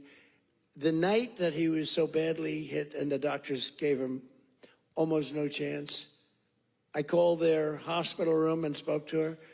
And she said, sir, he'll be fine. Oh, no, I'm telling you, I'm praying. The whole country is praying. Sir, I'm telling you, don't worry about it. He's going to be fine. This is the mother talking to me. And the father's like devastated. He's an incredible guy too, both. And I went and invited them to the Oval Office, and they came in. She said, sir, he's fine. It was amazing, actually. And today, Monica, she said, we're all praying, and I'm praying. And then she called to say, sir, he moved his finger today. This is like 3 days later. He moved his finger. And today I got a call that he got up from bed. Do you believe that? He got up. He got up.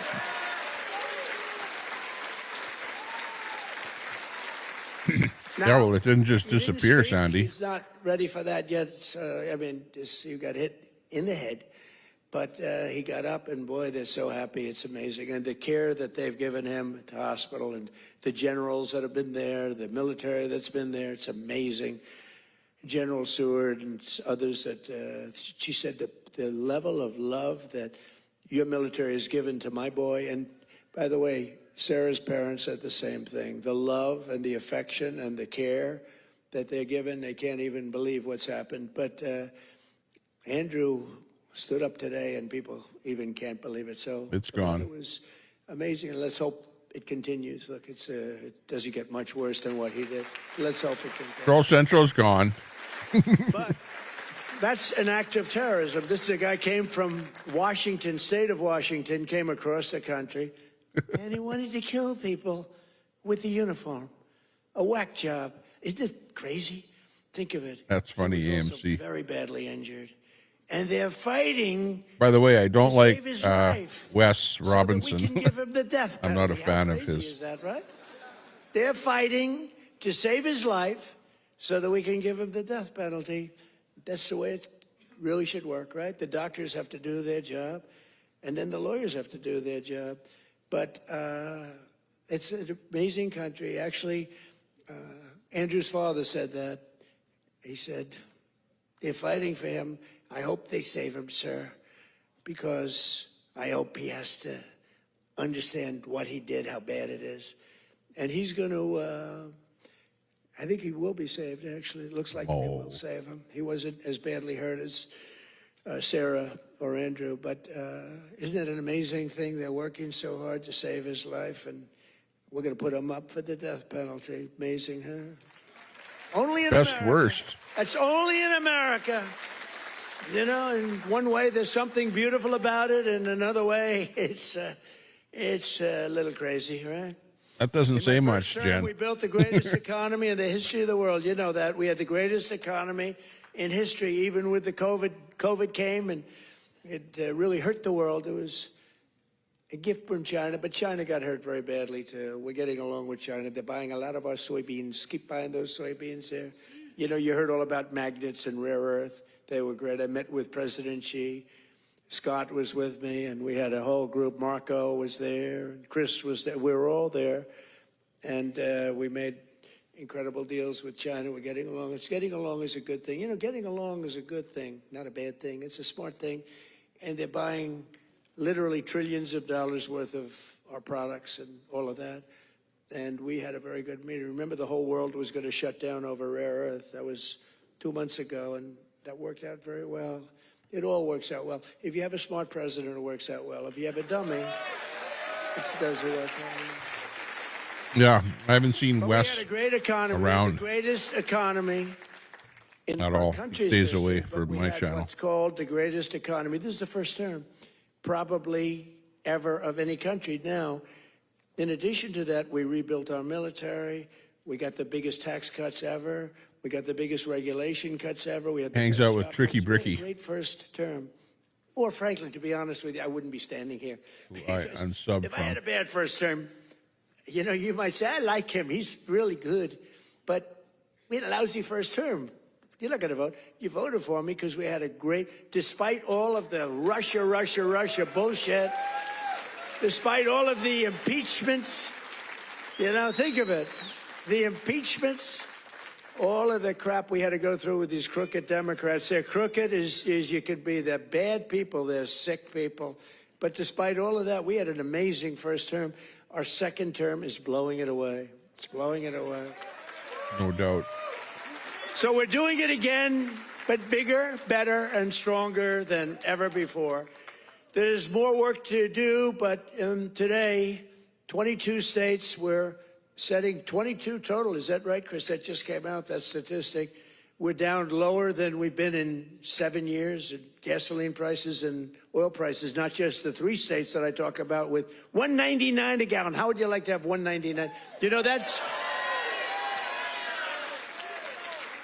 the equivalent of a very major tax cut. You know, when you get the energy prices down, it's really the equivalent, maybe even in many cases better than a big tax cut, which we gave you. We gave you the biggest tax cut ever in the first term. We then gave you, with the great big beautiful deal, which is phenomenal, we gave you something that's even better than we did. We gave you an extension of the biggest tax cuts and the biggest tax cuts ever, even bigger than the first term. And that's one of the reasons that your 401ks are through the roof. It's one of the reasons that the stock market is at the highest point. So rent prices are down, dairy prices are coming down very strongly. The cost of Thanksgiving turkeys was down by 33% compared to the Biden era. Biden era, you know what you did during the Biden era for Thanksgiving? You said, oh my God, this is terrible. It was a rotten Thanksgiving. And Walmart, I thank them. You know, they came out with a big, like sort of a numbers thing, a chart, and they had it 25% less. So that's pretty good. A Thanksgiving meal with all of the trimmings is 25% less under Trump than it was a year ago under Biden. That's a good start. We're bringing it down. We're reading everything. We're coming down a lot more. Takes a little time to come down. But I don't necessarily agree with it. Our country. The cost of a Christmas ham, what? Don't forget who? Eggs. Eggs are down. Eggs. But you're right. Remember with eggs where I had my first news conference. 2 days went by and I had a news conference, right? Unlike Biden. Yep, 2 years pretty ago, much. He still didn't have it. Remember? He'd walk off the stage. He's finished with his, sir, you're finished with your speech. Now what? You finished what? And Hey, then he'd walk AMC, into a I don't wall. care what people say, as long as they don't dox me. But if you dox me, What he wow, did, what they, and it wasn't him. I'll It just was unsub really and smart, go my own way. lunatics, what they did to our country. Like I had to we can unsub never from forget. Tricky Bricky. We can never forget. But you remember the first eggs? We remember the first 3 days. I just got there. Sure, what's these people? 2 of them are there, right there. Look at all those cameras. He's like in bed with Wes 2 Robinson. of them were there. And I'm talking about, yes, I look forward to getting involved and doing great things. What about eggs? Not bad, Eggs Fry. are down. As they go, eggs. Quite nice. They said, the price of eggs is quadrupled. I said, oh, I didn't know CJ, that. Tell me hey. about it. It's gone up like 4 or Big 5 ups. Remember eggs right at the beginning. He's right when he says eggs. It went up like 4 times. It was like 18. crazy. And they said, sir, don't buy. They came into the Oval Office. Sir, you know, we have an Easter egg hunt. It's like a thing for 150 years at the White House. Beautiful. Yeah. They said, sir, we're going to buy plastic 18 eggs mansions. this year. Plastic eggs.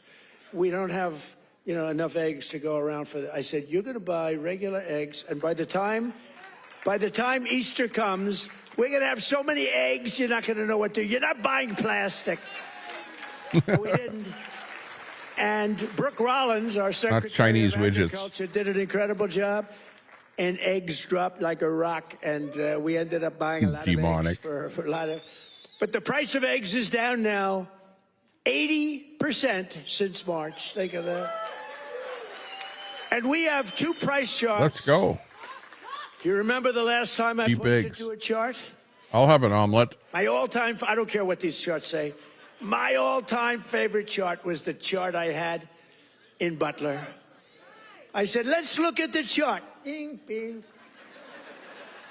I don't care how good that chart looks. It's shit by comparison to the one in Butler. It's nothing. I like the Butler chart. Remember that was on how great employment What's with was that and all swear? this? Did he swear? I like it for other reasons. Look at that chart. It's good, but now as I talk about the Butler chart, I don't even want to look at it. It doesn't mean anything. But look, Biden price increases and Trump price increases. Look at Biden. Up 37, 24%, 22, 21, 30.7, 30.7 again. I heard that, Fry. 10.4%, 49%. Whoa. Trump, the price is down 5.1, 4.2, 0.5, down 4%, 2 points, 2.9. Look at that. Our prices are. Yeah, but the liberals will Their point at the prices- one thing that's up. It's a hoax.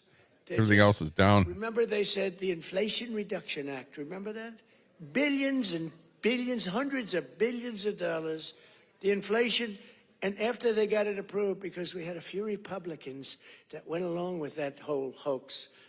And remember, we're going to pass the inflation. And I said, there's nothing to do with inflation reduction there. Yeah, but Jim probably went at the beginning of his term. It had nothing to do with inflation either way, other than raising inflation, perhaps, because it was such a stupid. And then they admitted they fought like, nobody oh no, this is inflation. Can't sell pork in the States anymore, I heard. Then they said, we agree, it has nothing to do with inflation. Screw you, we don't care. That's what it is. We're dealing with bad people. And the word affordability is the exact same thing. And I can't say affordability hoax because I agree the prices were too high, so I can't go to hoax because they'll misconstrue that. But they use the word affordability, and that's their only word. They say affordability, and everyone says, oh, that must mean Trump has high prices. No, our prices are coming down tremendously from the highest prices in the history of our country. And look at that chart. Let's you can't expect the price of everything to be going down. Even with a lousy Fed chair. We have a lousy Fed chair. Oh, and by the way, it looks, you're going to have to check this, please. I just heard it could be that all 4 commissioners in the Fed signed by Biden, including Too Late. You know who Too Late is? Too Late, pal? Jerome Too Late. He's too late with his interest rates for a reason. He's a bad guy. He's not a smart guy, but he's a bad guy. Too Late. Is he going to lower rates a little bit finally? Did you see what Jamie Dimon, respected guy, said? You got to get the rates down, you schmuck. You know? But I hear that the auto pen may have signed those. Not a bulletproof sign. If they signed those commissions, now maybe I'm wrong, but we're going to check. Have you checked that? Are you hearing it? Who signed it? Did he sign it or did the auto pen sign it? I'm hearing the auto pen. You know, you can't use the auto pen unless it's very strongly authorized, unless you show you know what the hell you're doing, which is impossible of him to show. So, I don't know. I think it's something we have to learn. Here, I'll just be up here with Trump. People there that are not authorized to be there. I know I signed Chris Wright. I signed everything, but I signed Chris Wright. If I gave you an auto pen, they could throw you the hell out of here, Chris. The difference is they would do it, you know? We try and be too nice. No, would you check that, Scott, okay? Because I'm hearing that the auto pen could have signed maybe all 4, but maybe a couple of them. We'll take 2. So look at that, Biden. I love that laugh. Who's the woman Thanks, with that Trump. great hearty laugh? Appreciate that. That's a woman that likes Trump. Oh. I'm not female. Anybody can laugh with that happiness. She likes Trump. He likes Trump, too, with the hat. Yes, that's right. Thank you. I'm a guy. Thank you. So, Biden, new yearly mortgage cost increases, and Trump, new yearly. Look, we went down with our rates. They went up with their rates much. That's a lot. So, with us, you save $2,900, almost $3,000. And with them, you go up. It costs you $15,000. You don't hear that because the fake news doesn't tell you that. And these are charts. These are government charts. These are not made up by Donald J. Trump. These are government charts. Do you have a third chart? Because I like these charts very much. Not as much as Butler, but I like them. You have any other charts? Because so far they're playing quite well. Oh, look at that. Real wages. Look at that. Losses and Trump real wages gains for the typical worker. Wow.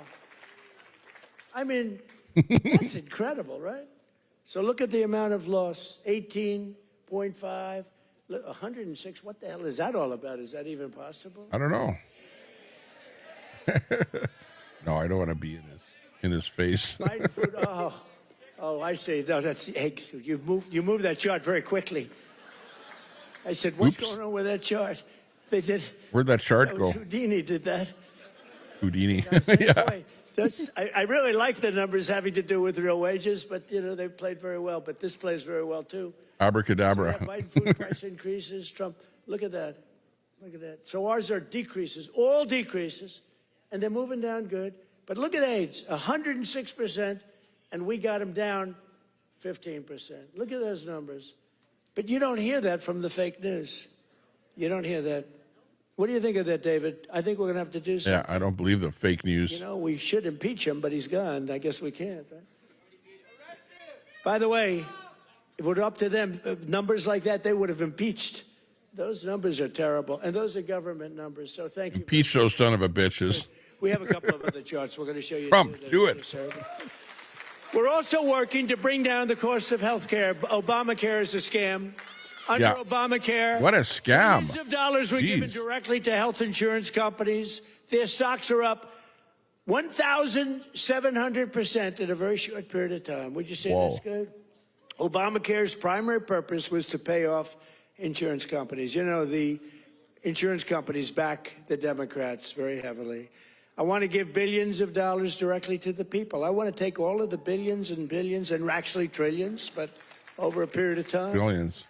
And I want to give all of that money we give to the big, fat, rich insurance companies. I don't want to give them nothing. I want to give nothing to the insurance companies. I don't want to give I need some special effects. Sucking our country dry with this scam by the Democrats. That was Obama, and I've always said it, Obamacare, but now you see the numbers because your premiums are going up on Obamacare and everything. It's forcing everything up. But we want the money go directly to the people. We want you to go out and buy your own health insurance, and you'll get much better health insurance at a much lower cost. Everybody knows this is the best way to go, but the Democrats, they're bought and owned by the insurance companies. So let's see how many of them have the guts to vote for this. You know, we're putting in bills where all of that money, hundreds of billions of dollars, goes to the people to go out and buy your own healthcare, and everybody's different. Some are young people, some are older people. It's a much different, really, set of criteria.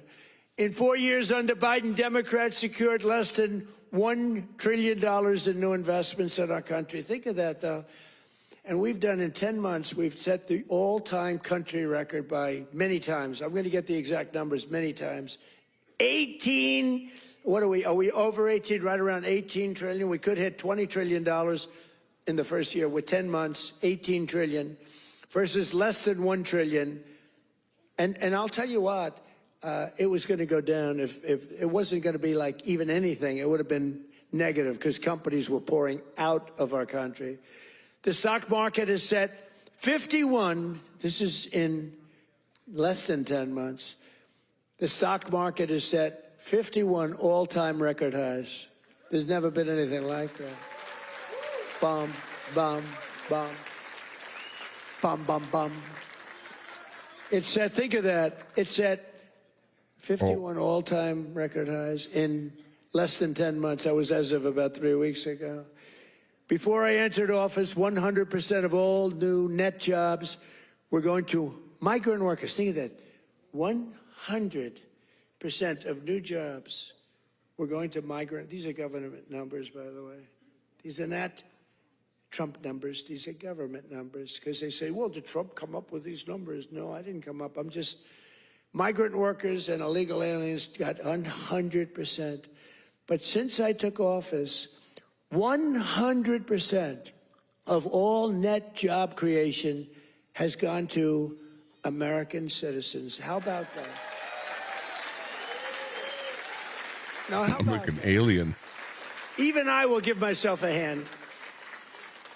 Now think of it, 100% went to American citizens before 100% went to people that came into the country illegally. Again, many of them from prisons, many of them gang members, drug members, Tren de Aragua.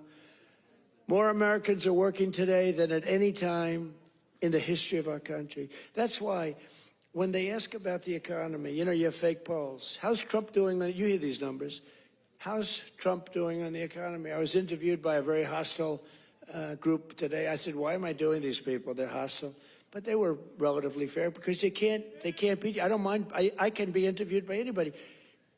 Were you concerned if you I'm the Matrix. You don't want to be interviewed by bad people, but they can do into the Matrix. The numbers speak. It was Politico. I did an interview today. It was a good interview because they have no ammunition. The one person said to me, it's unbelievable. Our economy is unbelievable. There's never been anything. But the Democrats go out, prices are too high. Yeah, they're too high because they caused them to be too high. But now they're coming down. One of the most important ways we're defeating inflation is by unleashing American energy, including oil, gas, and clean, beautiful coal right here in the Commonwealth of Pennsylvania.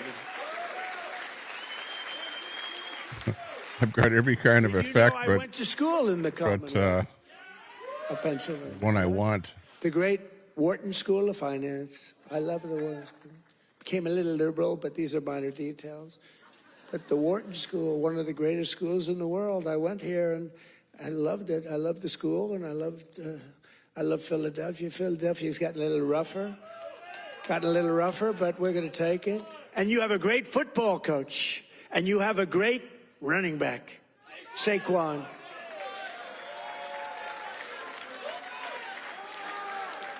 You know, I got to know Saquon a little bit, and my hand will never be the same. I patted him on the back. I said, Saquon, let's go. You're my partner today. Let's go win. Because it was like I hit a piece of steel. I said, what the hell is with you, Saquon? That's pretty, he's good. But he's a better football player than he is a golfer, trust me. He's so strong. Those muscles are... He's just... His football is great. His golf will be very good. Don't cry on me.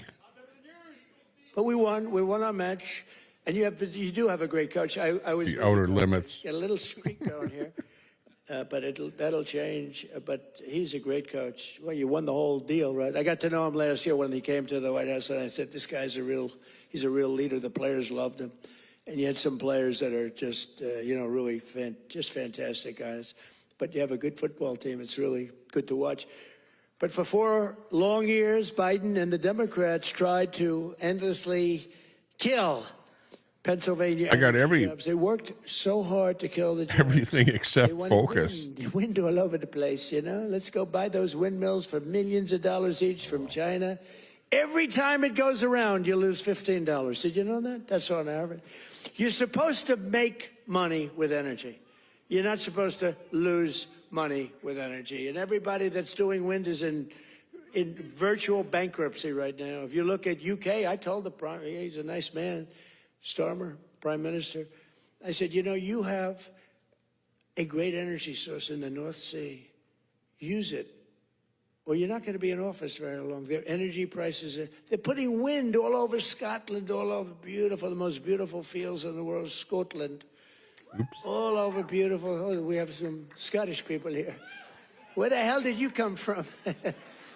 We have Scottish people. But they're putting wind all over Scotland. The people are not thrilled with it.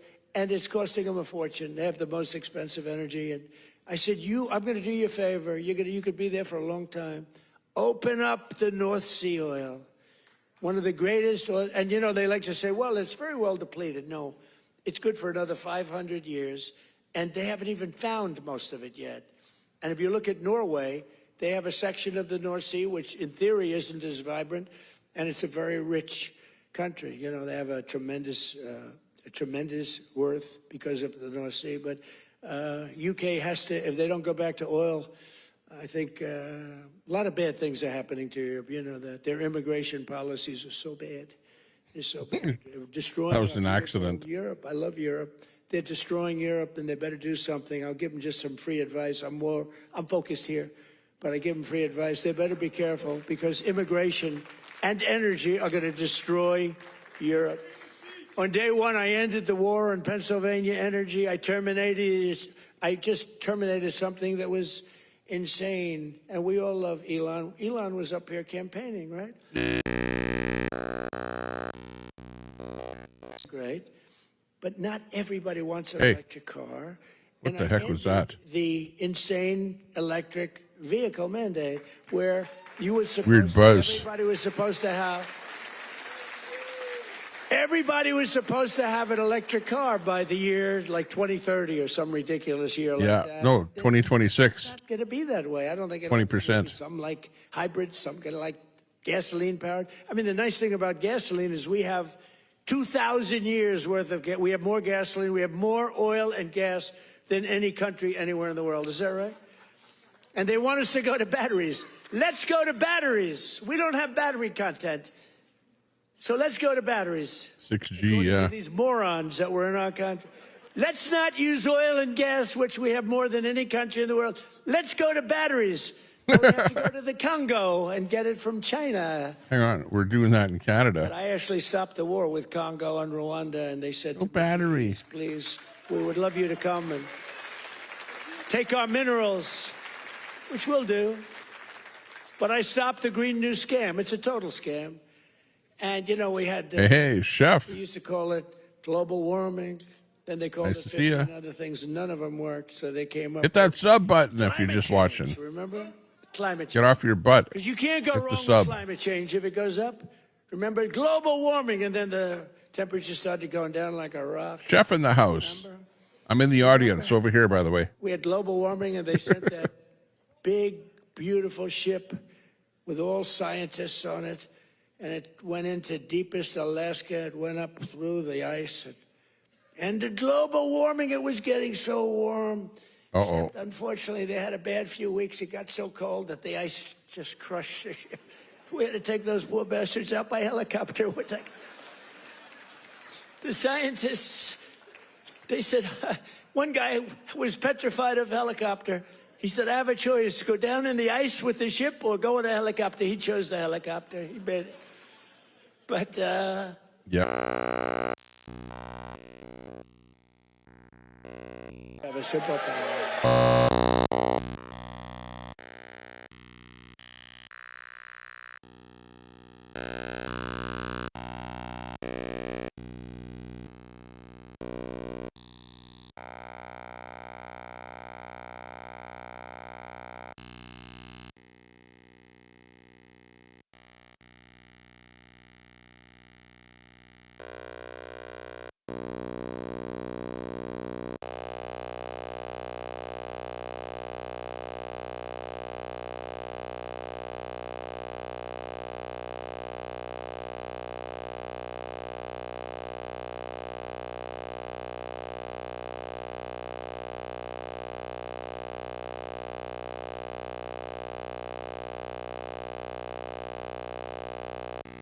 one.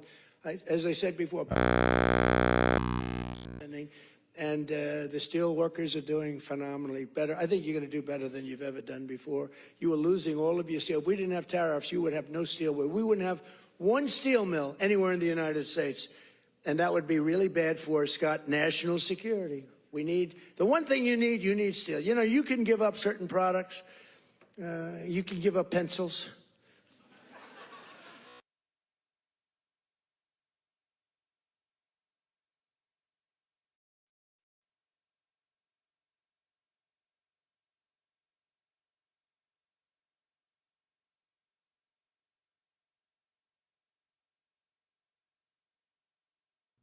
I don't know what's happened. Something's happening to my audio, which is screwing up on me, which is a bitch. Hang on a second here. I don't know why I lost that audio. Come on. Where the hell did it go? Come on, Trump. Let's go, Trump. I lost the audio. What the hell? I can't figure out why I lost the audio. It was going wacky on me. Could you hear the buzz noise? And, oh, wow, where did it go? Oh, man. Just let me check my volume mixer here. Hang on. Roadcaster 2 Pro. Go there.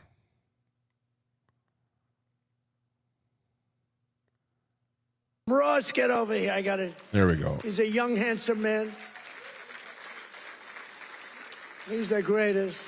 This is my window to Roadcaster. Thank you, I have to Ross. reboot it. Very low-key guy. Thank you. Look at Ross. He's so shy. I can't believe it. We're joined today by Donna Zajac. a mom and a waitress of over 45 years who lives in Stroudsburg. Does everybody know where Strouds? I know where it is. Stroudsburg. Where's that? Sounds like Germany. Because of no tax on tips, Donna estimates she will keep hundreds of additional dollars every single month. And she'll put all of that money toward her daughter's One-armed dream bandit. of becoming a veterinarian. That's a good, right? A good thing.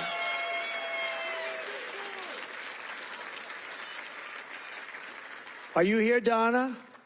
Where's Donna? Oh, come on up, Donna. Come on. Come on.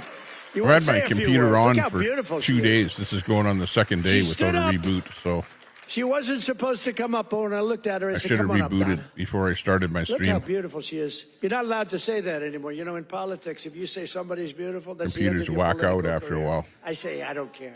Stroudsburg I in don't care. Pennsylvania. Come on Okay. up, Donna. Das ist gut. As we say. I'm floating over here. Oh, so happy to meet you. Aw. What do you want me to say? Yeah, just say whatever. This is always dangerous. Thank you, Trump. Thank you to President Trump for having me. This is like my sister dream, but I love you too. My sister and I love There you go. too.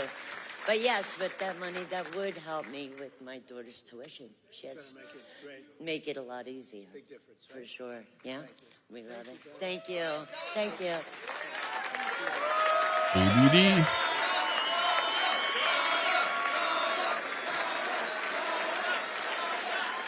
A star is born. That's all I say. A star is born. Is your sister here? Is your sister here, Donna? Are you? Oh, hello. How are you? Good family. Well, thank you. Thanks, Donna. That's beautiful. Also with us is Marine Corps veteran Sean Downey, who now serves as a firefighter and a local first responder.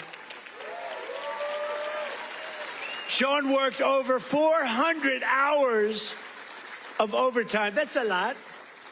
And thanks to no tax on overtime, he'll take home thousands of dollars extra, which he plans to use to No tax buy on a tips first up to home. $20,000 in And earnings. thank you. Where's Sean? Then it's taxed. Is Good, Sean. Good. So you're going to use that money well, right? that what you're trying to That say? was not an easy one to get approved.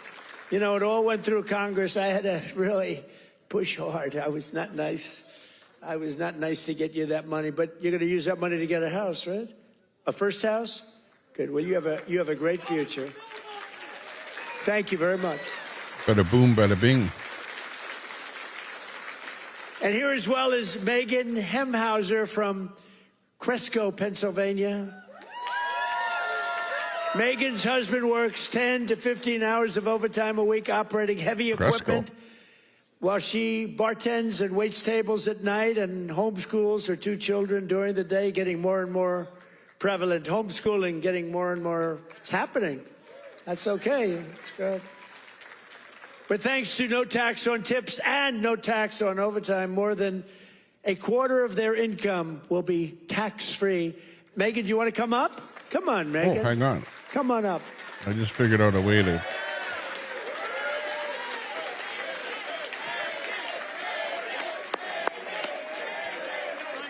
to fix my focus. Hang on. Oh my goodness. Thank you. Thank you so much. As President Trump said, I'm a mom, a wife. I homeschool my two brilliant children. And the no tax on tips is incredible. No tax on overtime is incredible for my husband. And it all comes back to our family. It saves us, and it's for the future of our children. And it's been such a blessing to be home with them and to have them here with me tonight. And thank you for everything, President. Thank you. Good to see that. I want to show that. You know what's great? So she had these notes, right? Not notes, it's a speech. She never even looked at it. She was great. It's much better when you don't have to read it. Ladies and gentlemen, thank you. I fixed the focus. So I just thought, great job. That's a great job. Blend in more. Thank you. Thank you. Thank you. That's great. Never looked at the note.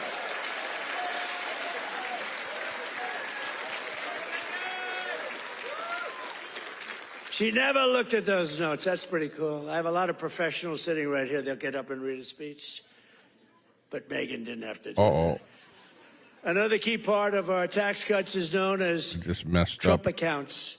Under this new program, the federal government will be creating an investment savings account for Hit the wrong button. every single newborn American child with $1,000 to be invested and grow over the course of their life, right at the beginning of birth.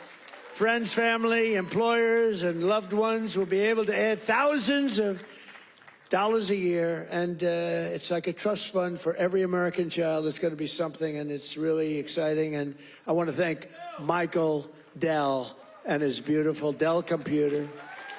Go out and buy a Dell computer. He got it started. He put up $6.25 billion. And he started with nothing. Think of that. And he just put that up, $6.25 Michael Dell, thank you wherever you may be. Michael is probably in Texas watching us Dell. right now. Remember Dell Computers back And in the his day? beautiful wife. They are Pretty big company. They're a great couple. His wife is incredible. Every single Democrat in Congress voted against Don't hear these Dell too much these unbelievable days. benefits for American families. Why would you vote against? Money is being put up. Big money is being put up. And you know, these kids, when they get to be Who's that? 18, No 20, tax? 21, Up to 30, 20K in 35 tips? years old, they could have $100,000, $200,000, and they're going to be rich. I mean, they're going to feel rich, and they're going to be watching it grow, and they may That be is, helping it grow. Who knows? You never know. Pretty good. But it's going to teach them. It's going to be a great thing. This was Michael and some other people's ideas. They wanted to do this, and they spoke with their wallet, too. They put up a tremendous amount of money. So I just want to thank Michael Dell, his wife and family, and everybody else that was with us the other day. It was a big day, and it's a big event. But we're joined today by some of your representatives who voted to put more money in your pockets. And these are great people. And I introduced David. I'm going to ask him to stand up again, because David McCormick is a really great man in the truest sense. He won a race, you know. He really did well the first time, too, but some bad things happened, right? And very few people are willing to do that again. And to be honest, if he would have lost, I know his wife. She's a beautiful woman, extremely into the social scene, but respected by everybody. She would have left him if he lost. And I told him that. Dina would have left him. She's very, she's that way. Hey, we can't help it. That's the way she is. So I said, David, you're taking a big risk if you run again, because if you lose twice, your wife is leaving you. And he wasn't worried. Stand up. David McCormick. Yeah. He was so great. He followed me every single time I spoke. He was there, and he got up and he'd speak. And I'll tell you, we had big crowds, David, and the audience listened to you. In fact, they liked him more than they liked me in some cases. I was thinking about, let's keep him off the stage. But they really loved you, and you've been a great senator, and you have a great wife. Thank you very much. Thank you. Yeah, but that's $20K in tips plus your hourly wage on top of that. And a congressman who's been a warrior, and a couple of guys that have just been unbelievable. They certainly are. Rob Bresnahan, would you stand up, Rob? I actually like listening to What Trump a job because you're doing, huh? he is Young, entertaining. Handsome, central casting. Great job. Thank you very much, Rob. Great job. And another one. These are warriors, these two guys. But the three of them. And then you have the senator, but the three of them. Ryan McKenzie. Ryan, thank you. More fun when you're in the audience, too. And it's hard for me to explain how hard they work, but they were working so hard getting that big, beautiful bill. I call it the great, big, beautiful bill passed. You know, that was supposed to be in 17 bills. Where's my And sign? I actually said it because I'm not need that a sign. experienced. I haven't been doing it that long, believe it or not. I haven't been doing this. I had one man, he was a congressman, and we had a big meeting, and he was telling us all how to do something. And I said, I disagree with that. He said, sir, I've had 22 races, and I've won 20 of them. I know what I'm doing. And I said, sir, I've had 3 races, and I've won all 3 of them. And mine was for president. And he said, all right, you got me on that. He's actually a good man. He got a little carried away one Axe day. to tax. But that's because these guys wanted to do it my way, too. So we had 17 bills prepared, Dan Muser, right? Stand up, Dan. What a great guy. Stand up, Mrs. Muser. Dan is a... Can't beat Dan him, join him. He's a very powerful congressman, but he's a great person, great man. All three of these guys, they're warriors, and your senators, like, I mean, very few people that I've ever met that would take that risk. It was a risk. You know, it takes guts to run for public office, right? It takes guts. A lot of guys talk, including me. I talked about this for a long time before I did it. It takes courage to run for any public office because, you know, you can be very embarrassed. You can ruin your life. Look at me. I got impeached. I got indicted. I was never going to be impeached, indicted. I get indicted like 87 times with these stupid... See, they should have indicted me once. They would have had a better chance. With all of the... I used to get up. It was very important. I'd get up and say, here we go again. Ladies and gentlemen, I got indicted again. Yeah. And nobody believed the whole thing. And then I'd explain it, and it turned out to be a hoax. I mean, it was a total hoax. They're very, very bad. Very, very bad people. But Dan Muser has been a great congressman. He was thinking about running for governor. I think you would have won if you ran. But, you know, in a selfish way, I like you in Washington even better. So I want to thank you very much. Great. Great job. Thank you. That's even more important. Thank you. Thank you very much.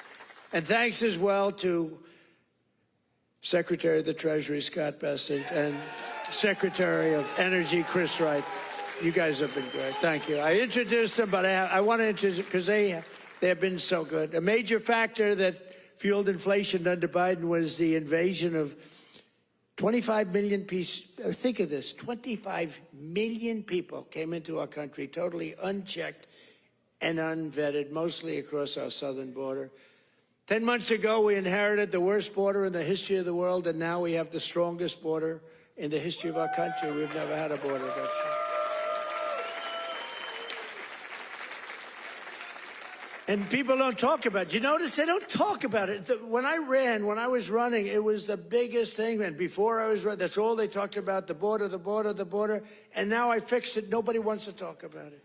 Even my people. They say, sir, don't put it in your speech. Why? Because nobody cares about the border. You fixed it. No, but you know how bad that is? Because they forget what you did. We had a border that was so bad.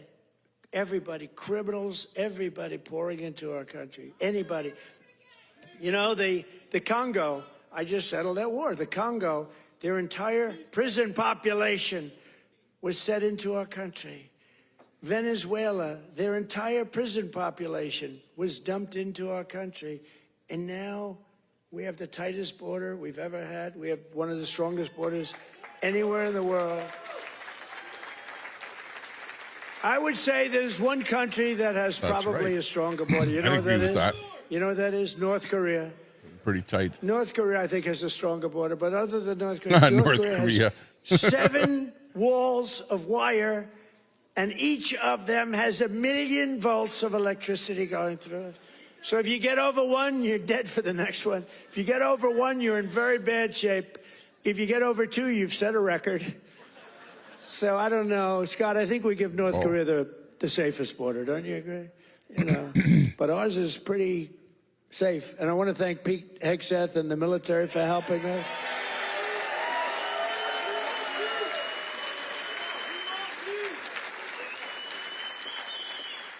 And again, for 7 months in a row, we've had 0 illegal aliens that have been admitted to the United States. And you know, that's pretty good. do you remember when Biden said, I need legislation to do that? And I said, no, all you need is a new president.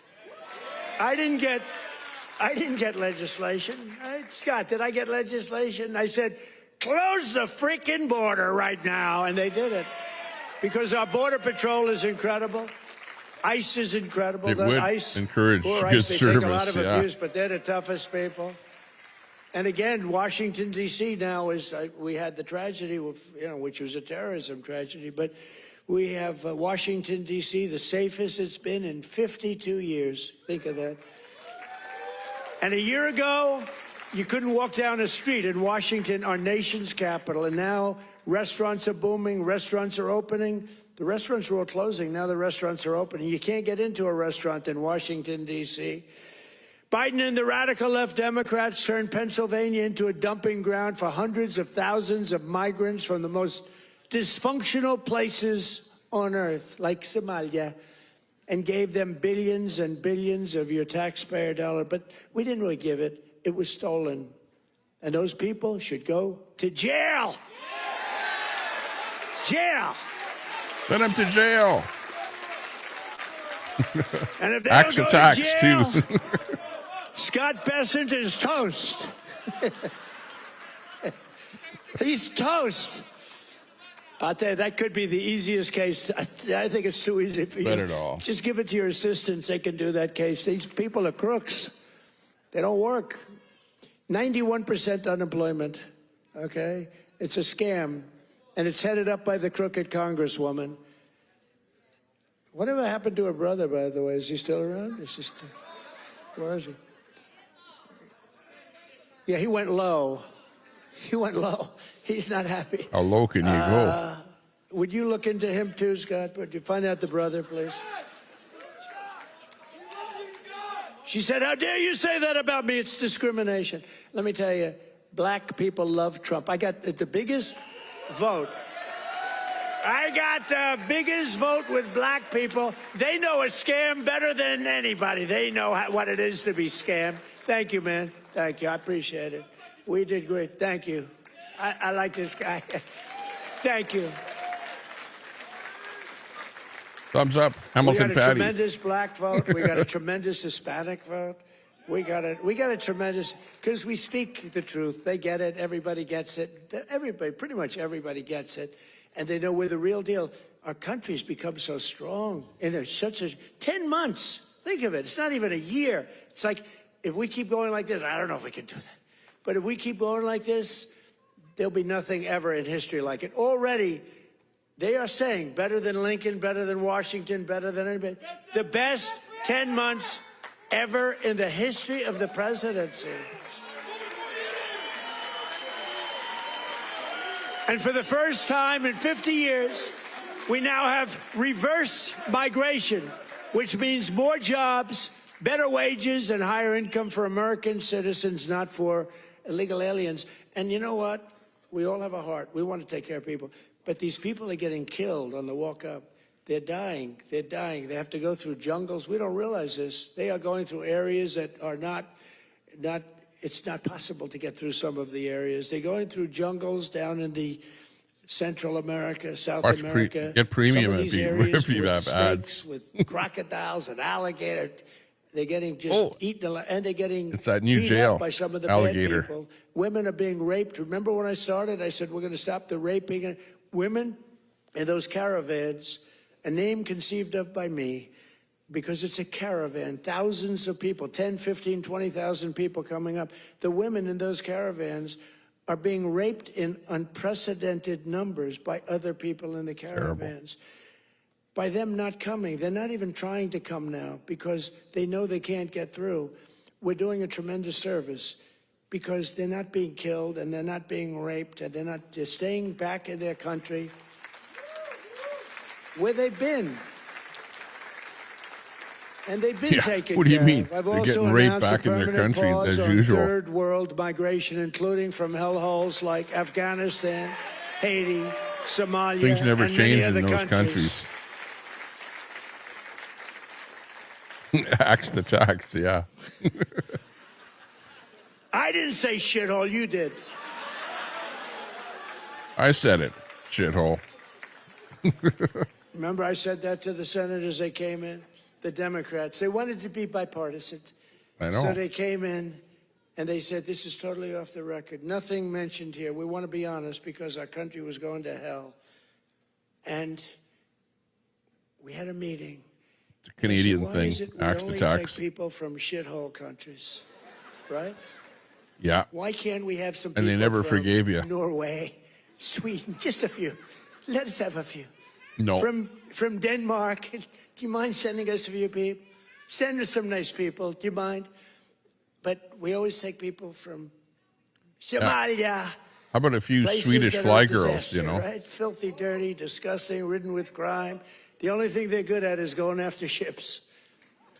But they don't go after our ships. the You know Somalians. why? Yeah. Because that same missile that knocks the crap out of them, that with the drug dealers from Venezuela and others. Uh-oh. Yeah, we heard about that. That same missile, think of it, from hundreds of miles away. We have the greatest military. We have the greatest equipment. We make the greatest equipment in the world. I bought more equipment. We rebuilt the military in the first term. Then Stupid Joe gave a lot of it to Afghanistan, but it was a lot, but relatively little. But we're still adding to it a lot. But I'll tell you what, I'm looking at this big tough guy with the red hat on. I like that guy. But stand up, let me just see what you look like. Nobody's going to mess with him. Okay. He's central casting. Thank you very much. Very good. That's I see a tough he's guy. enjoying it. I like people that enjoy things because you got to smile about this whole thing. But that same missile system that hits the center of everyone. Remember, every boat that gets hit, we don't want to do that, but every boat that gets hit, we save 25,000 American lives. Every boat. And when you view it that way, you don't mind. But we have that same system aimed at Somalia, and if they go and want to raid our ships, and not our ships, worldwide shipping, you know, they used to go and take the ships. When one or two of them get hit, they say, we'll pass. So we've cut down drugs, 94% coming in from sea. 94, right? Wow. 94%, Muser. 94%, Muser. That's pretty good. We're trying to figure out who the hell are the other 6%. They're finding it very hard to get people to navigate those waters. The problem is nobody wants to go fishing anymore either. They don't want to get in boats. They don't want anything to do with boats. I think we've destroyed the boat market. Other than that, it's been very effective. We've cut it down 96%. Think of that. And now we're going to do land, because the land is much easier and it's even more prevalent. If you don't share our values, contribute to our economy, and assimilate into our society, then we don't want you in our country. We don't want you. What's that? The drug boat wasn't even headed to USA. I mean, Elon, Omar, and the people from Somalia, they hate our country. It was still a drug boat. And they think we're stupid people, which actually, when they allow that to happen, I don't have a Trump sign. by Governor Otherwise Walz, I one of would. the dumber people around. Somewhere flag. No, but think of it. He's given not like peanuts, billions. These are people that don't work in their own country. Their own country's a failure. They have no money there. And yet they come into our country and steal tens of billions of dollars. How stupid are we to allow that to happen? They can't earn 10 cents in their country. They come over here and rob. Are we that easy? Are we that easy to allow a thing like that to happen? That's up to you. And look at what's going on in North Carolina. We have a big Senate race. We have a fantastic man, Michael Whatley, running as a Republican, head of the Republican Party, won elections, won the presidential election for us. He's running against a governor who's a radical left lunatic. And Michael should win. I don't know. It's hard. You beat a two-term governor, but the governor didn't do a good job. But what's happening in North Carolina? Two of the most vicious murders that anyone's ever seen in Charlotte.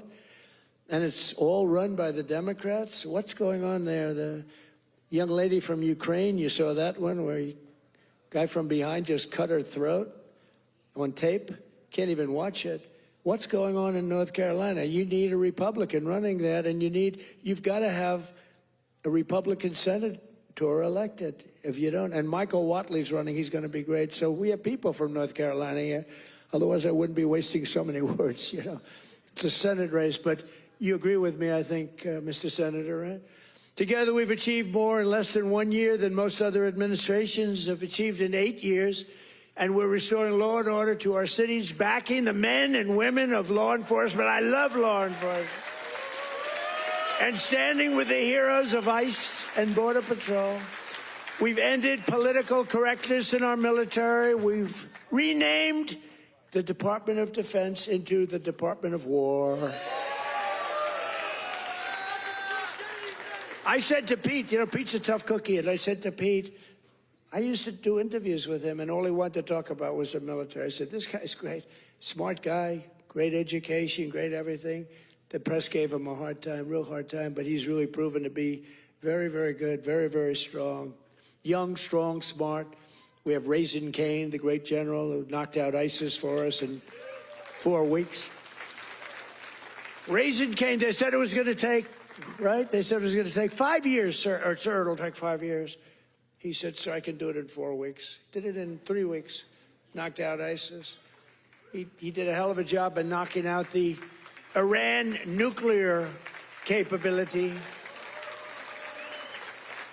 We knocked out the Iran nuclear capability. Now compare that to Jimmy Carter, the Democrats. What was that? Well, he was a nice man, but he was. But we don't really want a nice man. You want to have somebody that's capable. You know, they were talking about Greg Gutfeld. He's a very good guy. Greg Gutfeld, very good. But Greg Gutfeld he didn't like me very early in his, he didn't like me. I don't know, he just didn't like me. And it was all right, but, you know, figured it's okay, I'll live with it. Then all of a sudden he started saying, you know, I don't like this guy, but everything he says, he gets it done. And, you know, then he went on a couple of months later and he started going like, I'm starting to like that guy better. Every damn thing he says, he gets it done. And it's all really good, common sense, tough stuff. I've never seen anything like it. Everything he says, he gets done.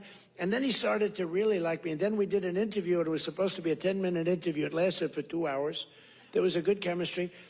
And he did 5 shows, all 5 shows that week. And he got the highest ratings that anyone's ever gotten in that time slot. And he became legendary. I'm happy for him. But there was something. But he said, during the process, he said, so would I rather have a guy as president who was really a nice guy who I liked, or a guy who I can't stand that gets everything done and turns our country into a great country again? And he was smart. It was a very interesting process, but he's a great guy. He's doing really well. Totally dominates the late night. Totally dominates against those morons that they have at the other. Kimmel, what bad people? In 10 months, I ended 8 wars, including Kosovo, Serbia, Pakistan, and India. They were going at it. Israel and Iran, Egypt and Ethiopia. You didn't know about that. Armenia and Azerbaijan. And I hate to say this, one named Cambodia, Thailand, and it started up today. Tomorrow I'll have to make a phone call, and I think they'll get it. Who else could say, I'm going to make a phone call and stop a war of 2 very powerful countries, Thailand and Cambodia? They're going at it again. But I'll do it. So we're making peace through strength. That's what we're doing. We've cut federal funding for any school that pushes critical race theory or transgender insanity. No more money. We banned the chemical, surgical mutilation of children. Think of this. Can you imagine if you were up here 15 years ago? We have banned the chemical mutilation of children. They'd say, this guy's crazy. We actually had to ban it.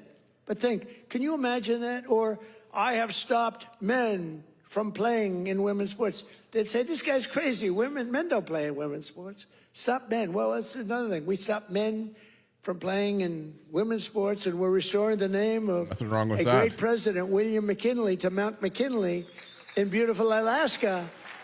And I renamed the Gulf of Mexico into the Gulf of America.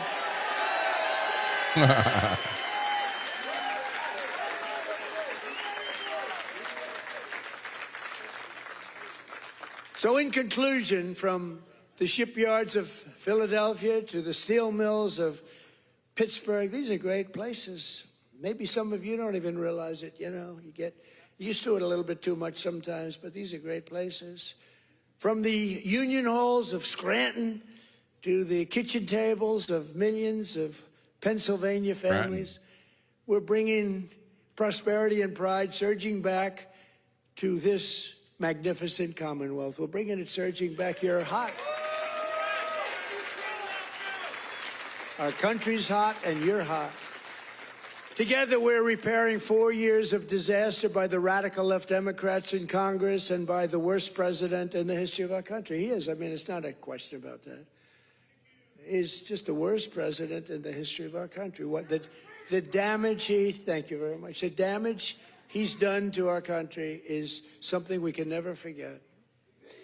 After just 10 months, our border is secure, our spirit is restored, inflation is stopped, wages are up, prices are down, our nation is strong, America is respected again, and the United States is back.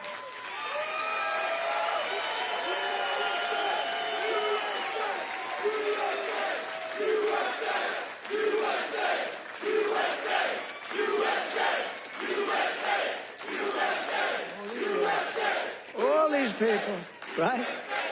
All these all of my friends right up here. Every single, thank you very much. Thank you. Thank you. Appreciate it. He looks like The Rock. You look like The Rock. Stand up. Let me see what you look like. Yeah, look at that. The Rock would be very happy with that look. Every single day of this administration, we will keep on working for the hard-working American citizens, people that love our country. We will fight, fight, fight, and we will win, win, win. And with your help, we will make America powerful again. We will make America wealthy again. We will make America healthy again. We will make America strong again. We will make America proud again. We will make America safe again. And we will make America great again. Thank you, Pennsylvania. Thank you. We love you, Pennsylvania. Merry Christmas. Wow. Hey, so there you go.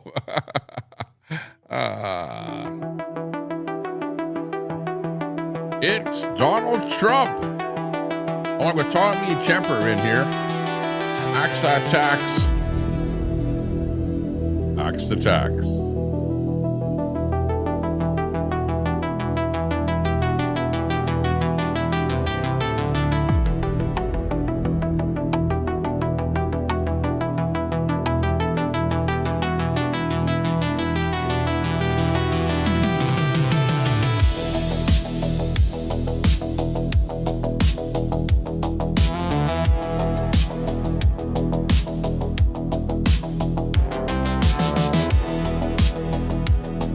Along with you, Tommy Temper's viewers, thanks a lot for joining in for the big Donald Trump event.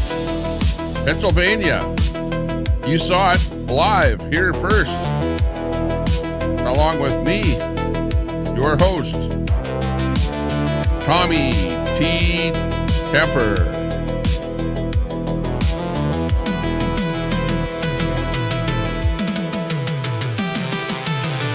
Got to bring myself back in focus.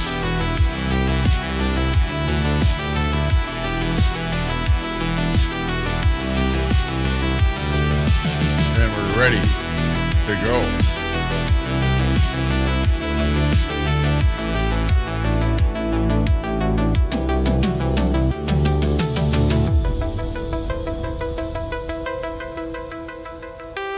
Great time, everyone. He's not froze. He's your president. Well, if you're American.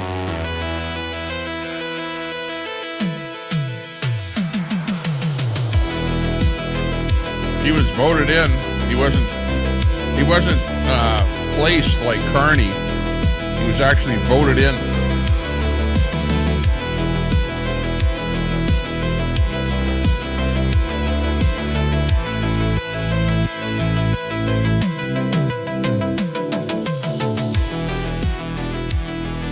The man of the hour in Pennsylvania.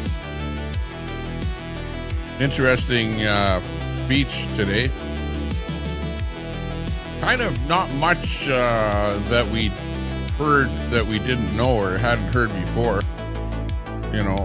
carrying on with the Somalia rhetoric and talking about the borders that are closed, and got the non-tax tips for waitresses.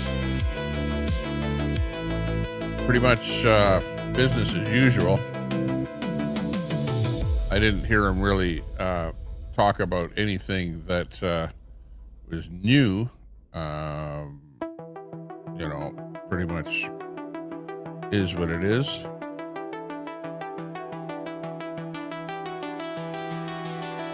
But yeah, definitely an interesting speech there today.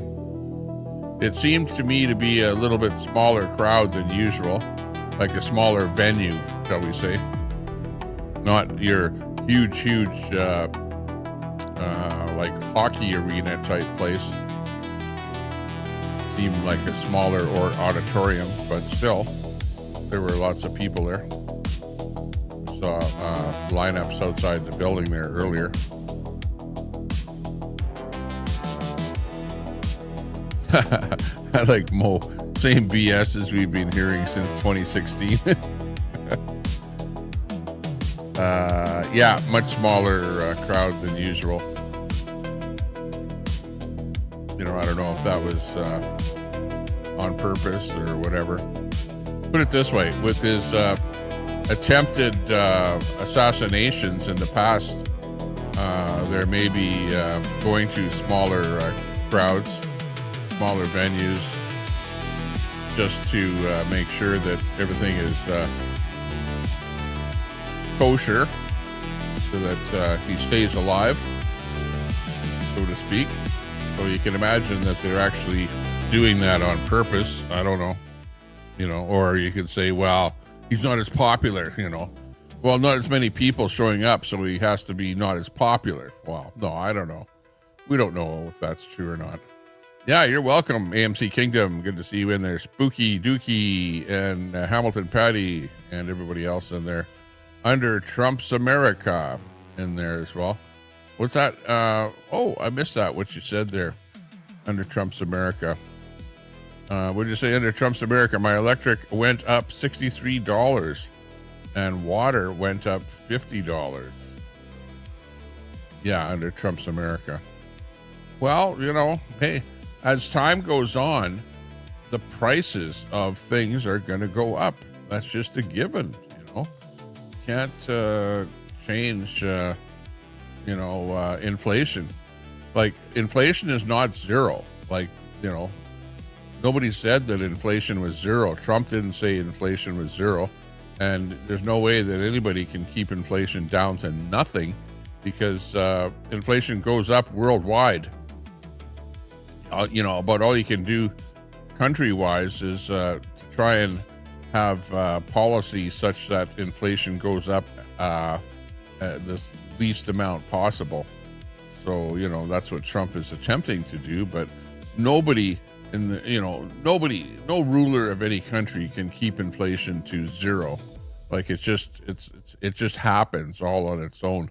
But on the other hand, what a country does can definitely influence the rate of inflation. Like in Canada, when you borrow literally $100 billion in a small country like Canada, you're going to have to pay the interest on that money that you borrowed, and that indeed will cause the inflation to go up in your country. Or if your country is printing a lot of money, same thing, the rate of inflation will go up. So you want to reduce the amount of money that the Treasury is printing, and do things that are going to try and keep the inflation rate down, i.e. don't be borrowing a bunch of money or expending money on things that are not of value. You want to be spending money on things that are going to increase your taxation or monies coming into the coffers of the country. So there you go. He's apparently trying his best to try and do that. The old drill baby drill, that's having a positive effect. And, also the price of oil is being kept down, because when the price of oil rises, it will absolutely increase your inflation, because the cost of food and everything else that is transported will go up. So all of those things are being kind of kept in-house, to a reasonable level. So that's a good thing for everyone. So you're in good hands, as it appears. He's not just being some kind of a rogue president that is taxing, tax, and spend. Like, I don't see Trump doing that. I see him making announcements of companies borrowing and spending on job creation. That's what I see, which is actually good for America. So you guys are lucky to have Trump running the show there. He's definitely creating a lot more jobs than Biden. Biden, I think, was under his administration was creating government jobs. And in my mind, government jobs are not real jobs. They are jobs that cost the taxpayer money, because the people that pay for those government jobs are the taxpayers, right? So the last thing you want is a huge number of government jobs being created. That happened in Canada in the last 10 years. The number of government jobs in Canada just increased exponentially. It's we're in really sad shape here in Canada. It's like in Canada, we brought in a bunch of new jobs. Yeah, right. Government jobs. And also, you want full-time jobs. You don't want temporary jobs. You want full-time jobs. So any government that can bring in full-time jobs for the country, hey, that's really good. So good for everyone all around. Ask the farmers how much Trump has cost them. Well, yeah, hey, but he also gave them a rebate. He took some of your tariff money and he's given it back to the farmers to try and help them out. But, overall, over time, things will be leveled out, because, for example, Trump is also trying to get rid of the high expense of farm machinery, where you have so much stuff with these companies where they go, you can't fix it yourself. You have to come back to us. We're the only ones that can do the software upgrades, blah, blah, blah. And you're spending so much money on having the manufacturer, kind of stranglehold the end user of the tractor or whatever, a combine or whatever it is, doing repairs on the bloody thing. That's where people are really paying through the nose. So Trump is trying to help out with that and allowing the farmers themselves to be able to do repairs on the tractors and equipment, as opposed to the manufacturing companies socking it to them whenever the things break down or need upgrades and whatever. Hey, well, anyways, I'd like to thank everyone today on the broadcast. Do appreciate everyone's hanging in there with us. Thank you very much, everyone. Let me see here. Trying to just see if I have a moderation activity. I don't think I had any moderation activity in the chat. I think everything was kind of pretty low-keyed. I'm just looking back on the chat here. And that looks pretty good. Very good indeed. Let me see what else we have here that I can look at. Most of everything I have here available to me to look at. Can't really see too much. Oh, hang on. Maybe let me just go into the what do you call it? StreamYard here. Look at analytics and see. I don't know where you can see where people gave me super chats easily. I'm just looking here. to just go back in my chat here.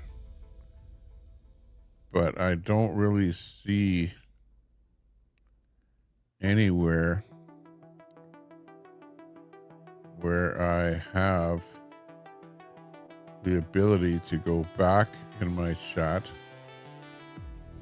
and look at any super chats that I had. So I don't know even where to find that.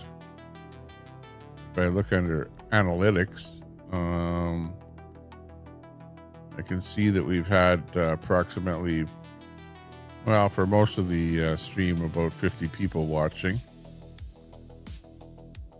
And I don't see where there's any listing of super chats in here. So that's kind of sad that I can't come up with the names of everybody that gave us a super chat during the stream here. But I'll just come in there and just say thanks a lot, everybody that did participate and give us a super chat during the stream. Do appreciate that. And all the fun that we had on the stream with me being part of the Trump thing there and being, popped in there and whatever. It was kind of fun watching that. And all the comments and stuff like that. That was pretty cool. Americans want to stare at a phone screen and be amazed by the brilliance of shows like Tommy's. They seriously can't do much more. Yeah. Okay. Well, hey, Trump just happened to be on there. I didn't do a show here today to, in particular, put Trump on, but Trump just happened to be being live here today, and Spin City popped in here and gave us a super chat and said that Trump was on there. So yeah, like I've definitely restreamed Trump in the past, so no problem with putting him on there today. I'm always interested to see what Trump has to say myself as well, just to keep current as to what is happening down in the States there, and because whatever happens down in the States affects us up here in Canada, to a certain degree. Not everything that you guys do down there, but a lot of what happens down there, ends up filtering into us up here. So good to know what's going on. But otherwise, thanks a lot, everyone, for tuning in. And we're going to end the stream here. So hang on. Where's my last little bit here? I'll play my little ditty here, and then we're out of here. Okay, there we go. Later, everyone. Take care. Stay out of trouble. You're watching the Tommy Temper Show. Where the Rockies rise, Tommy Temper streaming, lighting up the skies. From the lake house, chilling, hot tub steaming hot. He's dropping truth bombs, giving all he's got. Talking politics, conspiracies, and news. Trolls in the chat, but they can't confuse conservative heart with a mic drop flair. Tommy's got the world tuning in from everywhere. Tommy Temper, YouTube king, rocking the streams, hear the people sing. Super chat, popping channel membership soar. Alberta's proud son, respected evermore. Multi-stream master, restreams his game. Antifa's calling later, Fry. The flame. Mustang Cobra GT Sassy. rolling down the road, he bike cruising. Yeah, he's breaking the code. Independence flows like the mountain streams. Tommy's got the vision, living out his dreams. From the latest news to the wildest fight, he's sparking debates under starry nights. Tommy Temper, YouTube king, rocking the streams, hear the people sing. Super chat, popping channel membership soar. Alberta's proud son, respected evermore. Go! Respected evermore. Worldwide they watch from near and far. Tommy's got the vibe, he's a streaming star. Trolls try to trip him, but he's standing tall. Mic drop moment, yeah, he's got it all. Hot tub sessions, lake house in the glow. Rocky Mountain spirit where the free winds blow. He's calling out the noise, keeping it real. Tommy Temper's heart is made of steel. Tommy Temper, YouTube king, rocking the streams, hear the people sing. Super chat, popping channel membership soar.